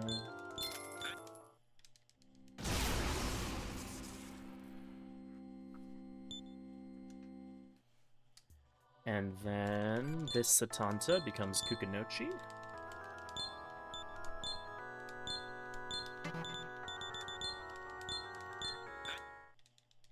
Who naturally has both Karns, which is very useful, and he'll be where we get Augudine from. Well, the Augudine from Zotroten we'll get from him. And then we purchase McCoy and Pixie from the compendium. Are you sure?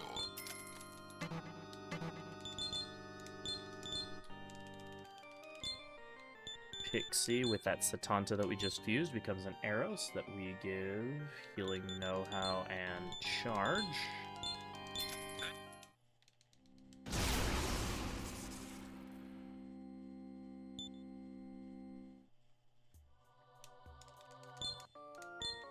This McCoy becomes a Linan Sheed so that we can fuse an Aquans cheaply. And we don't really care about her skills, so we just give her Media. Since that prevents this next fusion from clumping. Now we take this Leonan that we just fused, we fuse her into an Aquans with the Yukijoro from before. So that we can have our Ice Pleroma and stuff. And the Stun Needles Gun Pleroma as well. And then this Aquans we're going to use to make an Osei with the Dantalian. And this is going to be Blight and Mazanma for Tetrakarn and Makarakarn. So that looks right, yep.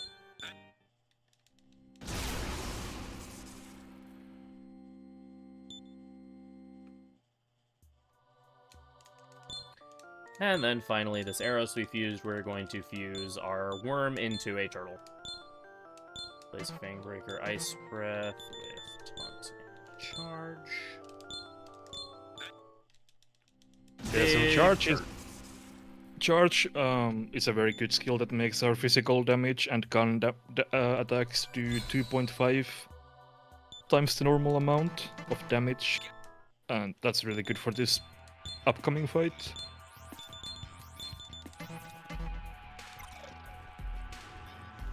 Yep.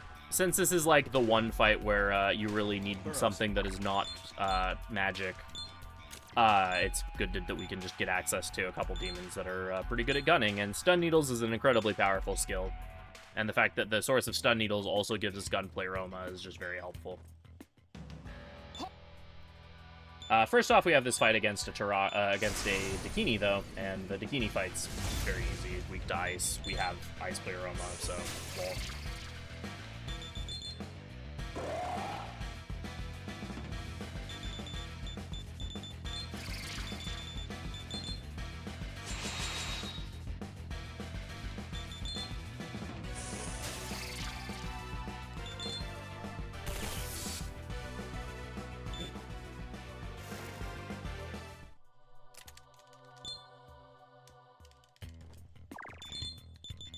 Now we're using some of our incenses, Agility Incense to heal MC, and then this Dexterity Incense we're going to use on Guishan to buff up their magic damage a little bit. And then I'm also just gonna top up Kukunachi here with a chakra drop. Gun damage a little bit, but yeah. Oh, yeah. Words are hard. And now time for Lilith. I'm detecting a...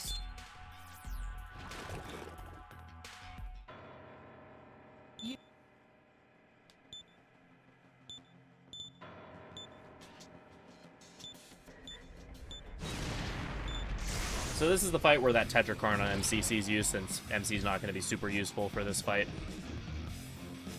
We will be using our basic gun to generate some turns.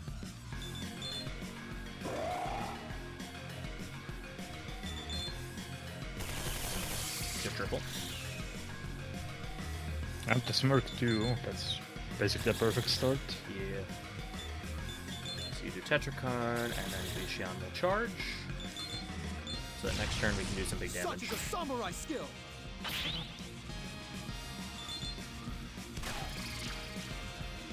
Hopefully big damage. Big damage. Smile, everyone.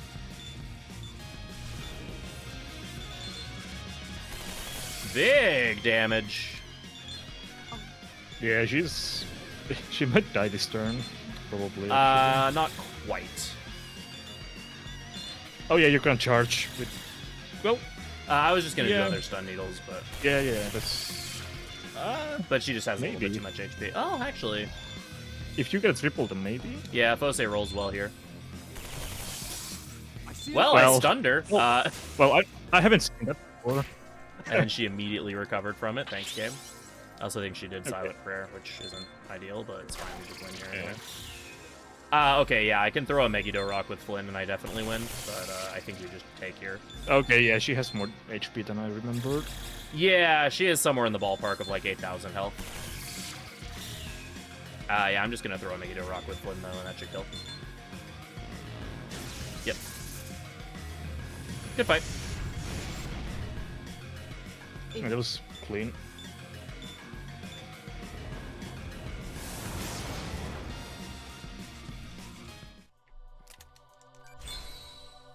Yeah, thank you for the good luck. Appreciate it.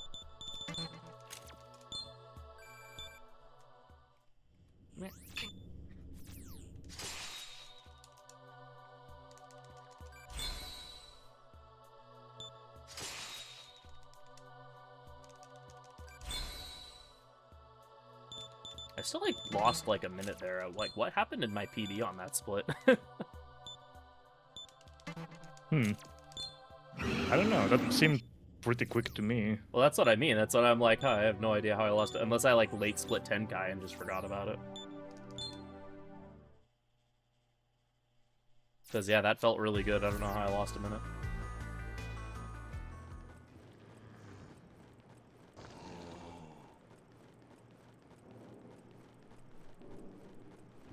So we get a bunch of EXP there, and then,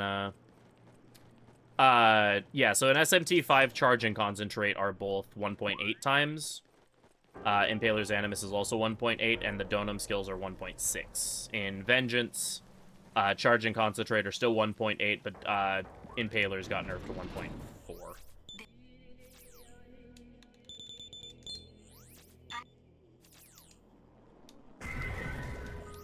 I could be slightly off with the numbers on Donum and Impalers, and the nerfed version of Impalers, but it's definitely 1.8 in vanilla.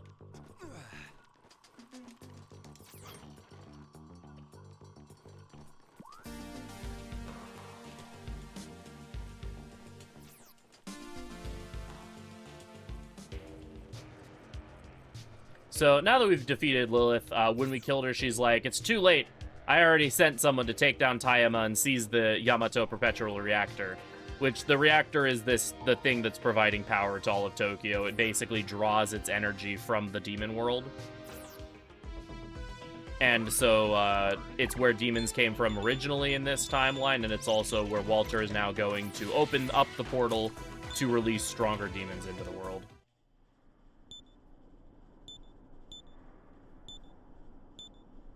So we're gonna try to go stop him from doing that, because more demons seems like not a good thing.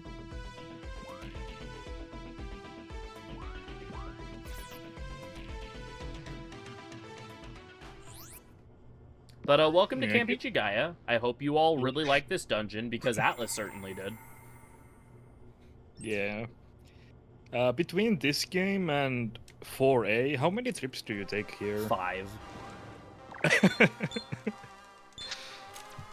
Yeah, Atlas is very proud of this dungeon. Yeah, he visited 4 times in this game, and then, 1 time in 4 Apocalypse.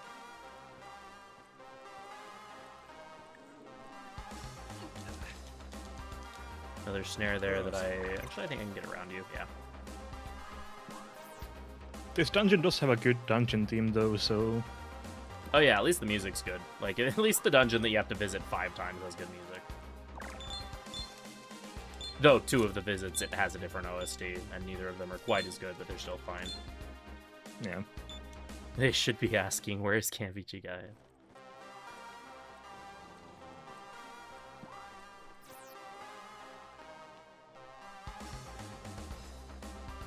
So fun fact, there is a snare directly in front of us, but also we can just run around it like that. Oh, I did not know that. I've always just ran straight into the snare. I'm detecting a... Ah, okay. Yeah, there you go.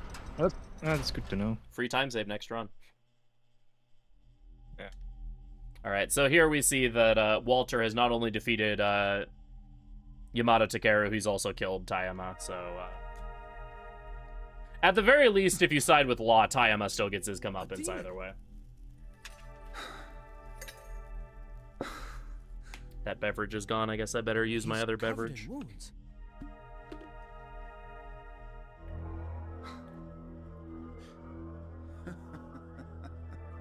Remember to stay hydrated, everyone. Tayama, the fool who thought himself the king of Tokyo.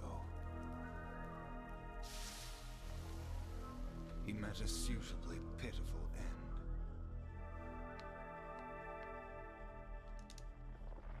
All my homies hate Tayama, for real, for real. Oops, I actually did do a thing that I didn't want to do with my cable.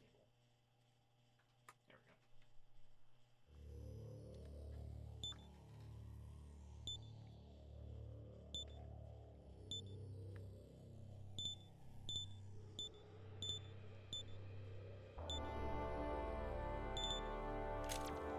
And we're like, yeah, demons flooding the world sounds like a great idea, Walter. Just ignore the fact that we sided with Jonathan. It's fine. I agree with you totally.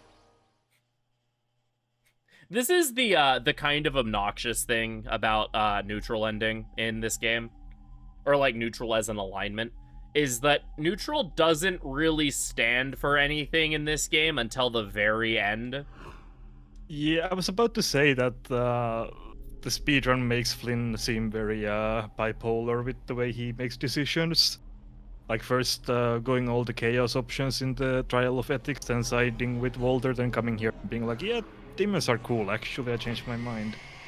Yeah, and that's kind of just a symptom with the game itself if you're going for neutral, is that like, rather than, for example, Strange Journey, where like neutral throughout the entire game stands for something, and I'm just using Strange Journey as an example because it's, in my opinion, the game that does it the best. Where neutral in every single conversation stands for something. You have, you know, the angel's viewpoint, the demon's viewpoint, and then kind of the viewpoint of humanity. Or like the humanist viewpoint. And neutral is always, you know, the side that stands for, like, you know, the virtues of humanity, even though humans aren't perfect. You know, there's, you know, a better path for humans, and we can, you know, hope for humanity's future and everything, and that's, like, the neutral path. And so, like, in every opportunity you're given, you know, hey, this is neutral, and you stand for something through neutrality. Whereas in this game, it's like, neutral is just, like, sometimes I'm chaos, sometimes I'm law, I don't know, and then eventually you just make enough flip-floppy decisions that you end up sort of in the middle, and the game's like, alright, yeah, I guess you're neutral. Yeah, well, to be fair, well, yeah, the game also treats Isabeau kinda in that way. She never really takes a stand on anything. Yeah. Until, like, until about the time lock, you do. Yeah. Because during all of this, what's happening with Jonathan and Walter, Isabeau is just nowhere to be seen doing nothing. Until she kinda makes up her mind and resolves to do something. Yeah, depending on what ending you get, she'll either choose to do the opposite of whatever you align with, or if you go for neutral, then she resolves for neutrality.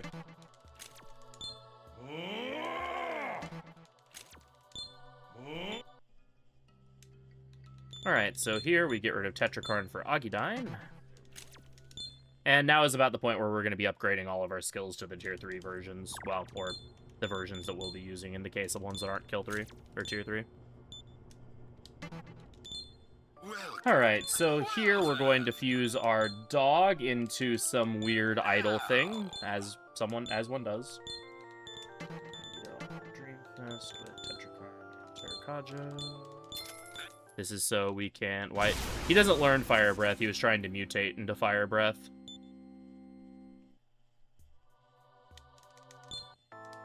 Then Tlaylock turns into a Fairy Girl. Limpa goes away for Tetrakarn.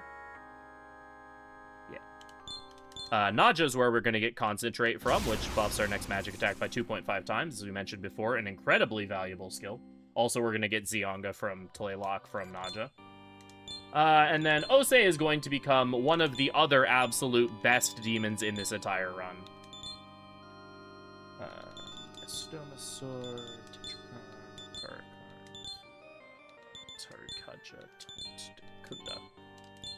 Tarakaja, so this is Neburos. Neburos is an absolute Chad, and will be in our party almost until the very end of the game. What makes Neburos so great, you may ask? Neburos nulls Fizz, which in itself is really good. But also Neburos has low max HP, which normally would be a bad thing. And in some cases, it is actually not great. However, there is an interesting quirk with the AI in this game, where the AI likes to target the party member with the lowest HP with physical attacks, because it sees a kill on them, presumably. However, since Neburos nulls Fizz, there ends up being a lot of enemy sees Neburos has low HP, uses a strong physical attack, and blanks their turns off of Neburos' null Fizz. Yeah, she's just kinda gotta hang out in our party, be the utility demon who takes hits, basically. So, pretty valuable. Yeah. We gave Neburos... her Tetrakarn and Makarakarn and Taunt, and, yes. you know. Neburos also learns Megidola, which is going to be our all-around skill that we use for dealing with hordes for the rest of the run as soon as we get it. So Neburos is going to be very useful for that. There's another demon that we're going to have in our party for a long time that learns Megidola, but we're going to opt to remove that skill for more utility skills instead.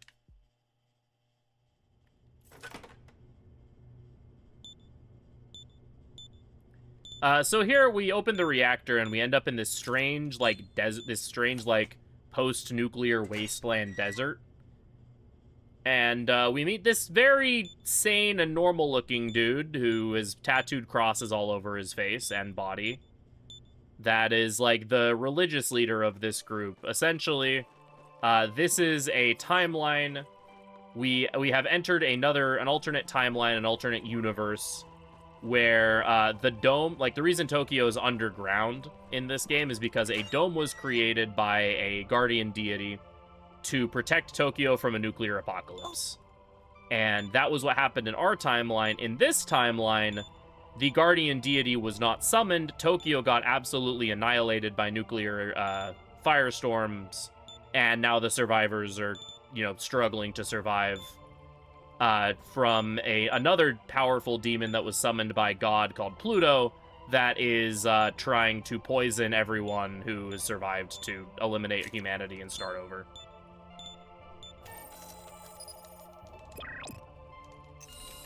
So we accept a quest from Akira here, who is kind of the real leader of the people of the remaining people in Tokyo, to destroy Pluto so that the air can be purified and they can hopefully actually reestablish themselves and begin to rebuild humanity.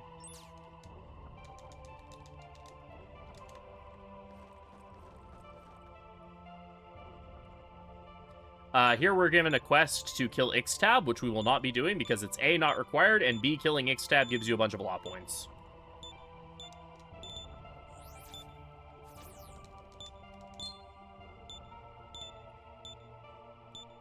Yeah, Akira is not at all related to Aquila, or the other guy named Akira, or the other guy named Akira, or the person named Nanashi that's also Akira.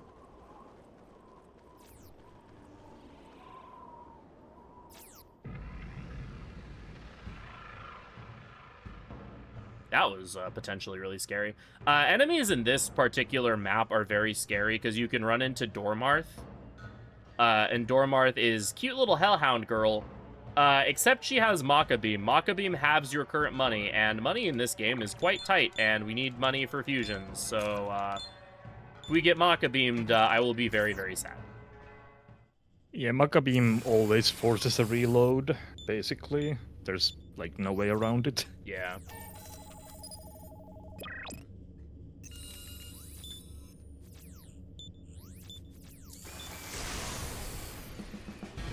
So here we find Pluto's army, which is a bunch of dancing crab robots.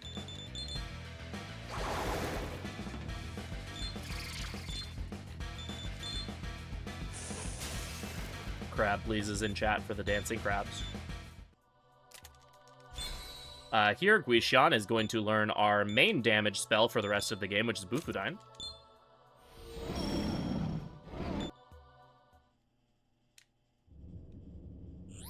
Yeah, I'm not a big fan of Pluto's castle overall. I like the castle. I don't like the boss at the end of the castle, but I personally really like Pluto's castle.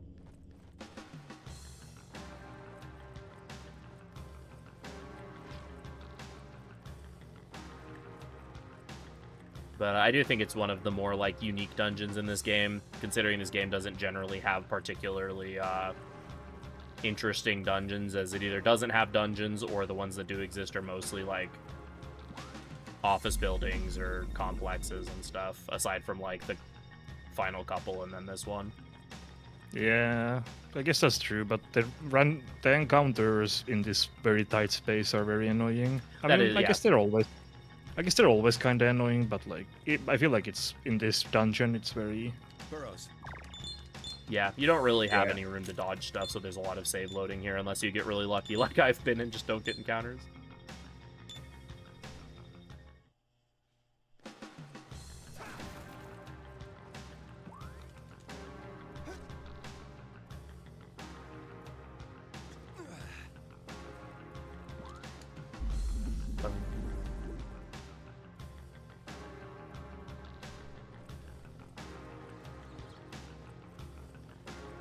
So here we have another forced encounter with some more Pluto soldiers. These are the red crabs. They dance even more ferociously than the green crabs. This game is a 3DS game.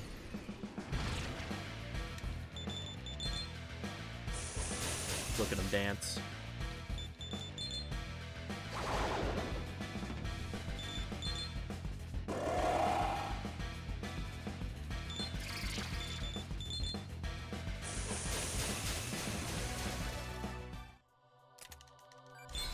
It's also at this point that you're going to see our damage start to, like, really skyrocket between all the level ups that we're getting and the fact that we're about to get Bufudyne and Concentrate. Here we're going to use this 10-point card. We're also going to use these Light Grimoires. These Light Grimoires give a certain amount of EXP towards your next level to whoever you use it on. This is so that Guishan will level up from the next forced encounter. That way we'll get Bufudyne before the next boss fight. the next boss fight is one of those bosses that can just take you 10 tries. Yeah, the next boss is my personal least favorite fight in the game. I think my record is dying to him 12 times in a row. I don't think I've died that many times, but I've definitely gotten up there.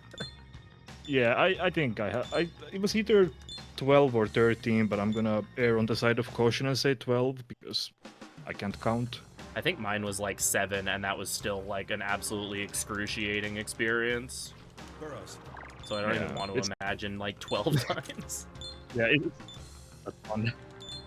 I just don't like the boss. Yeah. So the next boss basically has 3 moves he can use. He can use a basic attack, which hits the entire party. He can use an ability called Sunny Ray, which is a fire attack that hits the whole party. Or he can use an ability called Vulnera. Vulnera is a party-wide almighty stun attack. So hits through shields and stuns basically your whole party.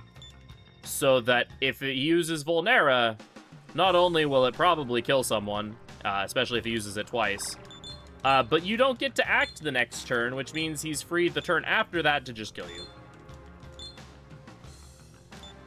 So at any point during this next boss fight, we have a 1 in 3 chance of just losing.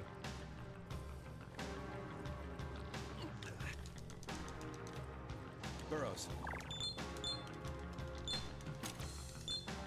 Which, you know, is fun, quality game design. Man, I wish I was only 4 hours and 10 minutes into this run. Sometimes you just see your in-game time for these games when you've been, like, resetting a bunch to dying, and you're just like, wow, I wish. Yeah.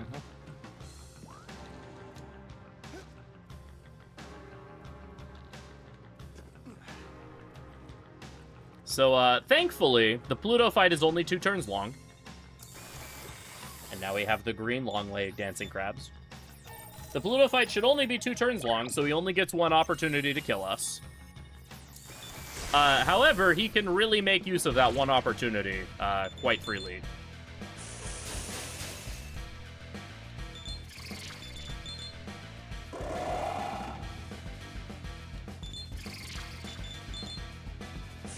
Also, for whatever reason, these stronger mechs have less HP than the other ones did.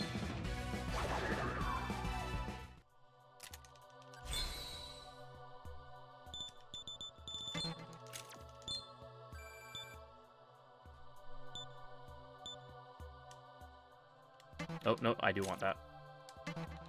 Yeah, so now we get High Ice Pleroma, which is basically Ice Pleroma on steroids, and they do stack as well. So the damage is gonna be very, very high. How much is Ice Pleroma in this game? Is it High Ice? I mean, is it 1.3? Or I think it's 1.5. is it that much? Oh, I'll believe it. Yeah. Yeah, it's probably more than 1.3. Yeah, 1.5 seems. Yeah, I'm getting confirmation is 1.5. Yeah. Okay. Combine that with the Ice Pleroma we already have. That's a lot of damage. What should we do, Matt?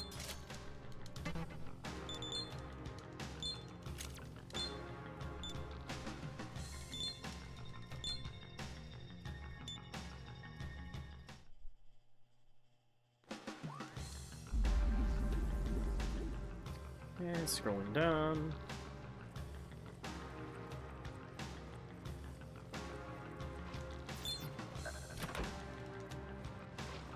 Okay. Wait, there's a thing. That enemy is also running faster than I am. Yeah, Enemies that spawn in on ambush actually run slightly faster than you do.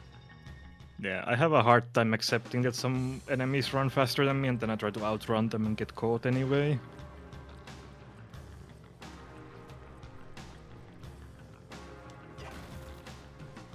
Yeah, buffs in this game stack additively and not multiplicatively. So, like Shaggy said, even in SMT5 where they, like, deal slightly, where their, like, percentages are slightly lower, the fact they stack multiplicatively still makes them stronger.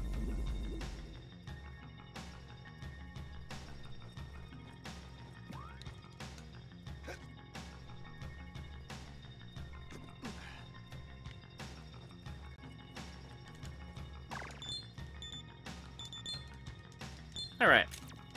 Fusion time. Welcome. Well then. So now we're going to fuse my personal favorite demon in the game, Ouroboros. I cannot in good conscience like Ouroboros after what he did to me when I was playing a Strange Journey for the first time. I can't do it. I played this game first, so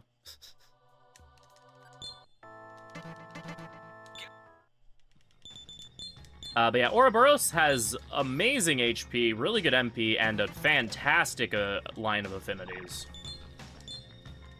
Overall, amazing, amazing demon in this game. Resist Fizz, drain electricity, and then resist light and dark is incredibly powerful. Also learns Null Mind and Null Nerve, so becomes immune to ailments. So Ouroboros, incredibly strong demon. Also a source of Megidola. We don't get Megidola from Ouroboros here, but that is a way you can get Megidola. And this is Pluto. So here's hoping the fight goes well.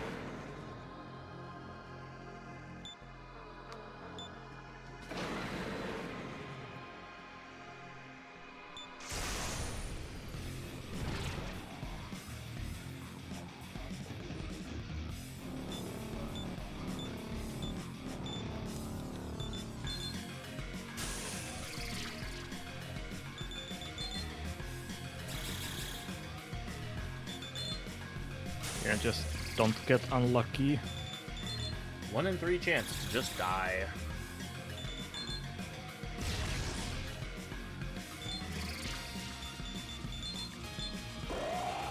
Such is a samurai skill. Alright. Oh, that's promising. Got Smirk as well. Oh. Never mind. Alright, well, we have one more turn to, we have one more turn for Pluto to potentially kill me. Yep, there it is. I am a tool of the Lord.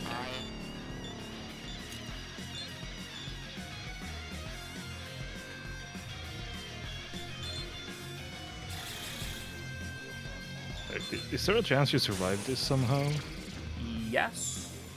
Less likely now that Neburos didn't get a turn. Not enough. Not if that happens. Yeah. If Neburos would have gotten a turn there, I could have probably recovered it, but... So, yeah, Pluto. That was less Pluto's fault and more the game being rude by having me miss, but... Yeah. I'm detecting a because, yeah, had I actually landed that attack, I would have won. But fun fact, it's impossible to have a 100% hit rate in this game due to how this game calculates accuracy. So even if I were to have +3 Sukukaja and he had -3 on his Secunda, so full agility buffs and debuffs, there is still your accuracy still caps out in the high 90s.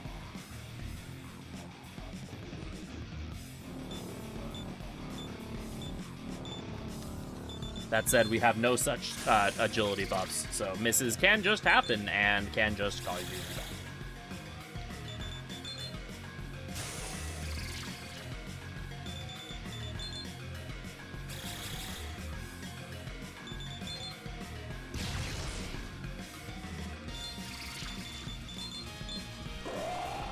Take that!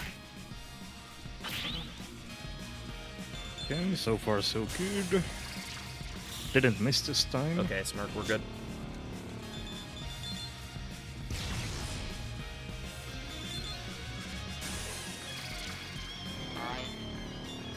I am a tool of the Lord.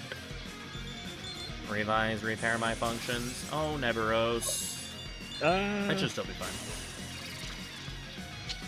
Is it? It's not.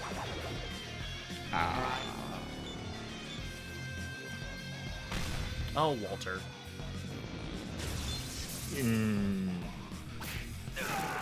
Yeah. This fight is dumb. Funnily enough, it's because you're just missing randomly instead of Pluto doing Pluto things. Yeah, no, Pluto's actually being totally fine. Like, this is not a Pluto problem. This is a accuracy problem. I'm detecting a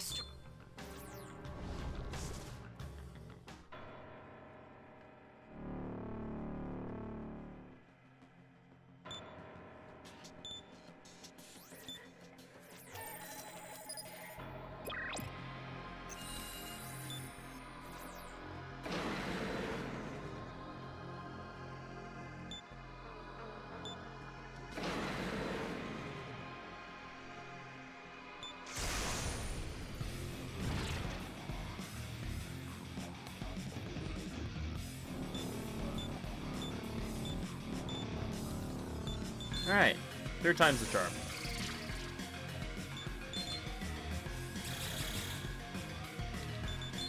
Well, innates didn't exist in the original version of SMT5. Innates were a thing that was added for vengeance.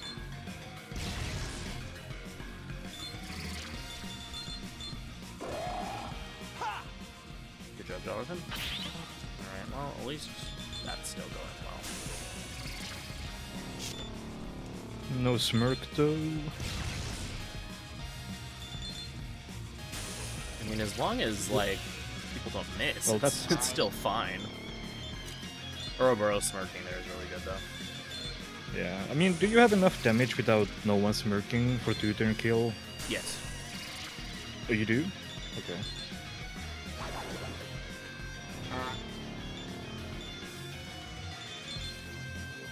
I don't like, if you don't get a single smirk, it's a 3-turn. Maybe not. Yeah, it's a 3-turn kill if you don't get a smirk, like Yeah. proper smirking. Yeah. That's what I remembered. I think Oh, if Jonathan had hit the first time, I think it would have been fine, but... Yeah, probably. He was very low.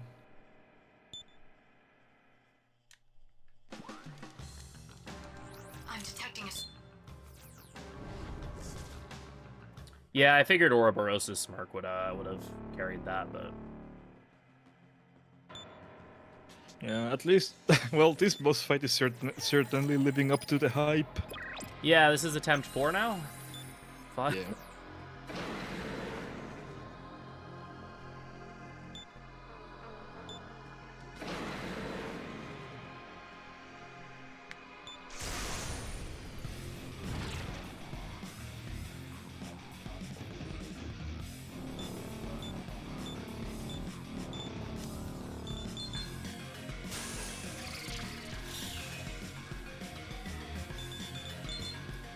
That's a badly timed smirk. Why did I pass? Oops. Brain. I'm just gonna do something weird here.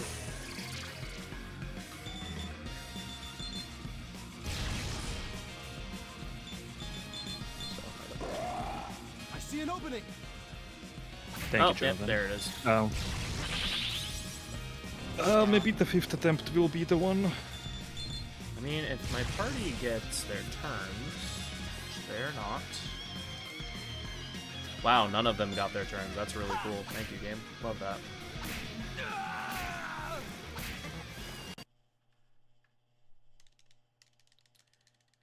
Fifth try is the charm.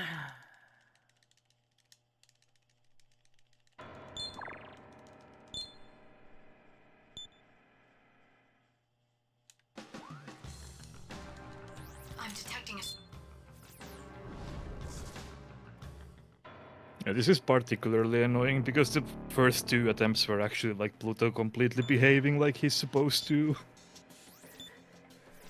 But yeah, things just went wrong.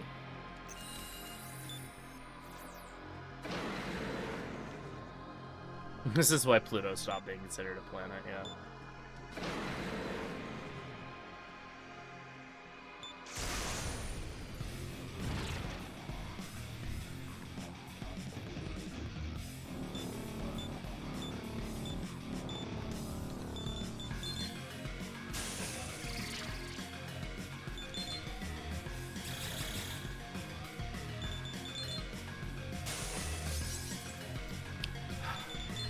Yeah. How is everybody just like regularly missing this?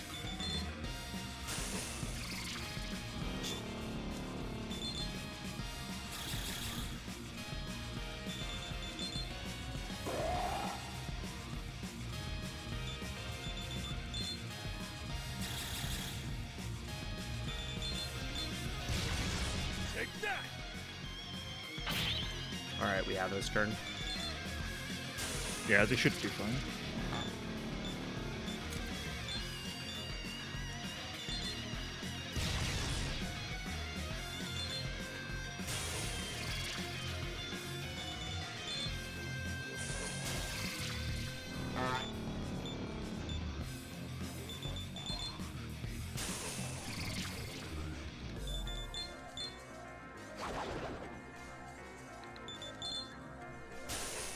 There we go.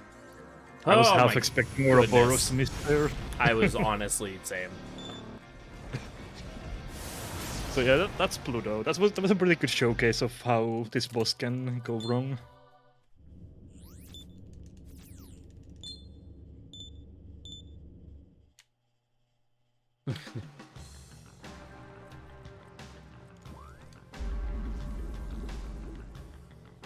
So now we just need to get out of the Pluto's castle.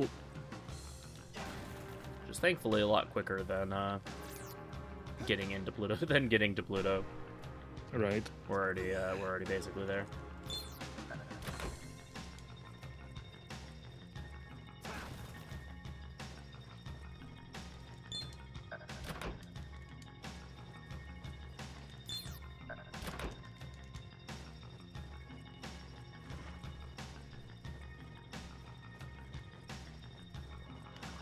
It's gonna run in a line.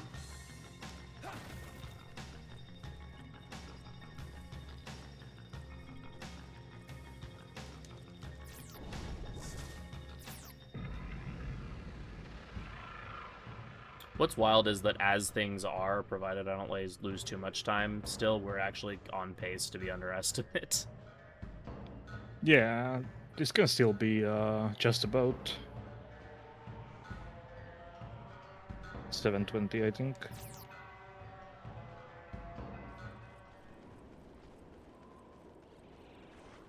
Currently 29 minutes behind my PB, and I gave myself 40 minutes of leeway, so Oh, okay. It's somehow going better than I expected. honestly, same. There's been... How many deaths have been, like... How many deaths are we at now? Didn't keep count. Double digits definitely, but I don't know 12? exactly how many. Like 12 or I can believe 13. that. Yeah, something like that. Oh, wait, like 14. 1 to Nagas, 2 to Minotaur, 1 to Medusa, like 3 to Shiwangmu. So that's at 8. That's 5 8, to and then Pluto. yeah, 5 to Pluto is 13. 4 or 5 to Pluto, and then there was 1 in Ginza as well. Okay, so 14 Yeah. by my count. Yeah, okay.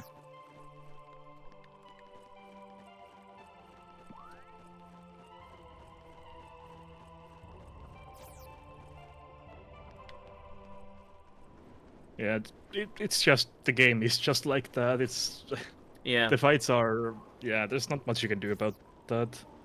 Yeah, the funny difference between like this and almost every other SMT run is that, like, for example, in Nocturne or Digital Devil Saga, you're like, yeah, I got a deathless run, this is really good. In this one, you're like, yeah, I only died 8 times this run, hell yeah. Yeah.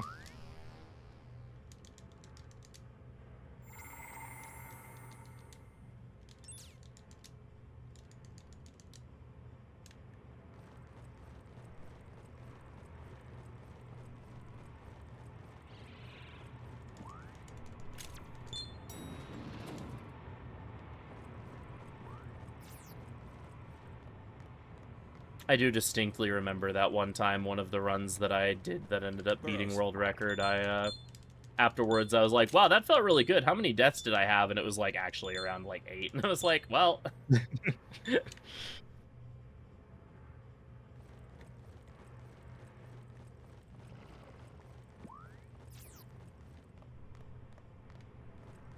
Such is SMT4. I hate that there's an enemy that spawns here like almost every single time. Alright, we got around it though. Yeah, you were able to sneak through that pretty cleanly. I'm gonna get a protein shake for the rest of this run.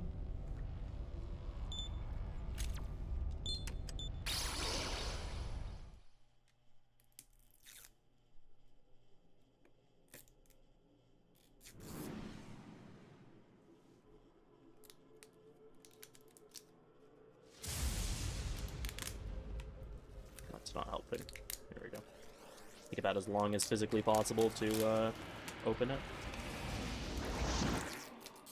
But I can't even start drinking it before the cutscene ends. Yeah, so that was the alternative timeline of Blasted Tokyo. And now it's time for the second alternative timeline.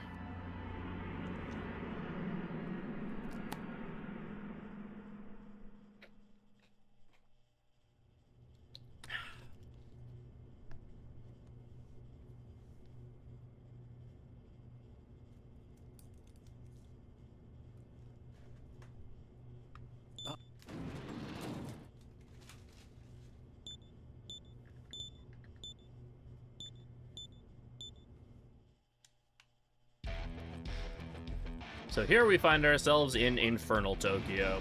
It is a timeline where the nuclear disaster was averted and humanity decided to to fuse themselves with demons in order to survive. Well, the humans that chose to not become demons are now used as basically brain food for the demon people. Also, everything's on fire because why not? And there's rock music on the background because why not? Exactly. So here we meet Akira, not to be confused with Akira, or Akula, or I made this joke already. But he wants to take over Infernal Tokyo and defeat this guy named Kenji.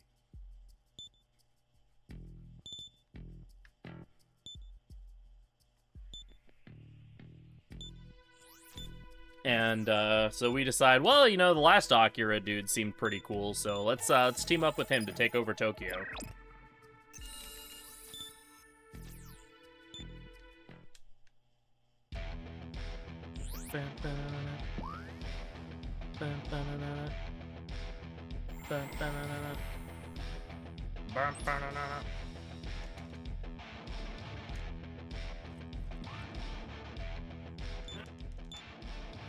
That guy decided to become the literal devil.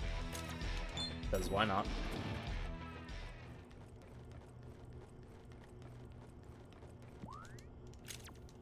You know, I wonder if the demonoids get to choose their demonic appearance, or that's just kind of what they end up looking like. Oh yeah, and like I said, everything's on fire. Which Walter's kind of okay with. He's like, you know what, everything on fire, you know, I like fire. Fire's pretty cool. I like just this. This looks fine.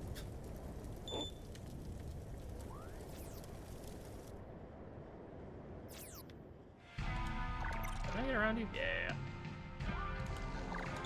Yeah, we're back in Phoenix, Arizona. Truly a horrible fate. Truly.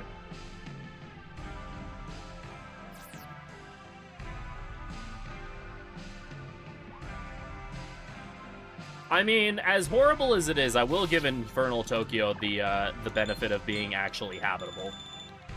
If, you know, barely.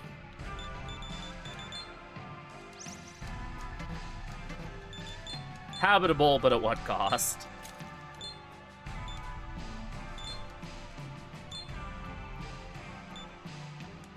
So we decide our first order of business in taking over Tokyo is to capture Shinjuku.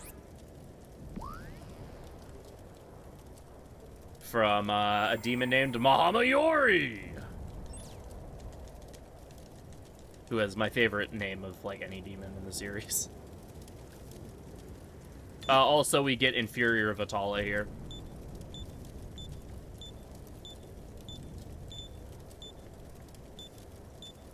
It's rough, coarse, irritating, gets everywhere. Yeah, this is Lame Vitala as opposed to Swole Elephant Vitala. Yeah, the DDS2 Vitala is the superior Vitala design. But this Vitala has the very unfortunate distinction of being weak to fire in a infernal hellscape. Which is mighty unfortunate. For him. Witness the fury of my body. Witness the fury of my body. Alright, so now Sneck learns Null Mind, so now we're immune to mind ailments, which is pretty cool. And then next level they'll learn Null Nerve, which means immune to like every single ailment. Which will be incredibly helpful.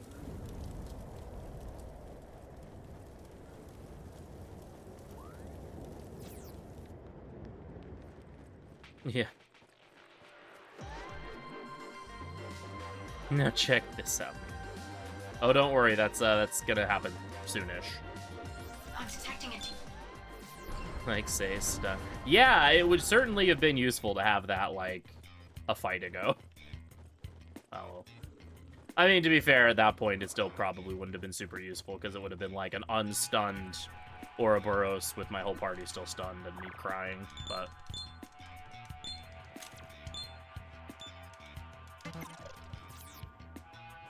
I'm detecting Alright, and now we meet Mahama Yuri, who, despite the name, is not voiced by Yuri Lowenthal.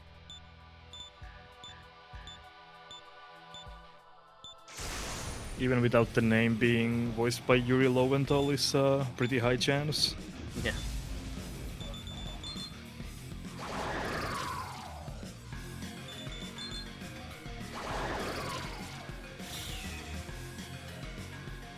So here we start at the fight, we set up a Tarukaja, we also set up a Makara Karn to reflect magic, because Mahama Yuri goes first when they spawn in, and having the extra Tarukaja is just nice for damage.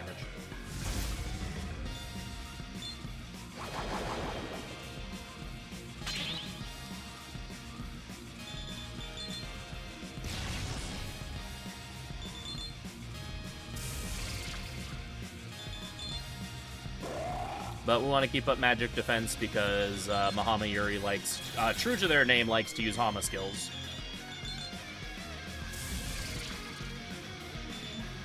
Which we really don't want to see, so putting up Makara Karn to block the Such is a insta-kills. samurai skill. Oh my, Jonathan. Jonathan. Alright, and then you put up the Makara Karn, but that's okay because I have the power of Almighty.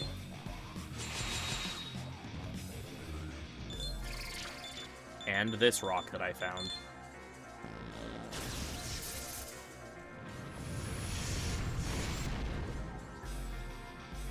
Goodbye, Mahama Yuri.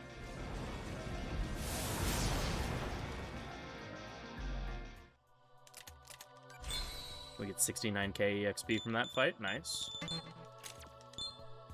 And we're almost at 200 magic. Woohoo. We will not be stopping at 200 magic. We will continue to pump magic until morale improves. And we get Megidola.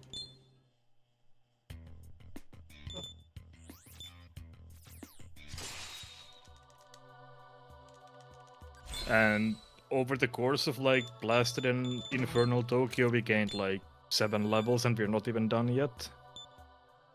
Alright, and now we overwrite Megidola on Sneck, so we can null ailments.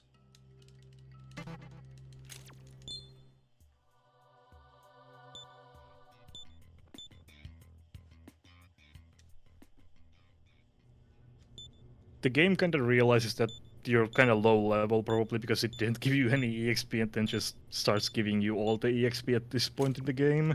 Yeah, getting EXP in this game, even casually, is an absolute struggle up until about the time you get to Blasted Tokyo. Like, if you're taking encounters, there is a very noticeable, like, jump in the amount of EXP you get from fights as soon as you hit Blasted Tokyo.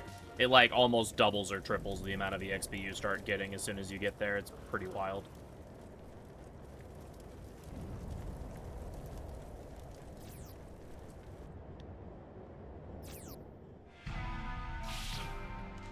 One step in the poison swamp, and I immediately am poisoned, because of course. Thank you, Miyazaki. Thanks, Miyazaki. And again, into Camp Ichigaya, because we haven't been here enough yet.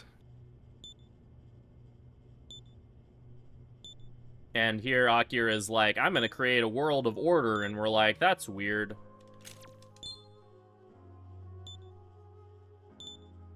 And he's like, oh, okay.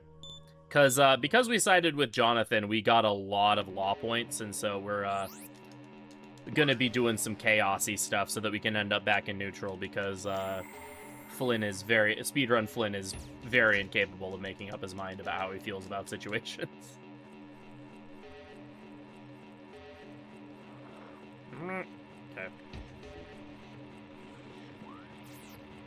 Alright, so here in order to get an audience with Kenji, we're going to sneak our way into the facility where they create nourishers and demonoids. In order to be purified to become a nourisher, we get to get vomited on by a bird.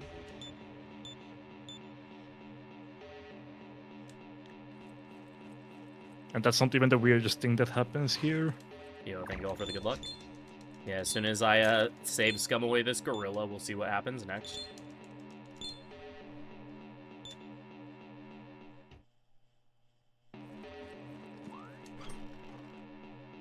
Here we meet this giant sentient foot that we bow down to, and he purifies us.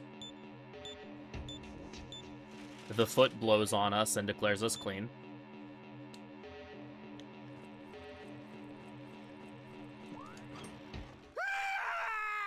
Same. You don't get rotation on the map in this game, no. The only way to check your alignment, aside from the time the game tells you what your alignment is during the Tenkai fight, is that there is an NPC in the Hunters Associations that you can talk to that gives you a hint as to what your alignment is. He either tells you that you're very polite, that you're very wild, or that you're hard to get a read on. However, that NPC that tells you your alignment doesn't show up in alternate Tokyos. So basically, from entering Camp Gaia for the first time through the alignment lock, there's no way to actually tell what your alignment is.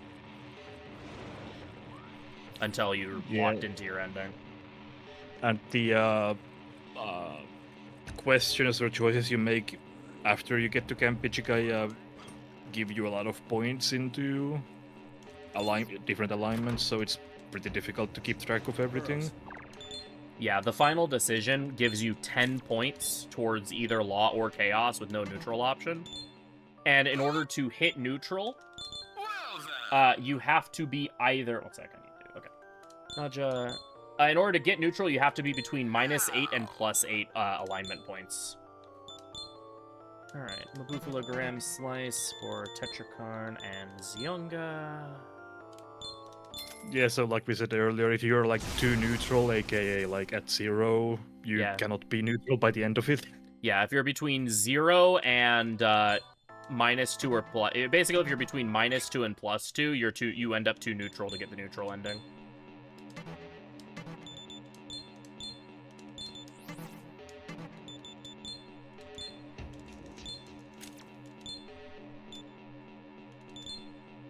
Yeah, you can be, like, neutral but leaning into Law or Chaos as long as you are leaning, like, somewhat Law or somewhat Chaos, you're fine. But yeah, you can't be exactly neutral or it's impossible to get the neutral ending.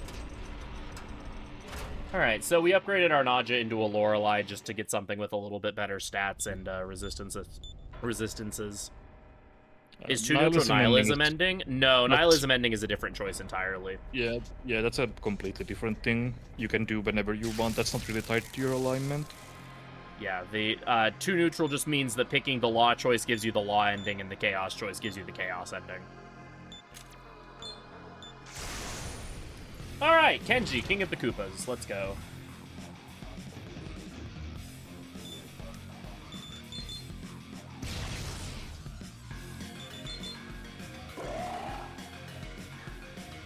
So Kenji here primarily uses Fizz moves when he's in the first half of his HP. He has 8,000 HP. After he takes 50% damage, his AI gets a little bit more complicated and he starts using incredibly annoying attacks. So we're going to get him to just before he takes 4,000 HP, and then we're going to kill him the next turn.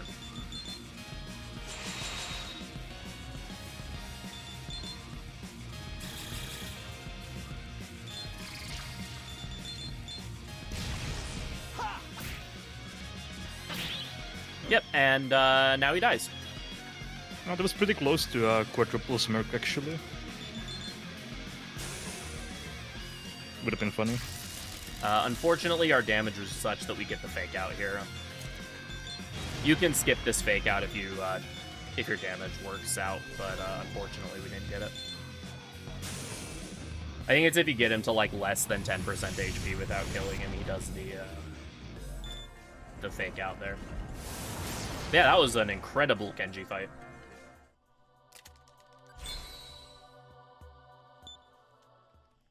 Is it a gold split?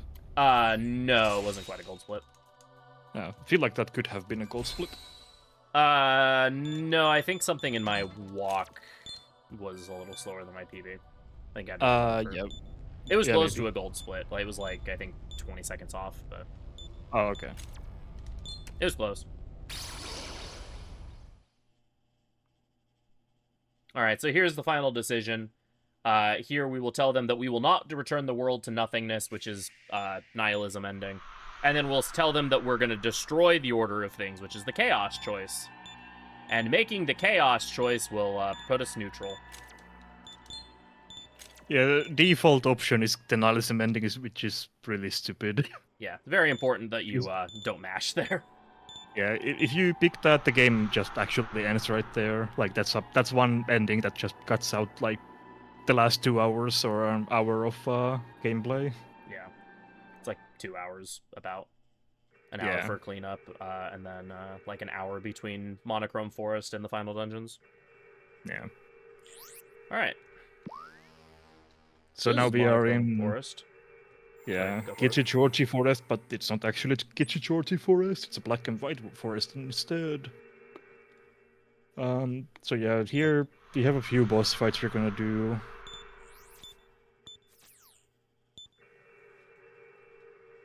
All right, so Steven shows up and he's like, "Good job on being completely wishy-washy throughout the entire game. Welcome to neutrality. And now we'll tell you what you're actually going to be fighting for after this point. But first, you need to kill the white in order to escape from their dimensional prison that they have us locked in here."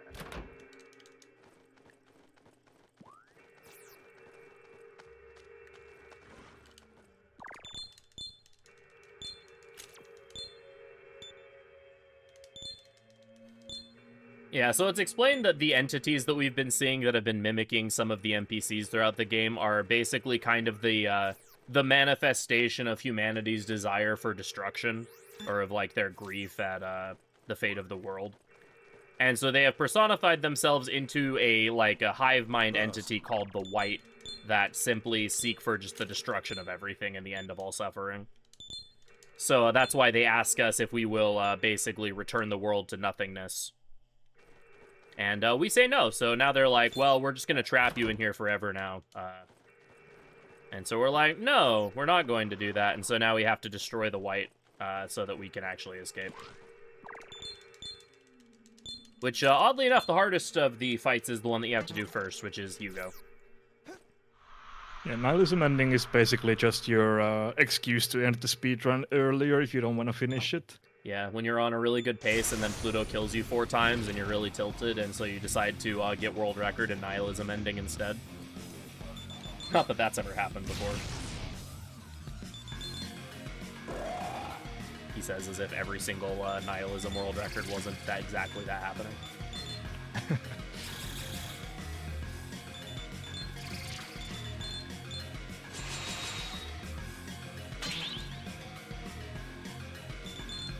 Yeah, that's an oddly specific set of circumstances you have laid out there. Wonder what. Alright, so White Hugo's the most annoying of these fights because he has an ability called Knot Wave. Knot Wave is an almighty attack that... Oh wow, I almost got a group smirk again. Knot Wave is an almighty AoE attack that also has a high chance of insta-killing.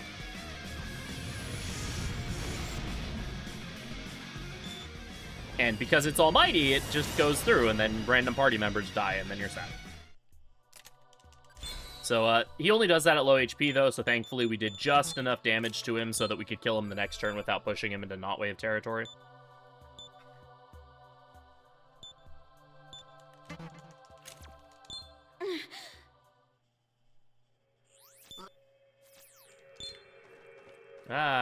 Weird thing that happens is every time you defeat those enemies, because you enter the fight by jumping into a hole, the game kind of like flips the camera whenever you end those fights, and so it can be a little disorienting as to what direction you're actually facing after you complete each of those battles. So if you see me like kind of wander around for like half a second after these fights, it's because of that. I'm never quite sure what direction the camera's pointing me in.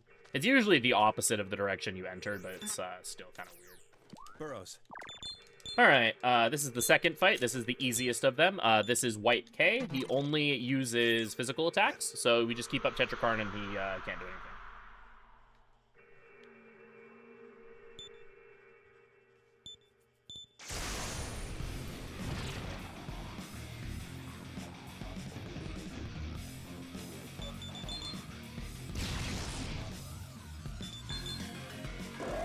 These fights are where you, like, I mean, you saw it before, the, like, power of shielding, but this is where you really, really start to see just how ridiculous shields are.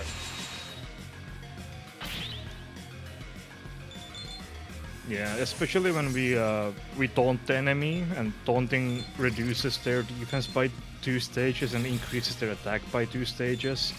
And then, you know, enemy using AoE physical, and it gets repelled to them 4 times. It's just a lot of damage that we do. Damage equals yes. And also, of course, we don't take any damage because we are covering ourselves from that, so...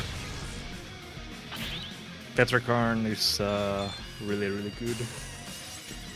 Unlike Flynn right now, who's being very not good. That is the second miss I've had this fight. Okay, well, he did more damage to himself than Flynn did to him.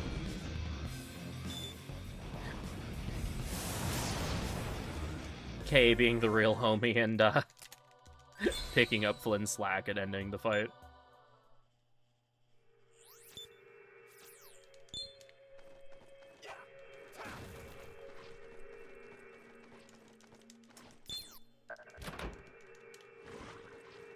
I alluded to this earlier, but however this game calculates RNG is very sticky, is the word I like to use. So you like almost never just miss once. You either hit a bunch or you miss a bunch, and there's not really any in between. All right, I believe I need to restore Lorelai's MP. Yes, I do.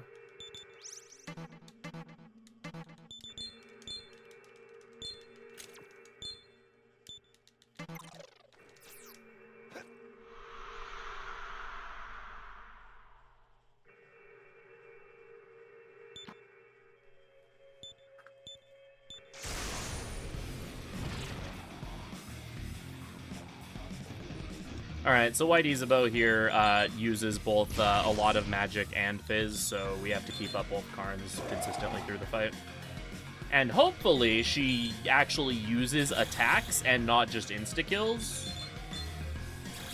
Because if she actually uses attacks, then this fight goes very quickly. If she just spams insta-kills, then we end up being here for a while.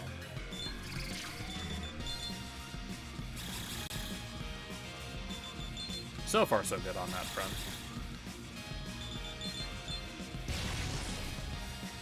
Hey, let's go.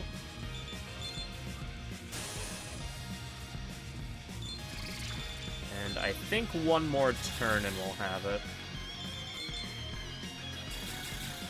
She has about 8,500 HP, which, fun fact, is more than any of the final bosses. Woo! We got the full party smirk. Oh, the rare one. So, congratulations. You just saw something that I've only seen like 4 times ever.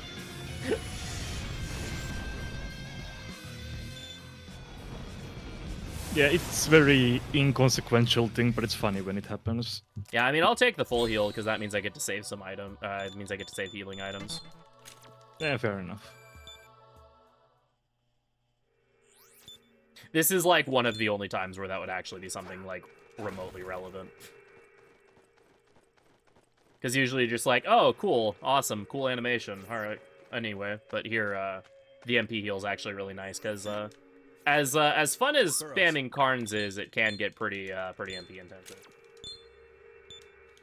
Alright, this final fight is White Isakar. He is pretty easy unless we get him into low HP without killing him. He only uses physical attacks until he gets to low HP, and then he starts spamming Almighty. So as long as we can get him from, like, kind of low HP to dead without getting into the really low HP part of his 8,500 hit points, then we're fine. Also, this fight does have dialogue choices that will give our party full luster candies, which is really nice. So that will help with our outputting damage in a quick rate.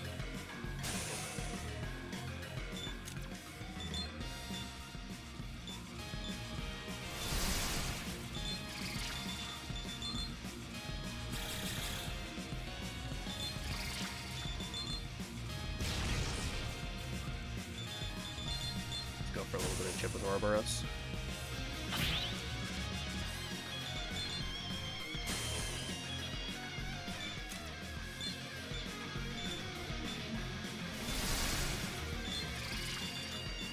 Alright, and now ideally, we are at the point where this repel will push him into low HP, and then we just kill him here. Well, he's in low HP. Ouroboros will kill.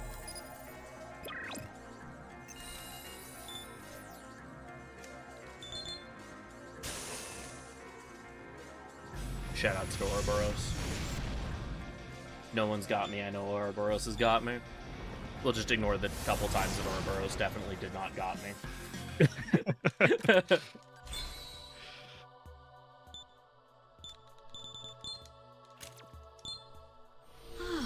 Ah.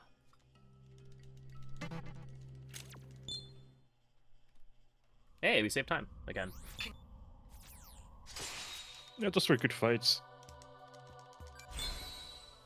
Also saved time on menuing because of the Guard Smirk. Yeah.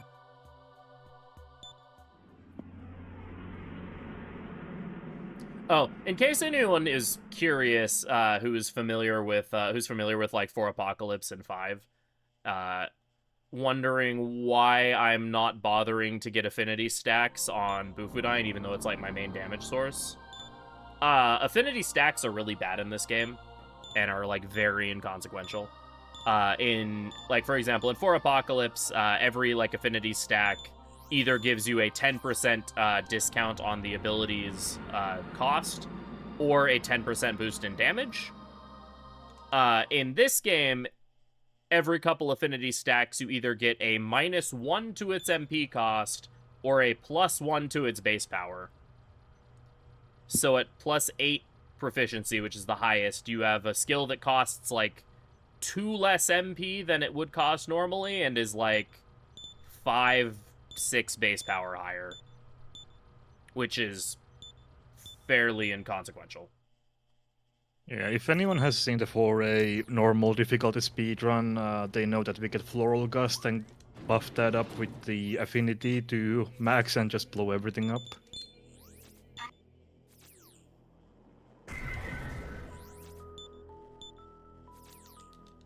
Alright, so now we are in the final leg of the run, that I affectionately refer to as cleanup. No, not me. Welcome. Yeah, so for the next hour, we're just gonna be running around Tokyo and doing the rest of the neutral required quests. I never grabbed serial kidnapping and arson.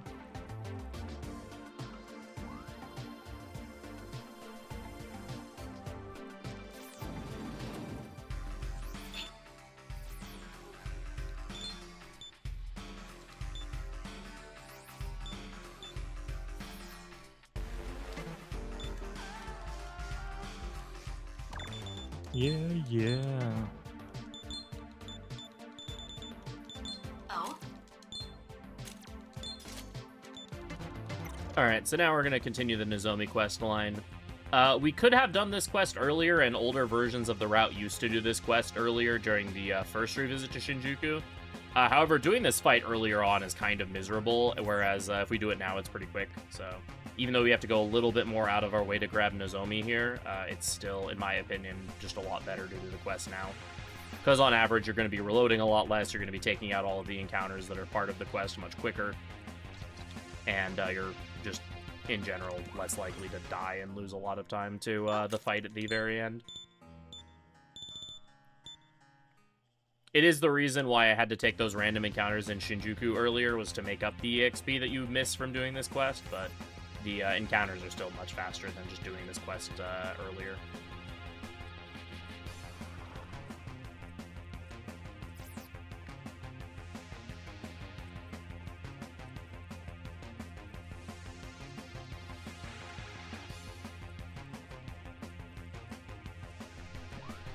So this is another one of those quests that works the exact same way as Corpse Disposal and Phantom of Madness, where you go to this section of Shinjuku and you fight 3 things, and then you fight a boss.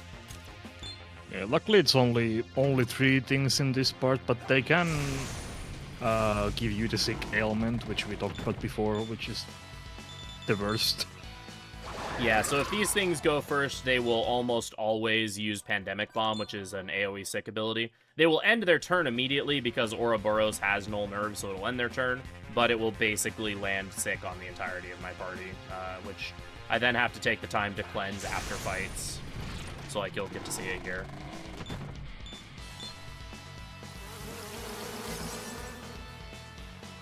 So you'll see when I was one-shotting it before, now I'm not one-shotting it, and I need the extra damage. Hopefully, we get the next fight that doesn't happen, because the fight that's immediately after the... since you don't get to heal your sickness between this next fight and the boss, if we get sick, we have to go into the boss fight while sick, and that just makes the fight go a lot slower. We do get to go first, though, which is good, so I don't have to worry about that. Unlike the Chernobog fight, which was part of this, which was considered to be the same fight, and so we could do a little bit of setup before the fight started, this is considered a different fight from this point. Any sort of setup before we go into this fight. So this is Cernunnos. He is some red dude riding an antelope skull. I consider him to be the patron deity of the state of Texas, just because something about this design just screams Texas.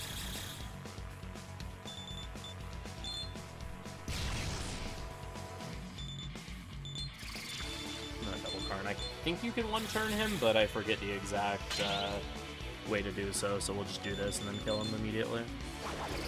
Yeah, there he goes.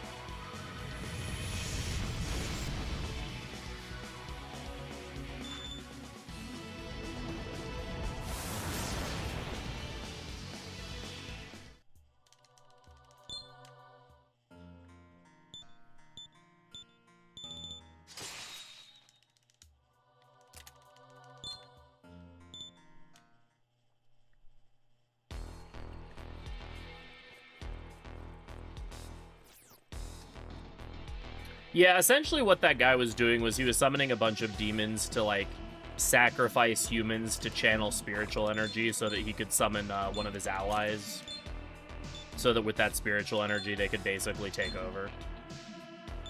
But you know, we just blew him up anyway, so yeah. So here, we're at this point, we're kind of like, well, you know, we're told that we're supposed to, in order to, like, save the world, we're supposed to resurrect the guardian deity of Tokyo, but, like, we have kind of no idea what that means, so we decided to visit Fujiwara and Skins to see if they have any insight, and by typing the word, the name Masakado into,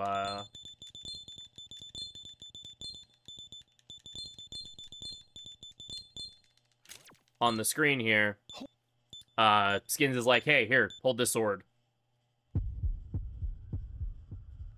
We're like, okay, behold, sword. And he's like, well, you see, that's a special sword. Not anyone can draw that sword, only the chosen one can. So, there's this, like, clump of rocks in the middle of Ginza. You should, go and present that sword to that clump of rocks, and, that'll resurrect Masakado, and he'll, save the world. And we're like, oh, cool. And unfortunately, that means we have to go to Ginza. Yep.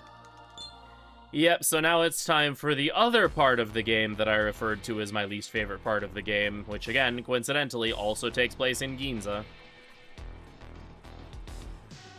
Yeah, that's why we said earlier that nothing good ever happens in Ginza.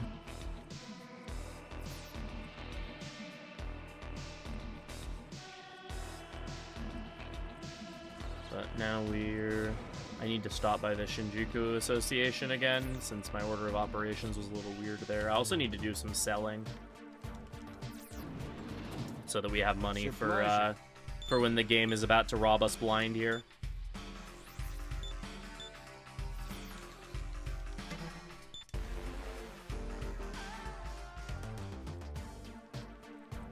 So for this next part of the game, in order to progress through the areas of Ginza, What do you want to sell?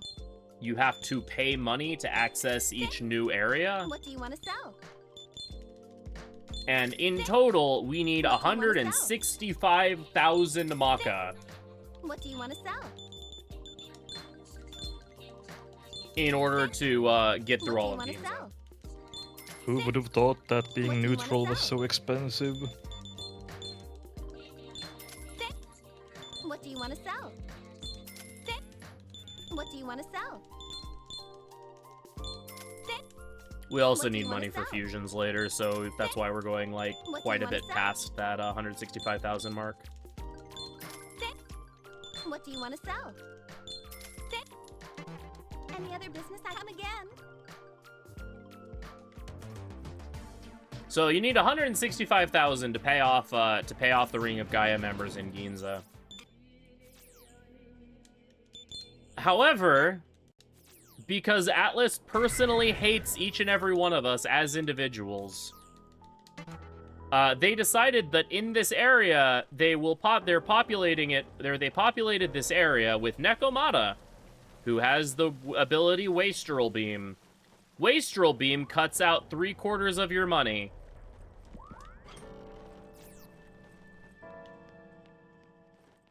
And you can start to understand why I hate this section.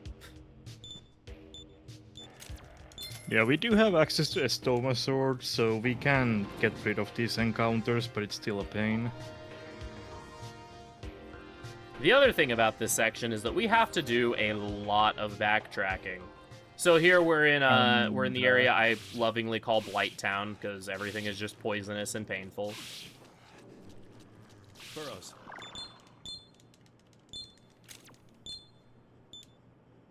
Not to be confused with the other area in this game that is also, like, definitely more Blight Town. But we have to navigate through this poison passage here.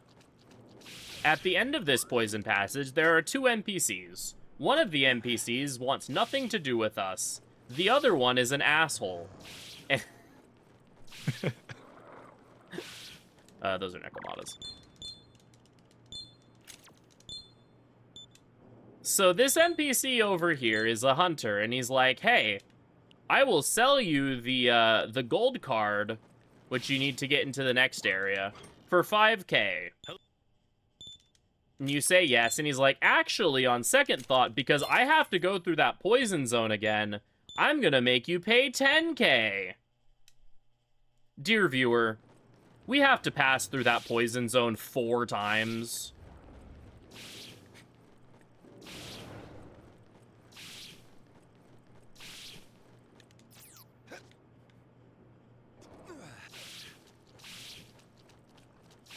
Yeah, So, Atlas yeah. kinda overcooked a bit with this part.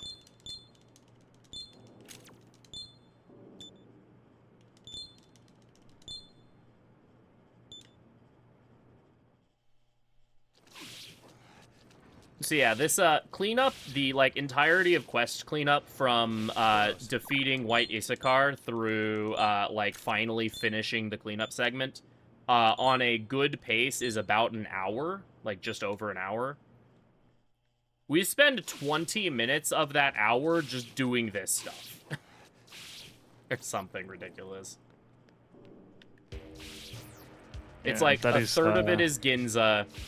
A third of it is the final quest, Tokyo Cosmos. And then a third of it is everything else. Like, it is very unevenly distributed between how much time we spend doing each of these tasks.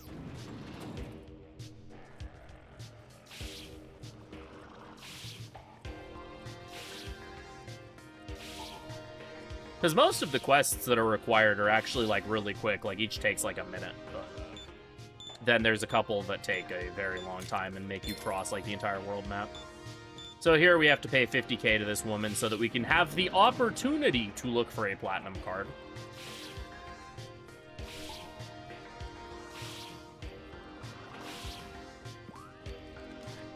Thankfully, the platinum card is just over here. The one saving grace of this segment is that this Ginza area is where you are most likely to get some of the most valuable relics in the game. So, like, you kind of trade needing to spend a bunch of money for the opportunity to farm money, but it's, like, very, yeah, not in your favor. Yeah, in a casual playthrough, it's kind of a more of a like a investment. You can make your money back here pretty quickly, but in the speedrun when we pass through this only once, it's, you know, we don't revisit this area. Yeah, so this platinum card lets us access this area. The only purpose of this area specifically is that the Lewis Witten's shop is here that we needed to take a picture of. And the intent behind that is that we would turn the picture in, and then the hunter is like, hey, by the way, if you want to find a black card, then here, I have this advice for you. And she kind of tells you how you're supposed to get the black card. It's not required to turn the quest in to get the black card, but you have to turn the quest in for neutral anyway. Also, we're going to show the sword to Masakata while we're here. Because you do have to see this scene in order to unlock the Tokyo Cosmos quest, which is one of the ones that's required. You can do every other quest except Tokyo Cosmos without revealing Masakato. I know this because I had a run where I did every other quest and then was really confused why Tokyo Cosmos didn't show up.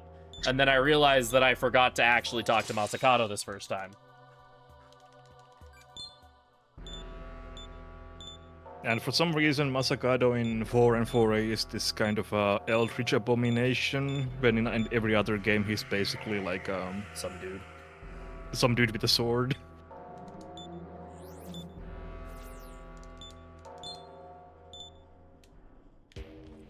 So, now that we have the Platinum card, now that one NPC that would refuse to talk to us before, you know, on the other side of the poison room of death, now wants to talk to us. And he offers to sell us a worthless piece of garbage for 100k. As it just so happens, though, the person with the black card happens to want the specific worthless piece of garbage that this person possesses.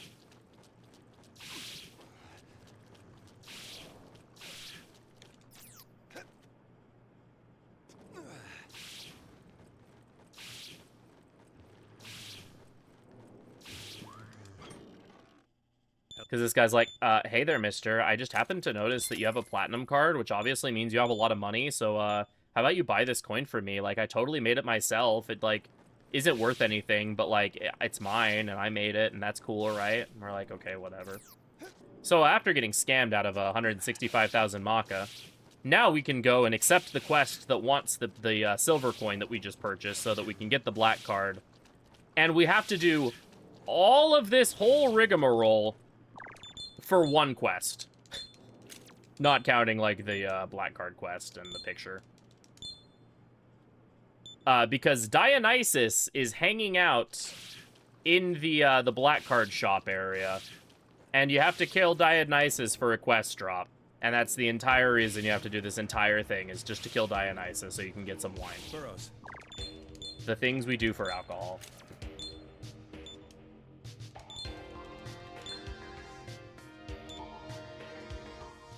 You missed a spot, too bad.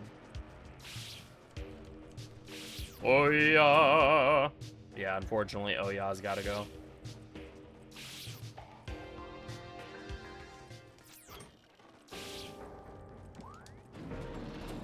So here we tag the Ginza Association. Basically, the entire idea behind this is that Masakato is like, yeah, at the moment I'm too weak to resurrect myself. However, if you feed me the hopes of the people of Tokyo, I'll be able to gather my strength and remove the dome. And we're like, oh, okay, cool. So basically the hunters are having this tournament to see who the top hunter is. That surely the person who's the top hunter will carry the hopes and dreams of Tokyo with them. So to become the Hope of Tokyo, we have to do all these arbitrary side quests, which includes murdering the god of alcohol, because, you know, why not? But now we have the black card casually. The black card's really cool because it also gives you access to the shops that are here, which contain the best equipment in the game. Which includes the accessory, which includes like your some of the best armor, the accessories for high fizz and high gunplay aroma, and some really good healing items. They're also like brain-crushingly expensive, so we can't afford any of them. Also, the elemental pleroma accessories we can't get anyway because they're in Infernal Ikebukuro, which you can't access Infernal Ikebukuro until Lucifer's dead. So.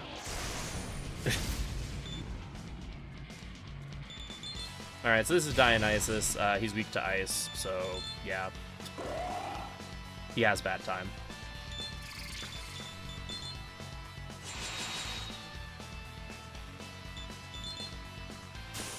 And there goes Dionysus. That's it. You have all you need now. Just go deliver and you're done. Die on Ices, yep. Alright, and with that, we are done with Ginza. Finally. We have to come back here to get Masakato once we finish the quests up, but, like, other than that, we are done in Ginza, and we never have to come back aside from that. So the worst part of the run is done.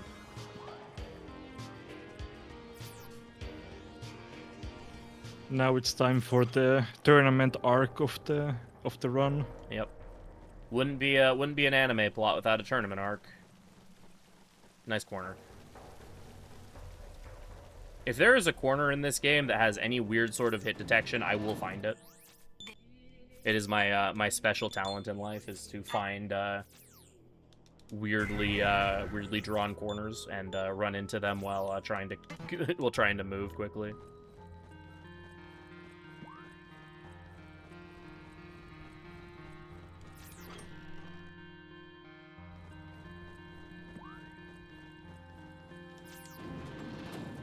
What's your pleasure? So here we turn in the Maenad's wine. The Maenad's wine is actually a requirement to access the final Nozomi quest, and you get the final Nozomi quest from here, so that's why we do this now.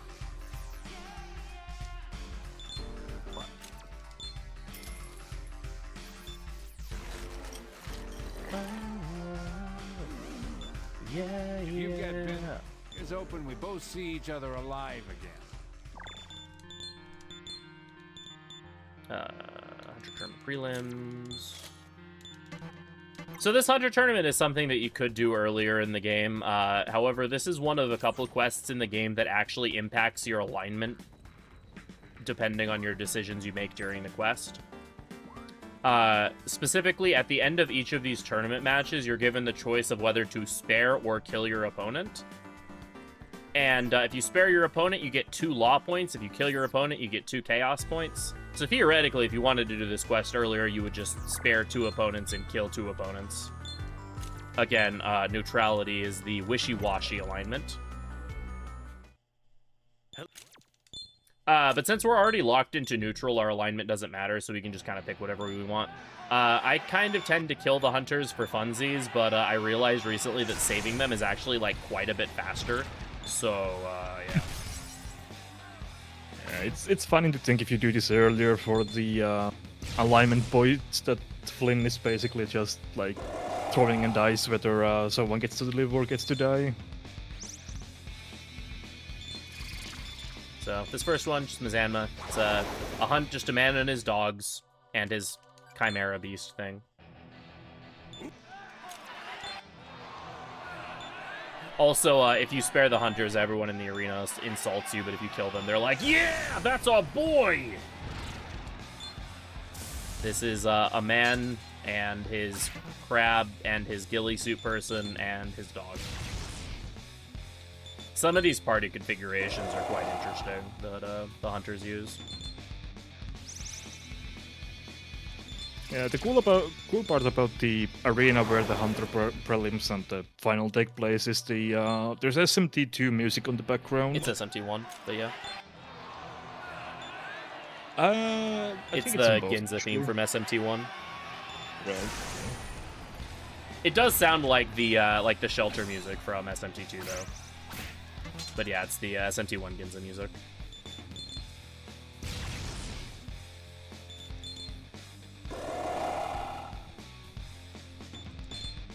Alright, so those first two we were able to use Mazanma to kill. This one, unfortunately, we have to use Megidola because the Churl on the right Knowles force. So this is Buzzsaw Joe, also known as Buzzsaw Sanya. But when you can only see the text on screen for like a fraction of a second, you sometimes pick out random words and not other ones. So one time when I was playing this game, I was like half paying attention to dialogue and realized that his title had Buzzsaw in it, but I didn't see what his name was. So I decided to refer to him exclusively as Buzzsaw Joe from then on. So yeah, that's the story of Buzzsaw Joe.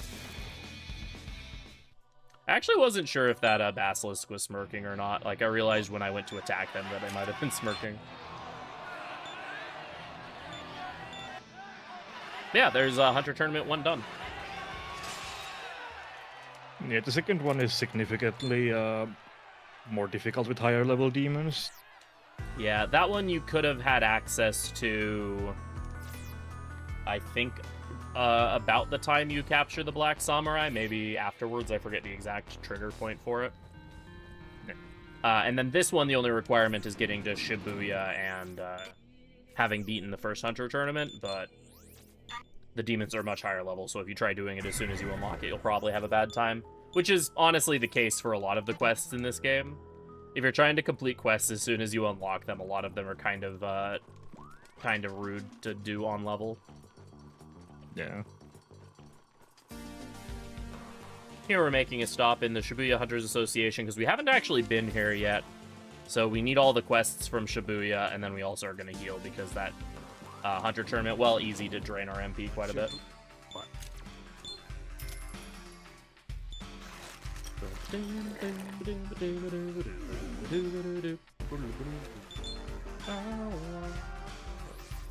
Yeah, yeah. Here's hoping we both see each other alive again. Don't!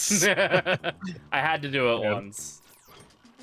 Freedom knows I hate that line, so that was directed towards me, definitely.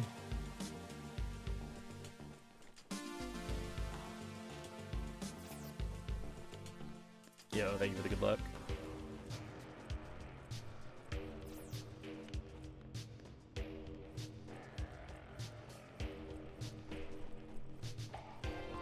Oh my goodness, it's Shibuya Crossing from Persona 5. Wow. Can't believe Atlas copied Atlas. Because that's totally where Shibuya Crossing is from and not from a real location that exists. I thought they copied it from Nocturne. No, you see Nocturne also copied it from Persona 5. Oh, right, that makes sense.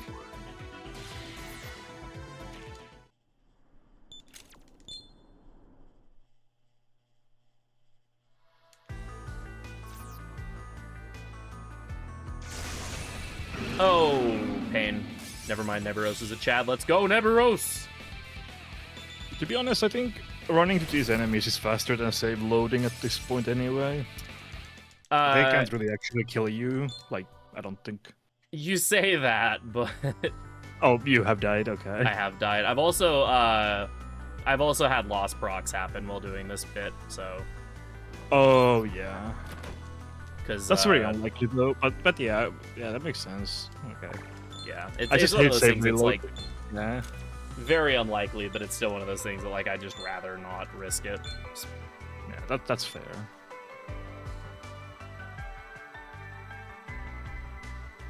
Because you're right, it shouldn't matter, but I'll assist you. this game being this game sometimes.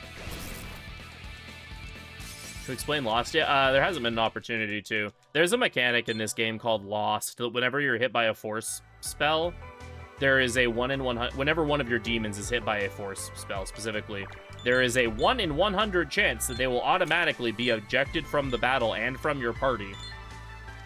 And in order to get them back, you have to run into random encounters repeatedly until you find them.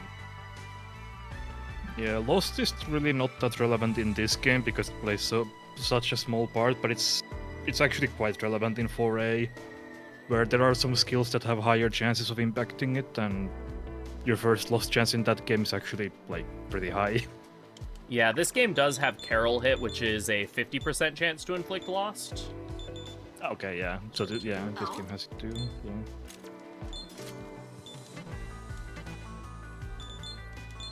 Well, it's not specifically that they're on other maps. It's just the game just like has an internal counter of the number of encounters you have to take before they show up again, and it can be any. And like, in order to like not lock you out of some of your demons, it happens wherever.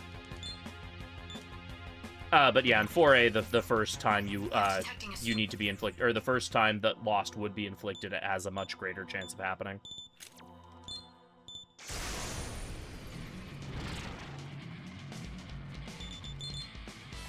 Well, yeah, in 4A, single target skills are 4% and AoEs are 1%. But again, there's an increased chance for it to happen the first time that it would happen. Alright, so this is Red Knight. Red Knight is where the spell Carol hit can be used. He's normally pretty fine. He can use Pandemic Bomb, though, which is incredibly frustrating because it makes the next fight really difficult. Thankfully, though, that was actually a really good Red Knight fight. And now we immediately go into another fight where Red Knight eats these people and turns into Ball.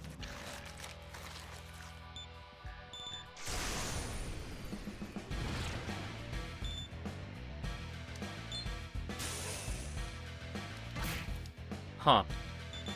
Bufudine was an interesting choice there. I don't know if I've ever really seen him use Bufudine there. Huh. He primarily uses electric skills.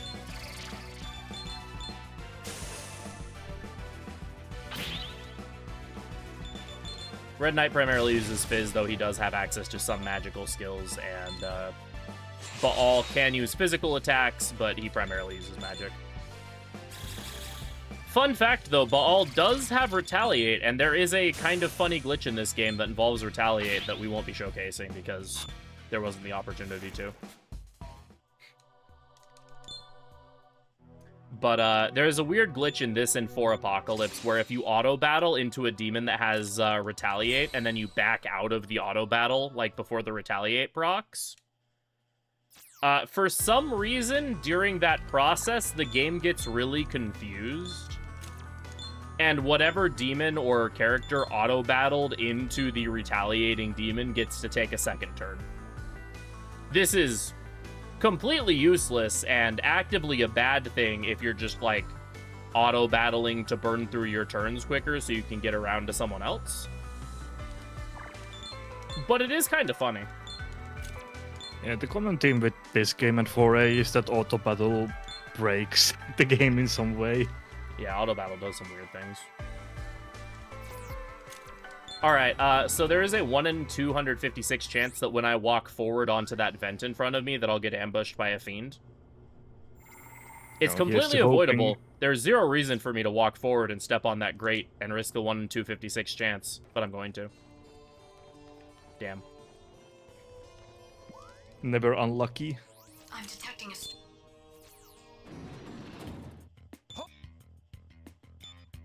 So yeah, here's another terminal fight, which is completely trivial. Yep, because Concentrate, Taunt, Tarukaja, Megidola goes Burr.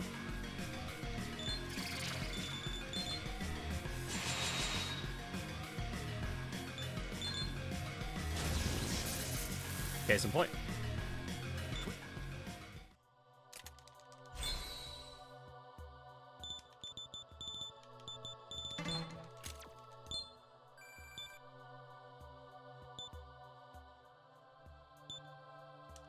No, you will not change Zyonga to Onikagura.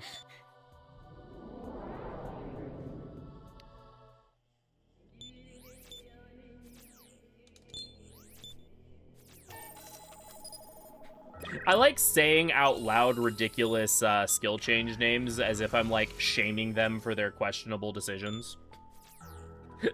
Like, no, you will not do that obviously dumb thing. As if they That's can hear me. completely fair. Because, oh boy, do your demons sometimes want to do dumb things.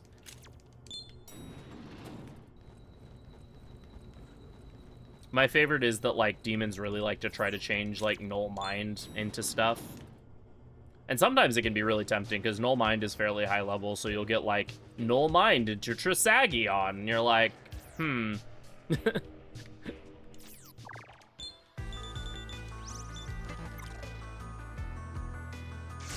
Oh, come on! So, after you get back to Tokyo from alternate scenarios, they add one level 50 mob into every area in the overworld. Every other enemy stays the exact same, but there's just the one level 50 mob that kind of is just around, and that was it.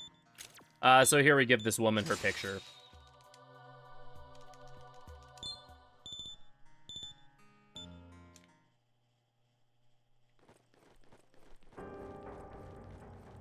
And now we're gonna knock out like 3 more quests in very quick succession. Yeah, these quests are very quick to do. We are very over-leveled for them. Yeah, so first off, we have the final quest in Nozomi's quest line, Rebirth of the Lady, which is 1 battle. After that, we'll have Demon Guarding the Shrine, which is in that location that's directly north of us, which is 1 battle. And then after that, we have the Hunter Tournament Finals, which is 4 battles, but they're relatively quick ones. And then after that, we'll only have 3 quests left, so... Right, yeah, the Hunter Finals is the only thing that can potentially cause some problems, but should be manageable.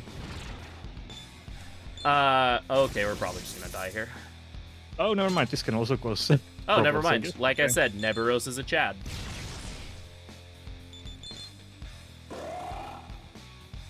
What is the story significance of the photos? I believe the idea behind the photo quests is that it shows that the main character is willing to do seemingly insignificant things to help others. Yeah, so in this point in neutrality, or neutral route, Flynn is kind of becoming the messiah of Tokyo. So the photo things are basically just like Flynn helping out the people of Tokyo with like small things that kind of show them that he's like a good person, and you know, things like that. So yeah, and then some of the photo quests give hints to other things. Like the photo quest I turned in with the person that wanted the picture of the store, for example, is the person who holds the black card, and she gives you a hint as to how you're supposed to obtain the black card.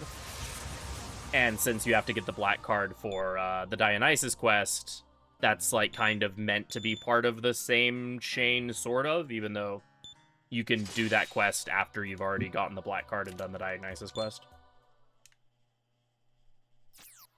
So like that one's like tangentially connected to some of the other quests, but yeah, I think that's sort of the idea behind it. Demon Guarding the Shrine. Let's just heal, because sometimes Okuninushi here goes first. Alright, so here we have to beat up Okuninushi because someone said that we should beat up Okuninushi. And since we are neutral, we have no will of our own, so we're just gonna do it. And once again, Neberos being the absolute GOAT.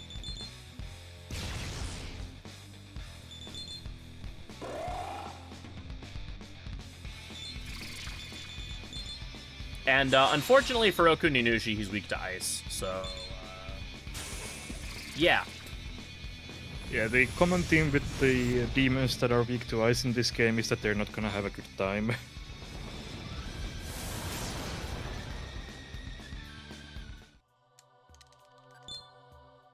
And so we kill Okuninushi and we steal his pants, and thus we have achieved neutrality.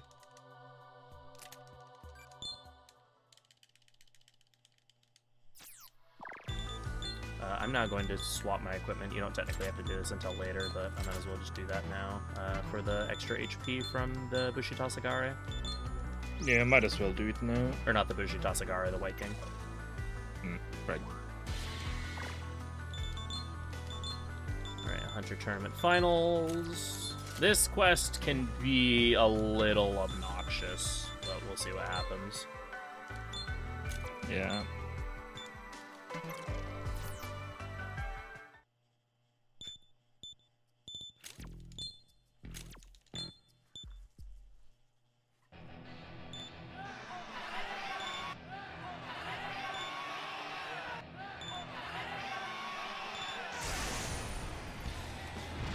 These quests are annoying specifically because the enemy always goes first. Which is a common theme with the fights that are annoying. Yes. Which, hey, when they just proceed to punch Neburos is totally fine. It's when they do, like, literally anything else that it becomes a problem. So this first fight I can just use Mizanma on, and then after that I have to use Megiddola. But we use Mizanma to save the MP. Because you don't, like, quite have enough MP for 4 concentrated Megiddolas during this section. But a concentrated Mizanma plus 3 concentrated Megiddola is fine. Okay, that could have been a whole lot worse than it was. What magic community does my team currently have? Ouroboros drains electricity, Lorelei drains force. And that's it. Well, Neburos nulls dark, but that's not really relevant. Oh, yeah, right. Technically, if you want to be very anal about it. Right, that's true, yeah. Neburos nulls dark, but Neburos is mostly here for the null fizz. Ouroboros also resists fizz, which is really nice, and then resists like light and dark. Yeah, Neburos is weak to force, which almost came into play there. She was very close to dying. And that there was an electric skill. I do need to revive you, though. Thankfully, it's pretty easy to stay alive in these fights, because you can just Tetrakarn and then summon. Neburos is weak to wind and light. Which light damage is very uncommon in this game, so that doesn't really matter. But, there we go.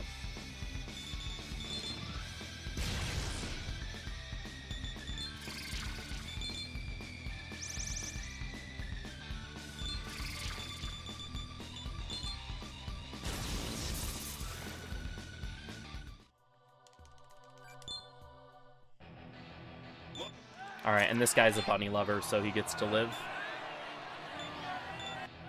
Ignore that I've been killing or ignore that I've been sparing everyone else. He specifically gets to live because he likes bunnies. Alright, and this is Godhand Hills, also the chair, someone I know as the chairman, because I think it's funny that he brings a chair with him into battle. Which apparently becomes a reoccurring theme in this series. Yeah, we'll top up, why not? There's really no reason to, but something weird could happen, like I could miss. I shouldn't have said that out loud right before I attacked. Now we're good. Your boy out here continuing to tempt fate. Alright, that's Hunter Tournament done. Yeah, it was pretty smooth. Completing a Hunter Tournament also gives you like a really useful accessory. It's the Hunter's Crown, which specifically gives you Null Panic.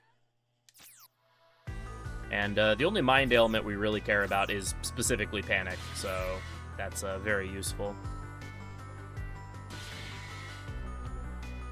That does kind of look vaguely like Kazuma Kiryu, doesn't he? And then in Strange Journey Redux, Morax is voice acted by the same VA that voices Kiryu.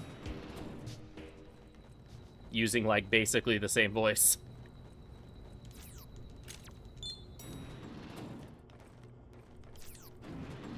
It's a very simple mathematics equation, but one that I am very fond of. Ikebukuro. Ikebukuro. I get to hear the best down theme for like 5 seconds. Yeah, it's really a shame that like Ikebukuro's town theme is easily the best town theme in my opinion. And yet you hear it for like 5 seconds total in this game, and then you don't hear it for like much longer in 4A either. I need to equip the Hunter Crown. Yeah, this next fight is pretty obnoxious if it goes wrong. This is my personal least favorite quest in all of Cleanup. Yeah, same. So I need to heal as well. Which I can just use chocolate pots for. I can chocolate drop you.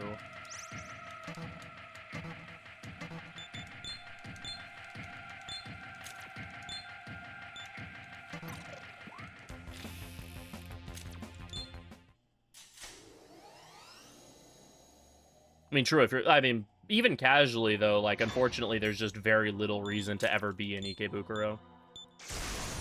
Even though you could just chill and listen to music, there's still, like, little to no reason to actually ever be in Ikebukuro. Alright, so this fight's really annoying because Baphomet's AI, the way that it works is he spams Terunda until you're at negative attack, and then once you're at negative attack, he spams Megidola. Sometimes he also does other stuff, like use panic skills or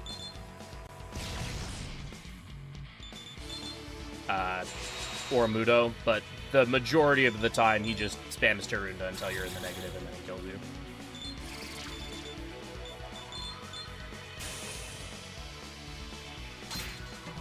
There's the panic skill, and I think I just killed him here, yeah. Alright, so that one went pretty well. Hello. There we go. That's fight number 1. Which is probably the more annoying fight, but fight number 2 is also pretty rough. So Cernunnos is back. He is back with his Texas spirit to turn this goat into a donkey. As one does.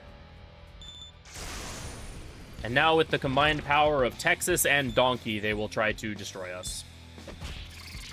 Rude. Actually, that's kind of unfortunate. I really wish that you didn't know that.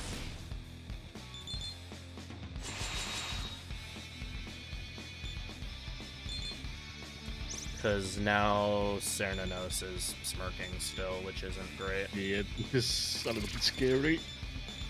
I'm gonna throw the Tetraja Rock here, and I'm just gonna let you... Yeah, that's fine. Okay. Yeah, and there's the Sick again, which is the annoying element that halves our damage.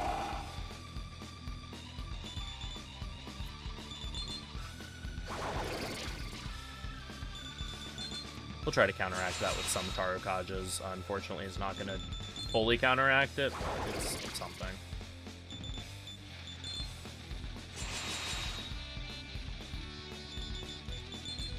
Also, at this point, they can use an ability called Death's Door that hopefully we don't see. Okay, thankfully he punched Neveros. Alright. That was a pretty clean ordeal. Unless you miss, which, you know, I'm jinxing by saying it. My bad. What did you do? Oh, yeah, that's fine. There we go. Alright, that went well. Yeah, that was fine.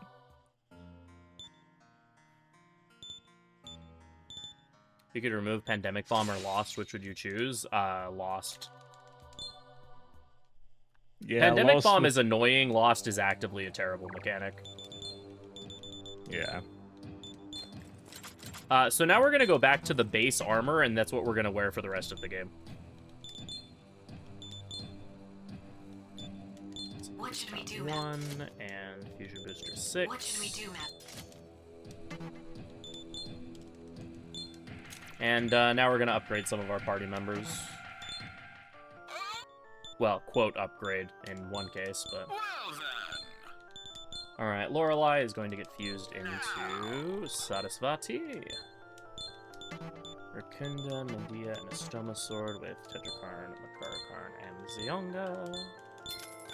Why base armor? Because it resists ice. And it's not weak to force. Yeah, we mentioned it before in the run already, but in this game, your armor doesn't really affect your, like, survivability much as outside of your resistances. So we don't really need to buy a better armor than the base one. Yeah, Lucifer uses ice attacks, and so having ice protection is really nice. And also, we don't want to be weak to force because one of our party members is already weak to force, and so we don't want to have double dipping into force damage. And then we're turning Ouroboros into Orochi, unfortunately. I don't like Orochi nearly as much, but they're fine. They null fire and ice, which is the reason why we fuse them. Yeah, they lose the physical resistance, which is unfortunate, but it's... Yeah. They do kind of make up for it by just having a lot of HP. Orochi has almost 700 HP, which is a lot, so that sort of makes up for the losing the phys resistance, but it is still not. It still is a little unfortunate. Alright, chakra pot back up to full, and it is time for the final quest of cleanup. Which is also the longest one. It's like having 5 of these smaller ones combined. Yeah, it's like I said before when I was kind of giving the breakdown, this quest in itself is like 15 minutes. Or so. We're also going to be turning in, there's one of the photo quests we did the requirements for, but we didn't actually finish the quest. We're going to be turning that in because we're...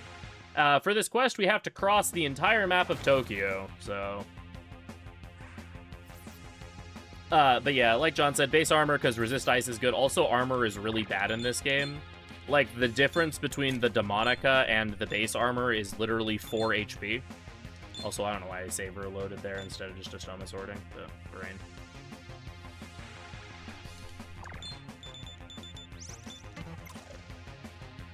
And we don't really have the money to upgrade our armor. Like, we could, but it wouldn't be worth it because we'd maybe get, like, an extra 10 hit points at most, and none of the armor alternatives would be, like, really better.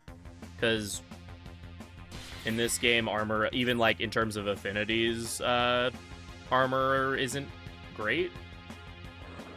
Yeah, I haven't looked at it too much, but I'm pretty sure you can't get something dumb like null fist with no weakness in this game. Yeah, in general, every single piece of armor is basically just a resistance and a weakness, or 2 resistances and 2 weaknesses. Yeah, that's what I remember. I haven't really looked at them in a while, but I don't like in SMT4 you can get some, like 4A, I mean, you can get some really good stuff. Yeah, 4A absolutely armor is very much worth it because you get a lot of stats from armor, and also the it doesn't take too long before, like, I mean, in general, not a lot of armor in 4A has drawbacks to them, and even the ones that do have drawbacks are usually because they let you resist or null, like, several things. Like the banana suit. The banana suit may make you weak to force damage, but it also, like, makes you resist gun and null nerve and, like, 1 or 2 other things, while also still keeping your light null. Alright, so for this quest, we have to fight the Mario brothers, so here's Mario.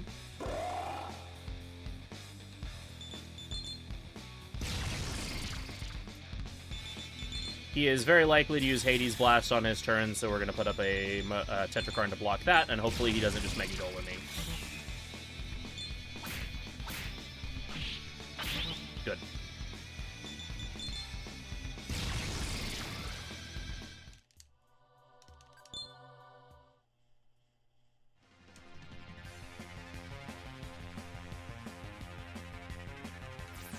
Yeah, that one's Mario because he's red. Wario is Jikokutin. Because everyone knows that the 4 Mario brothers are Mario, Luigi, Wario, and Blue Toad.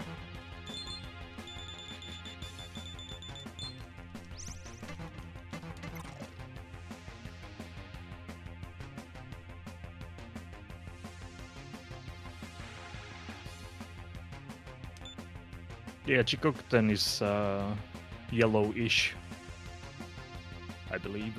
Yeah.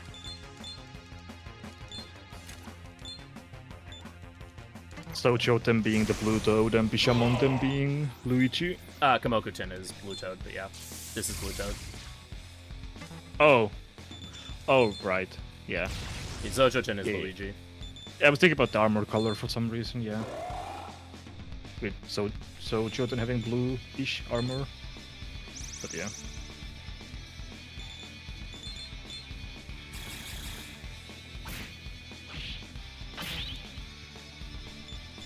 So despite being blue, he is not weak to ice, but we can still use ice to our advantage to burst him down very quickly.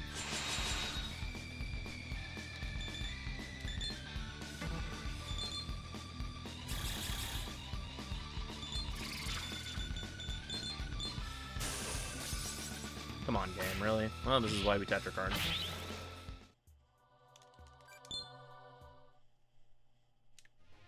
I just go off what the most prominent color is, which in this case is what their actual color is and not what clothes they're wearing.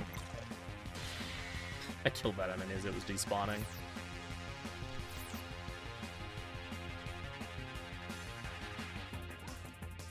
Why are you blue?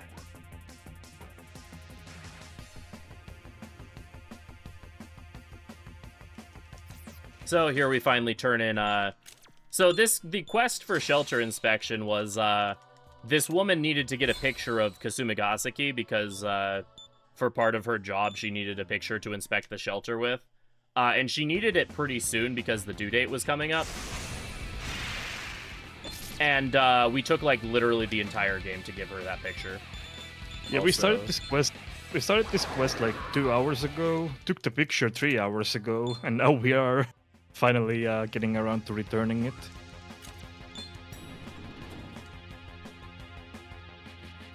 Enemies spawning on top of me. I got a phone call, which caused me to, like, glance down, and then right when I glanced down, the enemy spawned.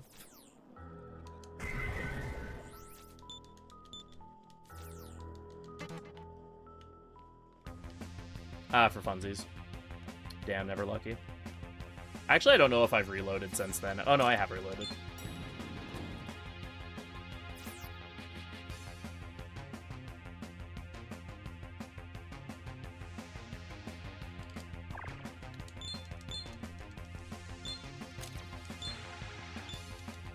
Yes, but I'm the one running the game, so I get to determine which Mario brother is which. This is Luigi.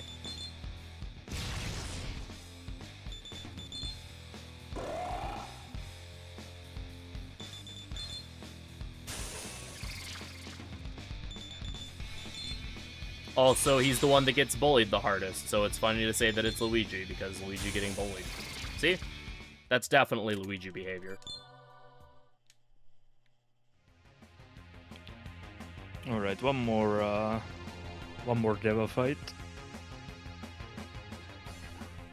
Yeah, unfortunately, Chikokutin is really far out of the way compared to everything else. Yeah. No, my Astoma sword wore off. Like, this area only basically exists for this quest. It's like out of the way, and there's like not much else here. And of course there's poison swamps, because we like poison swamps.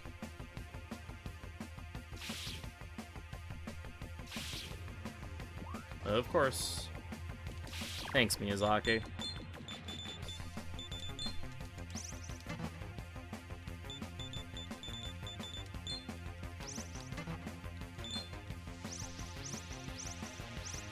And then we have a great chakra to use here, so I'll just use this to top up.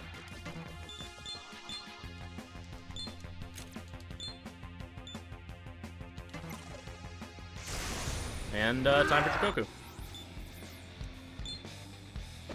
Ow. Rude. Yeah, the thing about this fight is that it's immediately followed up by a fight with all 4 of them. Yeah, so I'm actually going to take a little bit longer to finish up this fight, because I could just blow him up in 2 turns like I was doing with the other ones.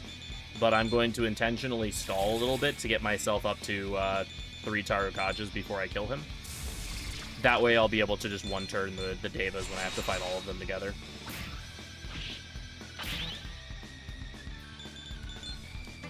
Alright, so he is near death, so I'm going to get my final Tarukaja, then just kill him.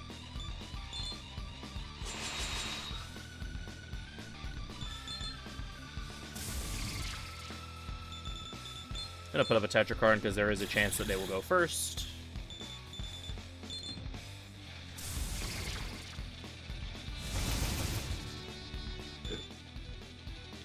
Like so. Okay, well that's rude. Oh, That's unfortunate, yeah. Oh, and they're buffing themselves instead of attacking me. That's really annoying. Yeah, that's really obnoxious. Goodness. Alright, this is going to take a little bit. Let's see. I do have a touchstone.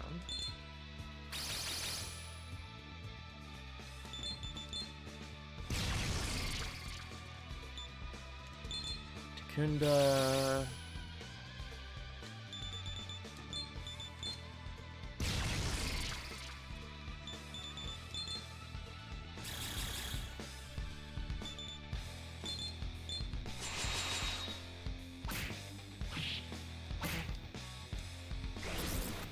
Please stop.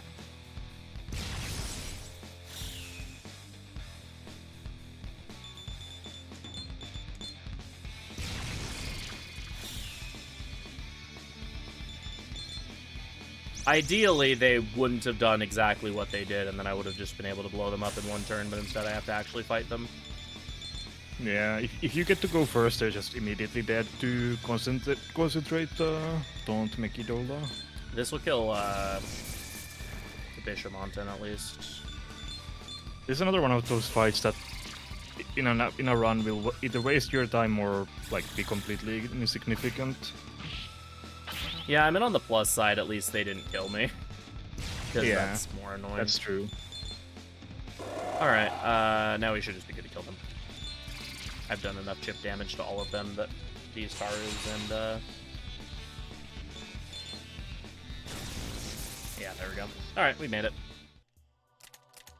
Yeah, not the cleanest, but Didn't die, it so is. It is.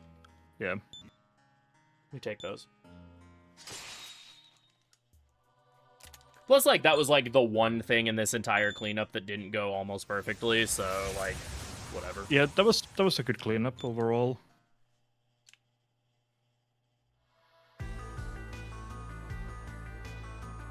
Fun fact, I didn't know that that bridge was there for, like, years of running this game until until a runner by the name of Blue Imp happened to use that bridge once during a run. And I was like, wait, what? That exists? And then I told Coolzo, and he was like, wait, what? That exists? Yeah, I actually haven't used that bridge before, so I kinda had the same reaction earlier. I just didn't say it out loud.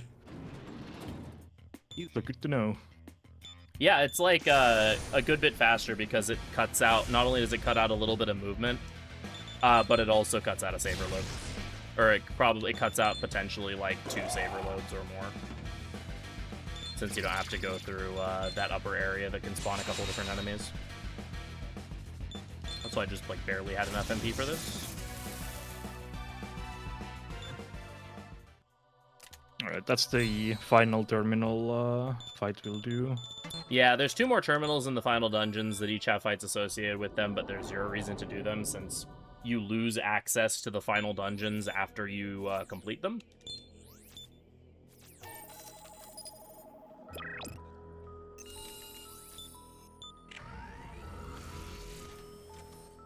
Then now it's actually time for the final dungeons. Yes. So first, we have to go report to the Hunters Association, see that we won the tournament, and then after we win the tournament, we have to parade ourselves around Tokyo and be like, hey, y'all, look how cool I am. And everyone will be like, oh my gosh, they're so cool. And that'll obtain the hope and dreams of the people of Tokyo. Welcome. Which we will then feed What to do an you wanna Eldritch sell? Abomination.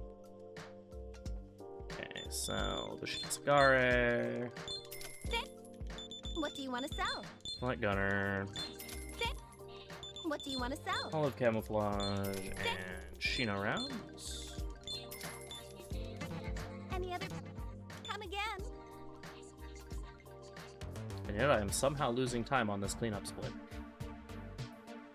Which is surprising to me.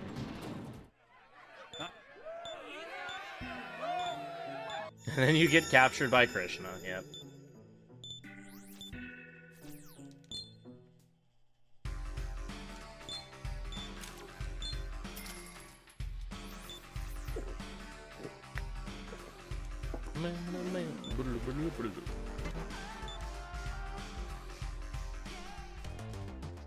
All right, so here we have to visit each town, and they're like, "Oh my goodness, it's Flynn. He's so cool. I know him.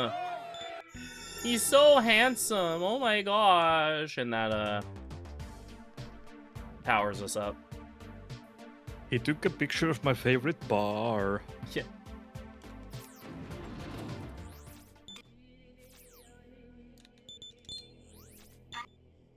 I watched him slaughter a bunch of people at a coliseum. Oh my gosh. Or in this case, I watched him get called a pussy by a bunch of people in a coliseum. Oh my gosh.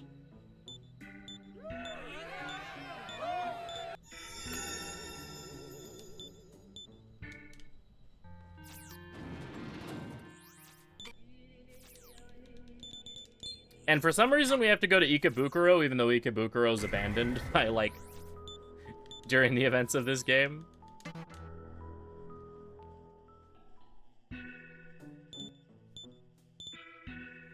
But suddenly it's not abandoned anymore, probably because we did things, I don't know. I saw him fight a cat girl to get his wallet back.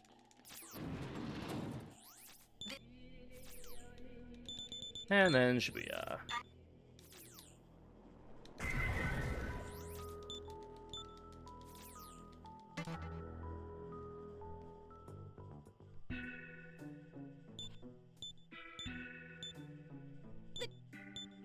Also, shoutouts to, like, the dude in a Hawaiian shirt and shorts and a harpoon when everyone else is, like, bundled up wearing winter clothes.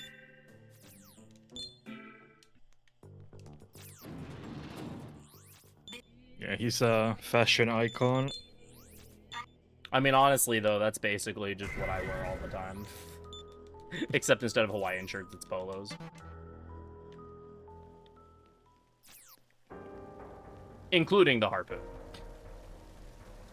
Yeah, that's your everyday attire. Oh, yeah. You're never fully dressed without a harpoon. That's what I say.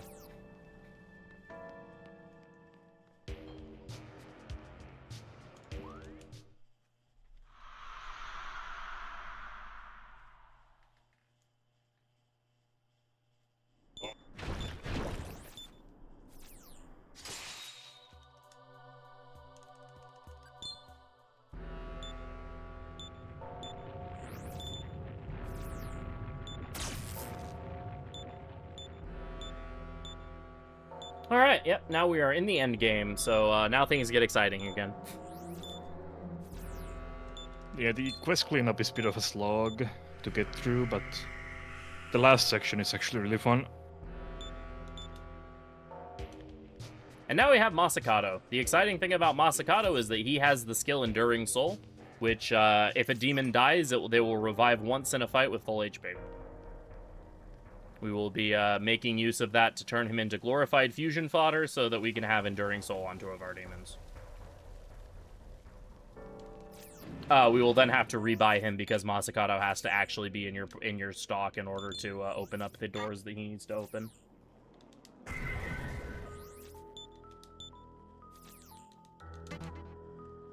Yeah, it would be pretty miserable to have fuse him away, not have any money unless you name and then have to go back to farm money. I don't know if I've ever done that before, but I definitely have seen other people do that before. I feel like he should be one of those demons you can't fuse away. Just to avoid that conundrum. Or have some kind of failsafe for that, I don't know. Yeah, I mean, like, I feel like, because I think in some other games that do something similar, like, even if you get rid of, like, the plot important thing, like, their spirit still, like... Yeah, that would be a fair solution, too. Still, like, shows up and, like, is like, my essence is still with you, or whatever, and then they remove the barrier, or whatever. Alright, welcome to Purgatorium, aka I hope you don't like seeing enemies, because there will be none of that here.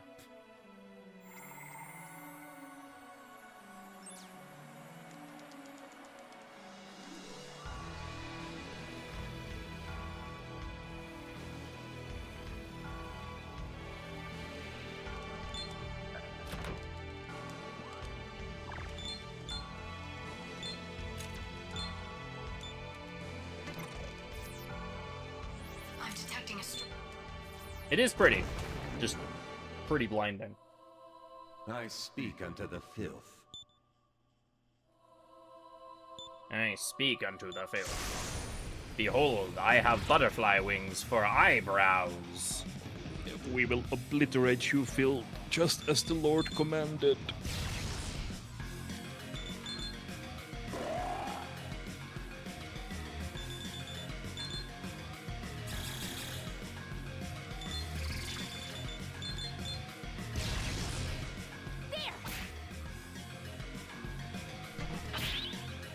And there it goes. Casfeel, more like Casfail. Got him.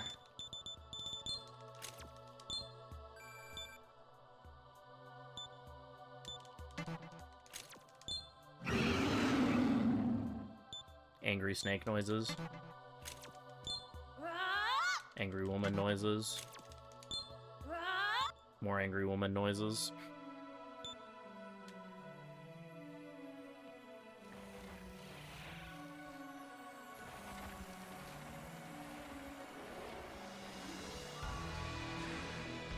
That was close. Yeah, that was a nice reaction. I saw him, I was just waiting to see what he did before I reacted, and he ran at me a little bit faster than I thought he would. I speak unto the filth.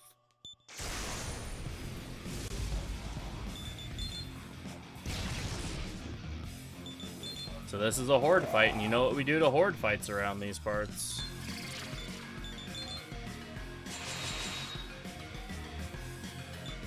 Dola.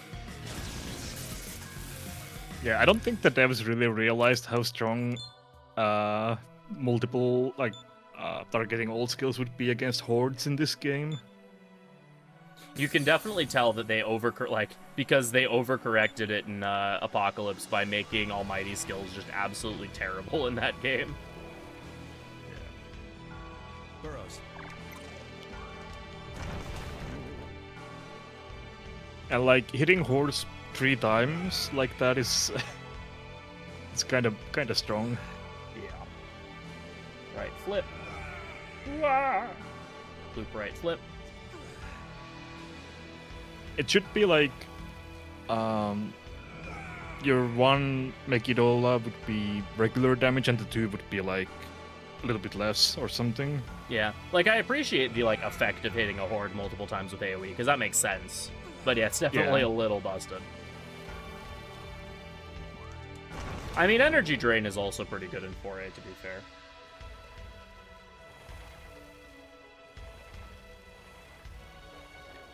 Wait, you're supposed to do right first. I keep forgetting that. On this one. It doesn't really matter. It just... It's for fusion purposes, I guess, for this part, technically, but... I yeah, mean, you'd rather do Seraph before Aniel.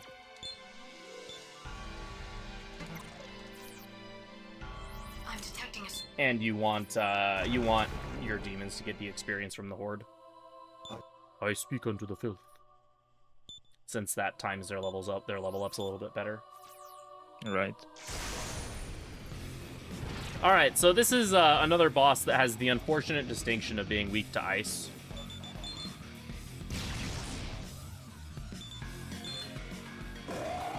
So y'all know what that means.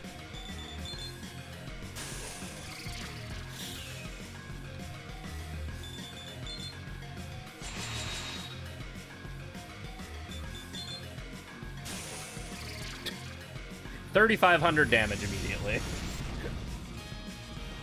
Yeah, it's kind of funny because these bosses have about the same amount of HP as Minotaur, the first boss of the game. Even though these are like mini bosses, but yeah, they don't have that much more HP than Minotaur. The angels are no longer here. That feels like so understated. That like flavor text you get of like the angels are no longer here. Like really? Yeah, I wonder why. What would give you that impression? All right. Well then. Masakato goes into Rengda. Long myriad arrows with Tetrakarn Makarakarn. So Ranged is pretty cool. They repel Gun and Fizz, and also now they have Enduring Soul.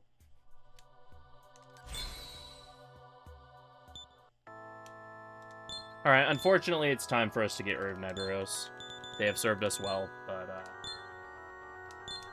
Azionga, Megiddo, and Mingola with Tetrakarn, Makarakarn, and Digita.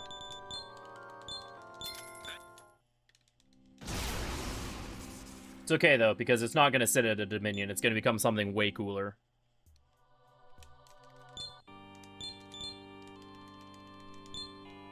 Everyone say hello to the absolute Chad that is Murmur.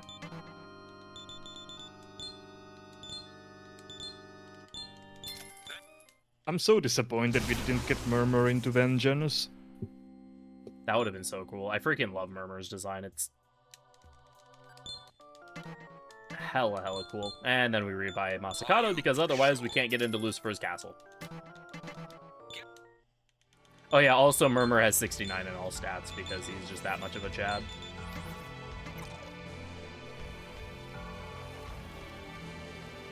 Yeah, that was close.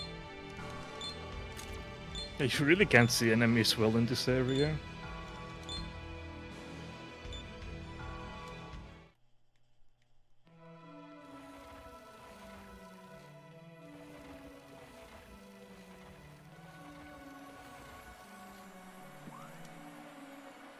I'm detecting a... I speak Alright, so this fight is actually like slightly more Oh, this complicated. one's the Srasha Horde. Oh, no, never mind. It's the next one. Yeah. I forgot about this fight.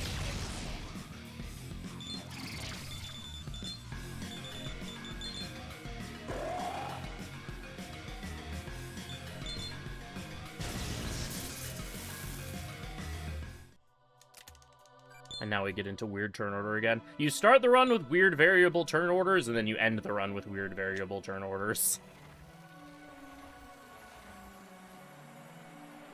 Ah! Doesn't help that demons in this game are just so freaking aggressive all the time. In 4A, enemies are like way more passive on the overworld, so like stuff like that you can just do and have no problems. But in this game, like, if you're in the same zip code as them, then they are on you. Yeah, in 4A some enemies don't even like try to get you, they just chill while you walk past them.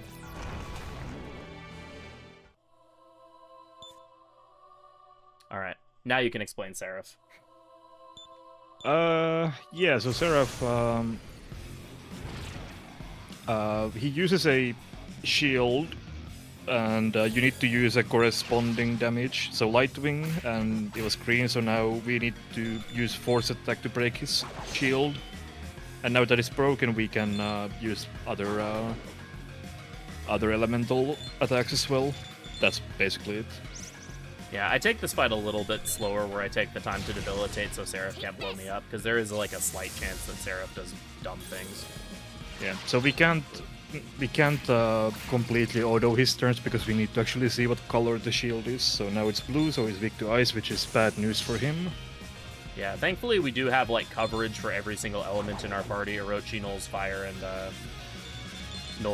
ice, and then Murmur nulls elect and force. So provided they use AoE, then we're always safe. It's just if they start using like weird single target stuff, the problems can happen. Red.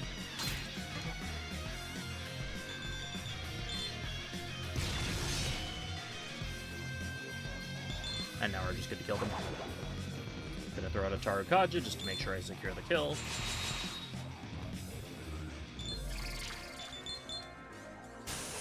Yeah, Seraph is pretty much the only angel here that is not parroting the same I speak under the filth line that the other angels were programmed to say, basically.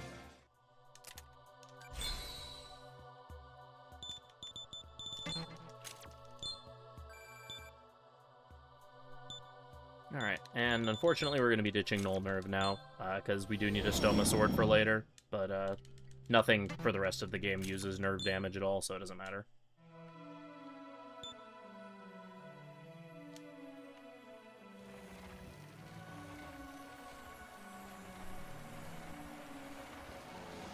Alright, we have one more angel fight. Yeah.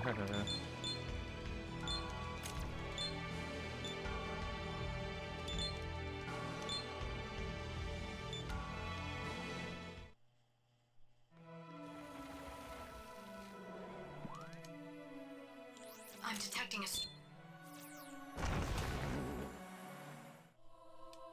I speak unto the filth. I speak unto the filth. I wonder how much hair gel Anio goes through in a day. That is a very good question.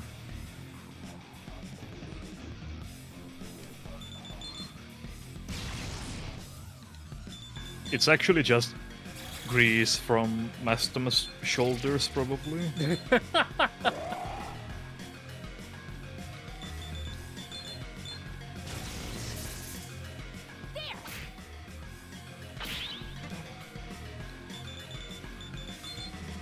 Metatron is not in this game as a boss. Yeah, unfortunately, Metatron is in almost like every SMT game, but for some reason in this game he's just non-existent. Yeah, the implication if you play the Clipped Wings DLC is that God doesn't actually approve of what the Archangels are doing in this game. And so that's why like Mastema has you kill the has you capture the Archangels, and presumably that would be why Metatron's not really involved, is because of that. Right, I never played that DLC. I haven't played it. I've like watched it played though. But yeah, that's what is stated in the DLC, at least as far as like why Mastema is having you kill the Archangels. Forward left flip, loop left too far right. Yeah, this part is a bit tricky. It's easy to kind of get confused. As long as you don't look at the mini-map when you're inverted, it's fine. Forward left, loop right. Problems happen when you look at the mini-map when you're upside down and then realize you're kind of moving backwards, and then it's like, ah, what am I doing? Yeah. Right. And can't dodge that.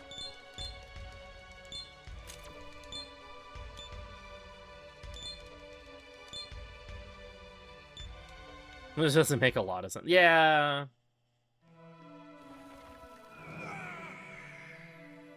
It also introduces, like, the weird fact that, it's left, right? Yeah. The weird implication that the Archangels separately are more powerful than the Archangels all fused together, which is kind of weird.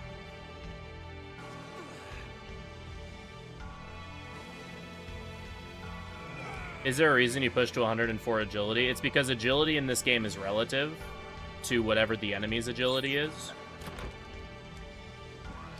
And so in order to not miss, we continuously pump up our agility every 5 levels. Yeah. It also affects turn orders, so having Flynn go first is good for action economy. That way he can usually use move twice in one turn. Yeah, Rangda has, I believe, 74 agility at this point, so we'd have to beat that at minimum, but... Burrows. Okay, yeah, right, so, yeah. Senses to heal...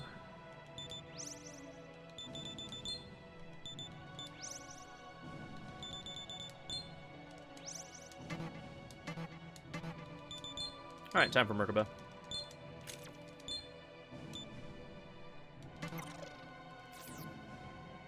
I'm detecting a... Does that mean that Archangels suffer from the conservation of ninjutsu? 4 Archangels in a fight versus 1?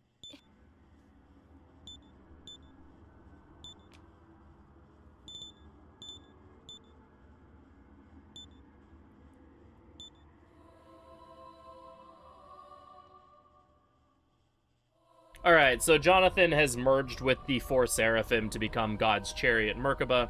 and is the last thing guarding Mikado and the Great Spirit of Goodwill, which is one of the two MacGuffins that we need to collect in order to remove the dome. I actually like this Merkaba design more than the one in 4A, personally. Yeah, it's a really cool one. I like this one. I definitely agree with Lucifer, though. Like, the Lucifer design in this game is kind of atrocious. I don't hate it as much as most people probably do, but I think the second form is pretty cool, actually. The first form is kind of weird. Yeah, the second form I really like. That was... Let's see, let's do this. Heal... And damage, and final debilitate. Or actually, I think that's my -2 because I think they Lester Candied. Decided to punch Rangda. Love to see it. -2. We can just go to -2 though. That's fine. Orochi's outspeeding Murmur, which is interesting. Kind of weird agility shenanigans happening in this run, even earlier. People of Tokyo, we get buffed, which probably equals Dukunda, maybe. Ow. No, no Dukunda, okay. I think we can just kill him. Yeah. Yeah, definitely, yeah. Just in case that one Secunda bites me in the butt, let's remove that before I kill.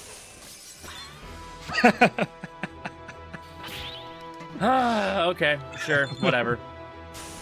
Very funny game, hilarious. It was funny. No, it was funny, but like, come on. I'm gonna remove that Secunda so that I don't miss. Misses anyway. Well, you know, at least it was Merkaba 1. The weird thing happened. Yeah. Alright, now Merkaba 2. Electric Boogaloo.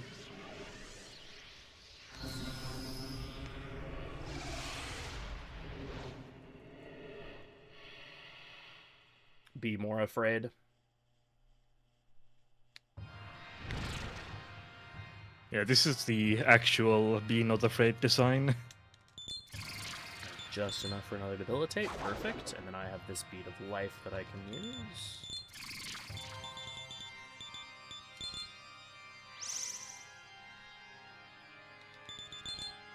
I can get you to -2 immediately. How about this? Shall not resist missing is huge.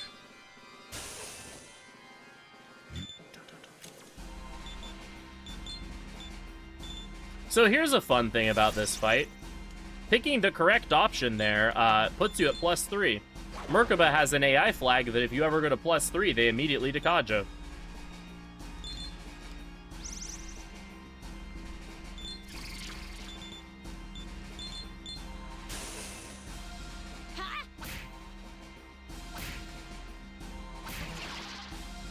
Nice hexagram on Rangda.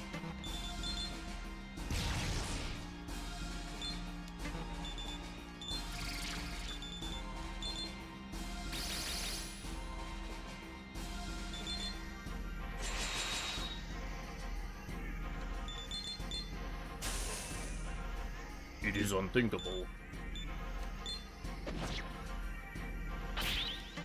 Nice.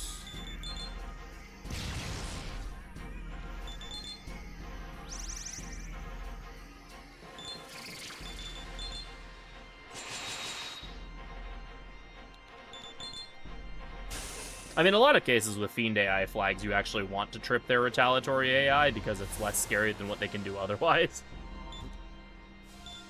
Alright, let's Merkaba down. That was a really clean fight. Yeah.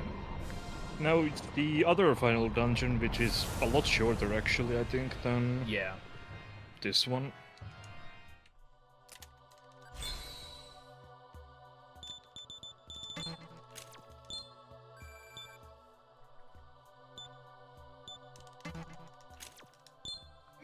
Well, magic is not overpowered in 5 for Vengeance. It's really good So in those I- games, but it's not overpowered. Yeah, I do think they realized that, like, in a lot of games it is way too strong, especially like the PS2 era and the DS games. I generally feel like Atlas takes a bit of a kitchen sink approach to attacks in this game, where as long as like everything is broken, then it's okay. Yeah. Which like I'm fine with. That's kind of the type of gameplay that I enjoy. Yeah, and like I feel like, well, this game was designed for the DS, so I feel like they wanted the fights to be like sort of not like too long to fit the console as well. Oh?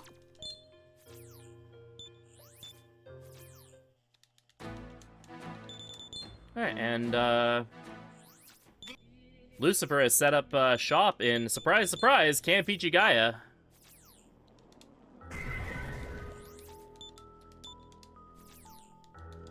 Well, like, for example, the way that it works in Vengeance is that magic starts out at a much higher threshold, but Fizz caps out a lot higher. Well, magic still has a very solid, like, ceiling. The ceiling on Fizz is a lot higher than the ceiling on Fizz. Yeah, well, Vengeance made his early game actually really strong as well, and if you want to see that, then you should tune in a couple of days when there is a Vengeance run. Yeah. Self-advertisement. Well, Frito will be running that game anyway, but...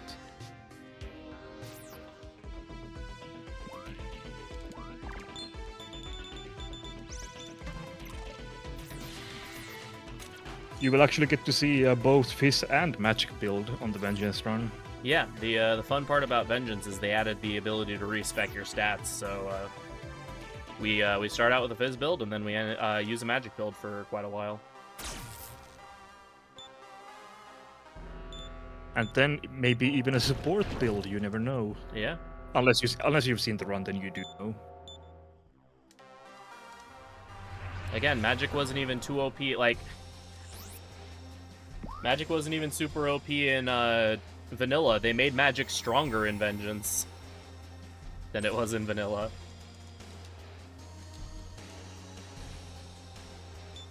I mean, Fizz was stronger than Magic overall, I would say, in Vanilla. Oh yeah, no, for sure. Fizz was definitely stronger than... Yeah. But like, they Impaler's buffed Venom Magic was in Vengeance, but they yeah. also buffed Fizz by even more. Yeah, true. But I think they're like fairly well balanced in a way that Magic, like you said, is better early, but Fizz has higher potential in the late game. I think that's a fair way of balancing it. Yeah, no, I totally agree.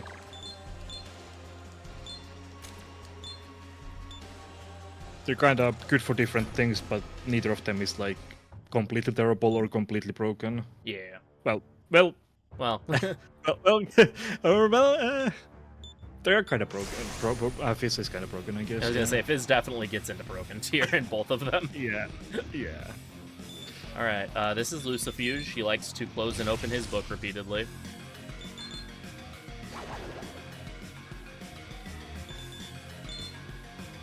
Open book, close book, open book, close book, open book.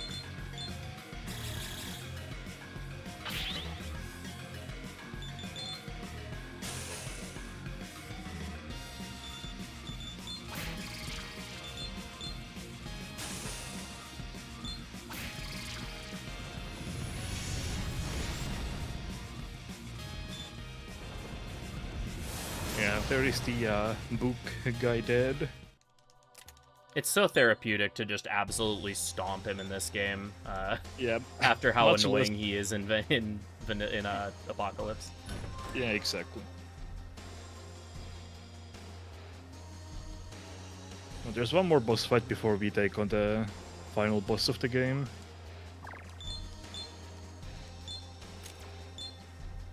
How's my MP? It's a little Looks bit more unranked up. Okay, yeah. Oh, this is Belial. He's a bit of a punching bag in every SMT game that he appears in. What's funny is I think Rangda needs 185 MP and she had 184 or something.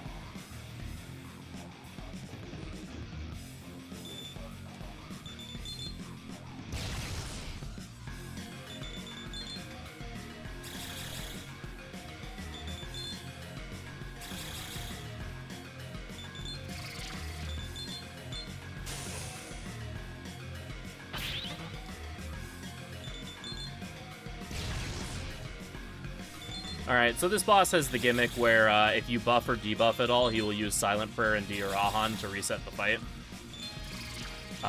So we just concentrate Bufudai on him twice, and then when we get to the point where we'll kill him by buffing, we just opt to do that.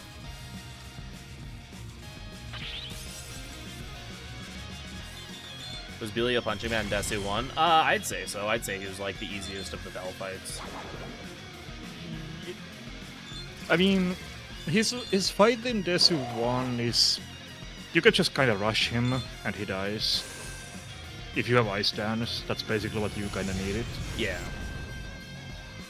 Oh, I didn't know he was in SJR even. Yeah, I've only played vanilla, so maybe in that game he's good. Yeah, he's a New Game Plus final boss, or a series of New Game Plus final bosses. Okay. Ah, yes, So resist ice on my demon that nulls ice already. Perfect. Okay. Yeah. Then okay, maybe he's good in SJR then. Angry Rangden noises. Man, it sure is a good thing that the game doesn't spawn an enemy inside that portal. That would certainly be obnoxious. Yeah, that would be pretty horrible. Glad they didn't do that. Yeah. Wink, wink. Yeah. Smiley face.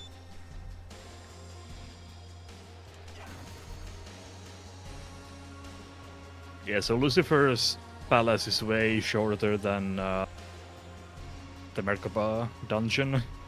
Yeah, I think the idea behind it is that door maze and this maze here are supposed to take you a while, but thankfully they're pretty straightforward. Usually the solution is just go for whatever door is furthest away, and you're probably right.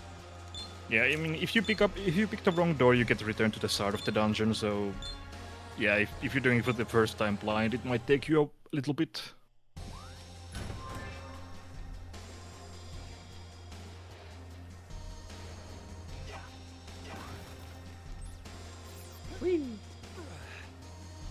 But and really thankfully the Lucifer door is a different color, so. Yeah. Alright, so unfortunately we can't wear the ice earrings for the final boss, because we have to wear the Hunter Crown in order to have Null Mind. I just realized the notes are completely... Oh no, I was looking at the...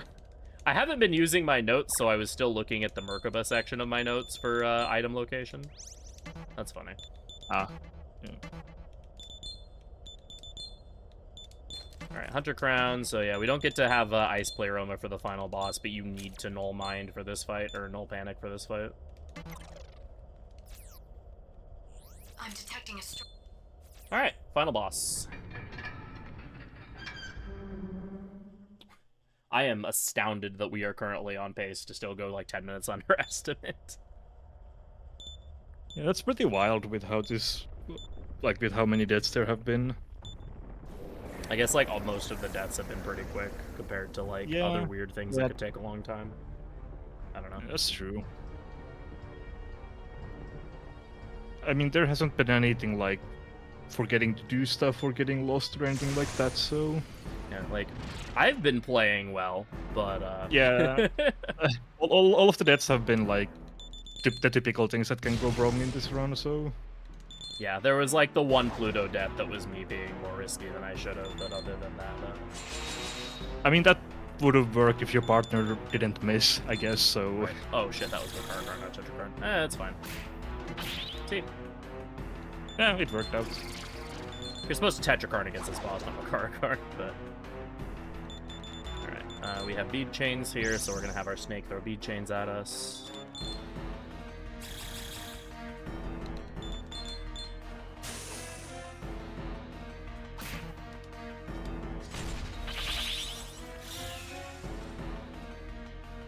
Yeah, so this is Lucifer, aka this is what happens when Hikaru decides to eat Walter. This is the result.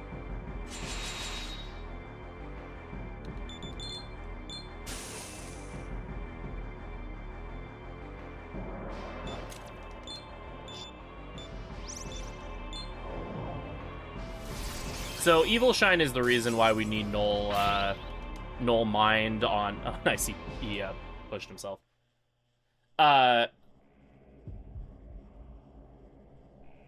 Evil Shine does almighty damage plus panic to the entire party, so this is why you need Null Mind on all of your demons and the Hunter Crown on the main character, so that you can null the panic, so you can get rid of the panic side effect of Evil Shine, because he really, really likes using Evil Shine a lot, so you will get panicked if you have that, if you are susceptible to it. Oh yeah, also Lucifer just gave birth from his hand to a demon version of Walter. And now he looks cool, aside from the demon baby arm. I mean, I kind of like the demon baby arm. Obligatory, he healed the demon baby. She healed the demon baby. Thanks, metaphor. Alright, so Lucifer starts out this fight by using an ability called Kingly One. What Kingly One does is it just, like, obligatorily returns a random demon to the stock. Funny enough, though, he could actually target the main character with it, and if he does that, it just whiffs, which is always really funny. Unfortunately, he did not do that this time. But, it's still something I feel like pointing out every time, because it's really hilarious when it happens. Alright, it's a -2, so we can start attacking next turn. Ow. I really like this boss team in Phase 2. Oh, he's just going to kill me. That's really cool. Oh. Huh. Okay. Sure. But we do have healing know-how, so... Yeah, do I have the end of the world? Okay. Oh, you passed to yourself. That's really funny. Alright, attack mirror. There we go. Let's just take advantage of the smirk damage really quick. Let's do this. Pass. Keep up Tetrakarn. Yeah, triple Evil Shine is kind of the worst thing that he can do. I was gonna say, I swear if he does it again. Yeah, that was... that was a close one. Alright, so once you do enough damage, you actually get a dialogue prompt that gives you 2 additional half-press turns for a turn, which is really nice. It's a chance to do really big damage, or miss on your first attack and feel terrible afterwards, which is what happened in my practice run.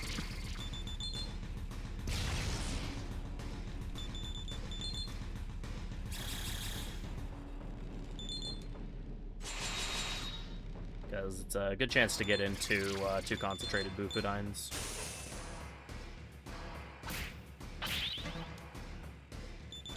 Loving this run is a great advertisement for using Tetrakarn and Makarakarn.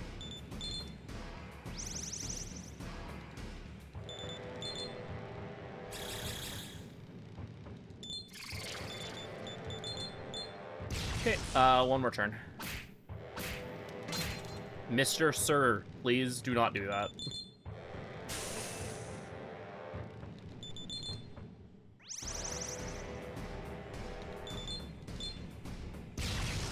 I think Orochi kills here. Yep. Snake for lethal! Alright, that's the final boss down. We're not quite at time yet. This game does not end until you unleash Masakato, so I will let y'all know when that is, but that's in about 2 or 3 minutes. More like 3 or 4, rather. Time is soonish, basically.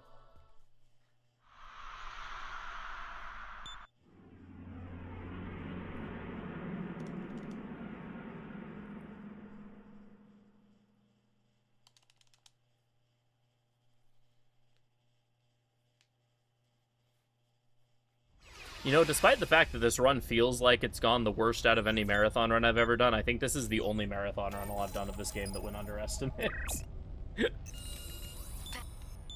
Which is kind of funny. I mean, this is still a lot better than my PB.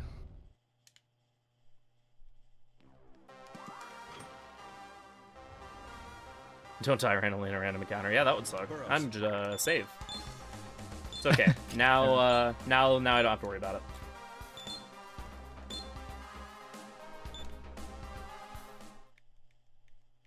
That unfortunately has happened before to other runners of the game, where they've died on this walk and had to refight Lucifer because they didn't save. I don't think it was during a run, but I think it was like during a practice. And it's like, all right, well, something to be aware of.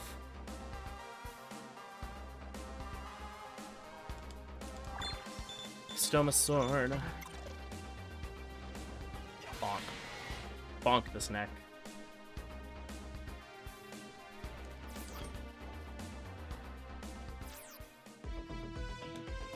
So like I mentioned before, it is slightly faster to walk to Shinjuku from the Shibuya area than it is to enter Shibuya and take the terminal there.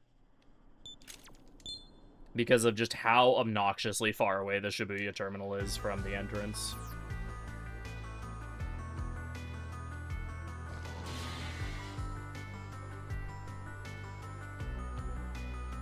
The Archangel DLC fights would be very short, and by very short, I mean I would die in like 10 seconds and then be like, well, that was the fight.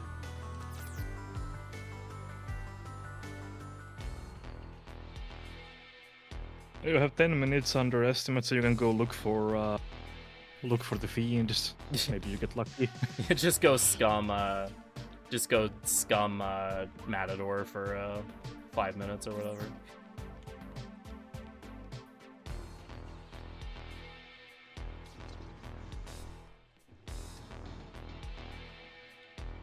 The Stoma Sword's effect is worn off.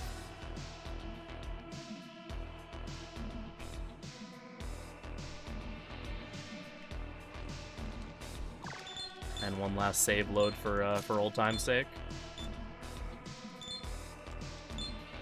Fun fact, you're actually locked out of the David quest if you don't complete it before alternate Tokyos. The quest is permanently disabled.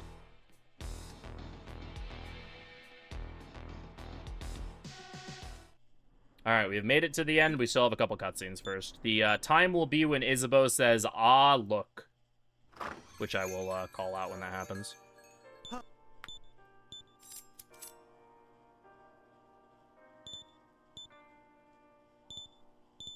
Yeah, the idea is that when the angels take over Mikado, they purge Naraku of all the non-angelic demons.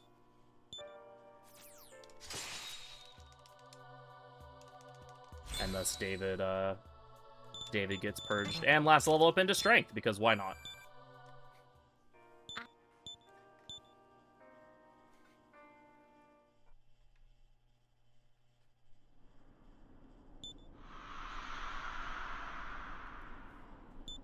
Gotta have that strength for Godslayer sword later, you know?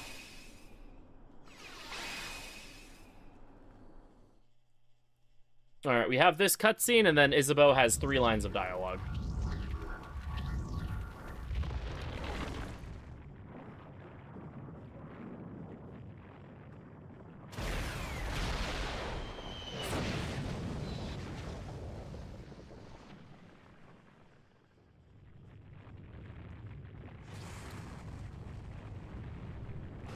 Yeah, so Masakato om-nom-noms on the goodwill and spite of the people and all their hopes and dreams. Masakato's a hungry boy. And then he turns into an eldritch abomination and traumatizes all of the people of Tokyo. Yippee.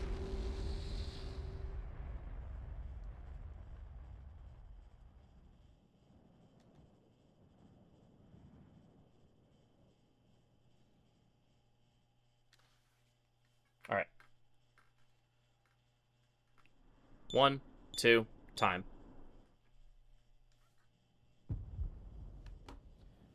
Hey, We did it! That was a interesting run, to say the least. Yeah. A lot of things happened that usually don't happen in a run. Yeah, it's the typical case of like everything bad that, or everything that went right in practice went wrong here, and everything that went wrong in practice actually went kind of okay here. Oh yeah, can a mod get time, please?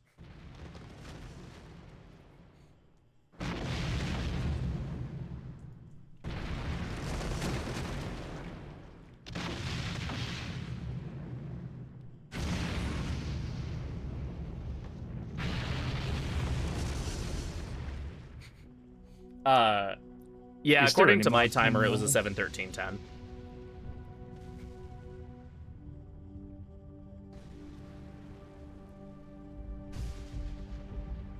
Well, I pinged admin, so we'll see if they catch it eventually or not.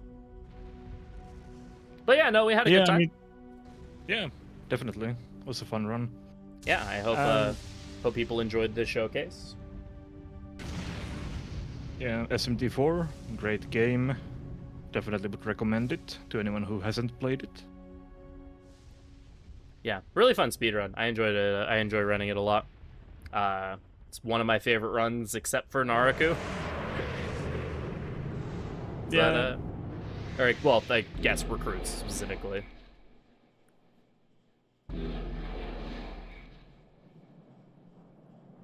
But yeah, thanks to John for commentating. Very much appreciated. Yeah, absolutely. Thank you for having me.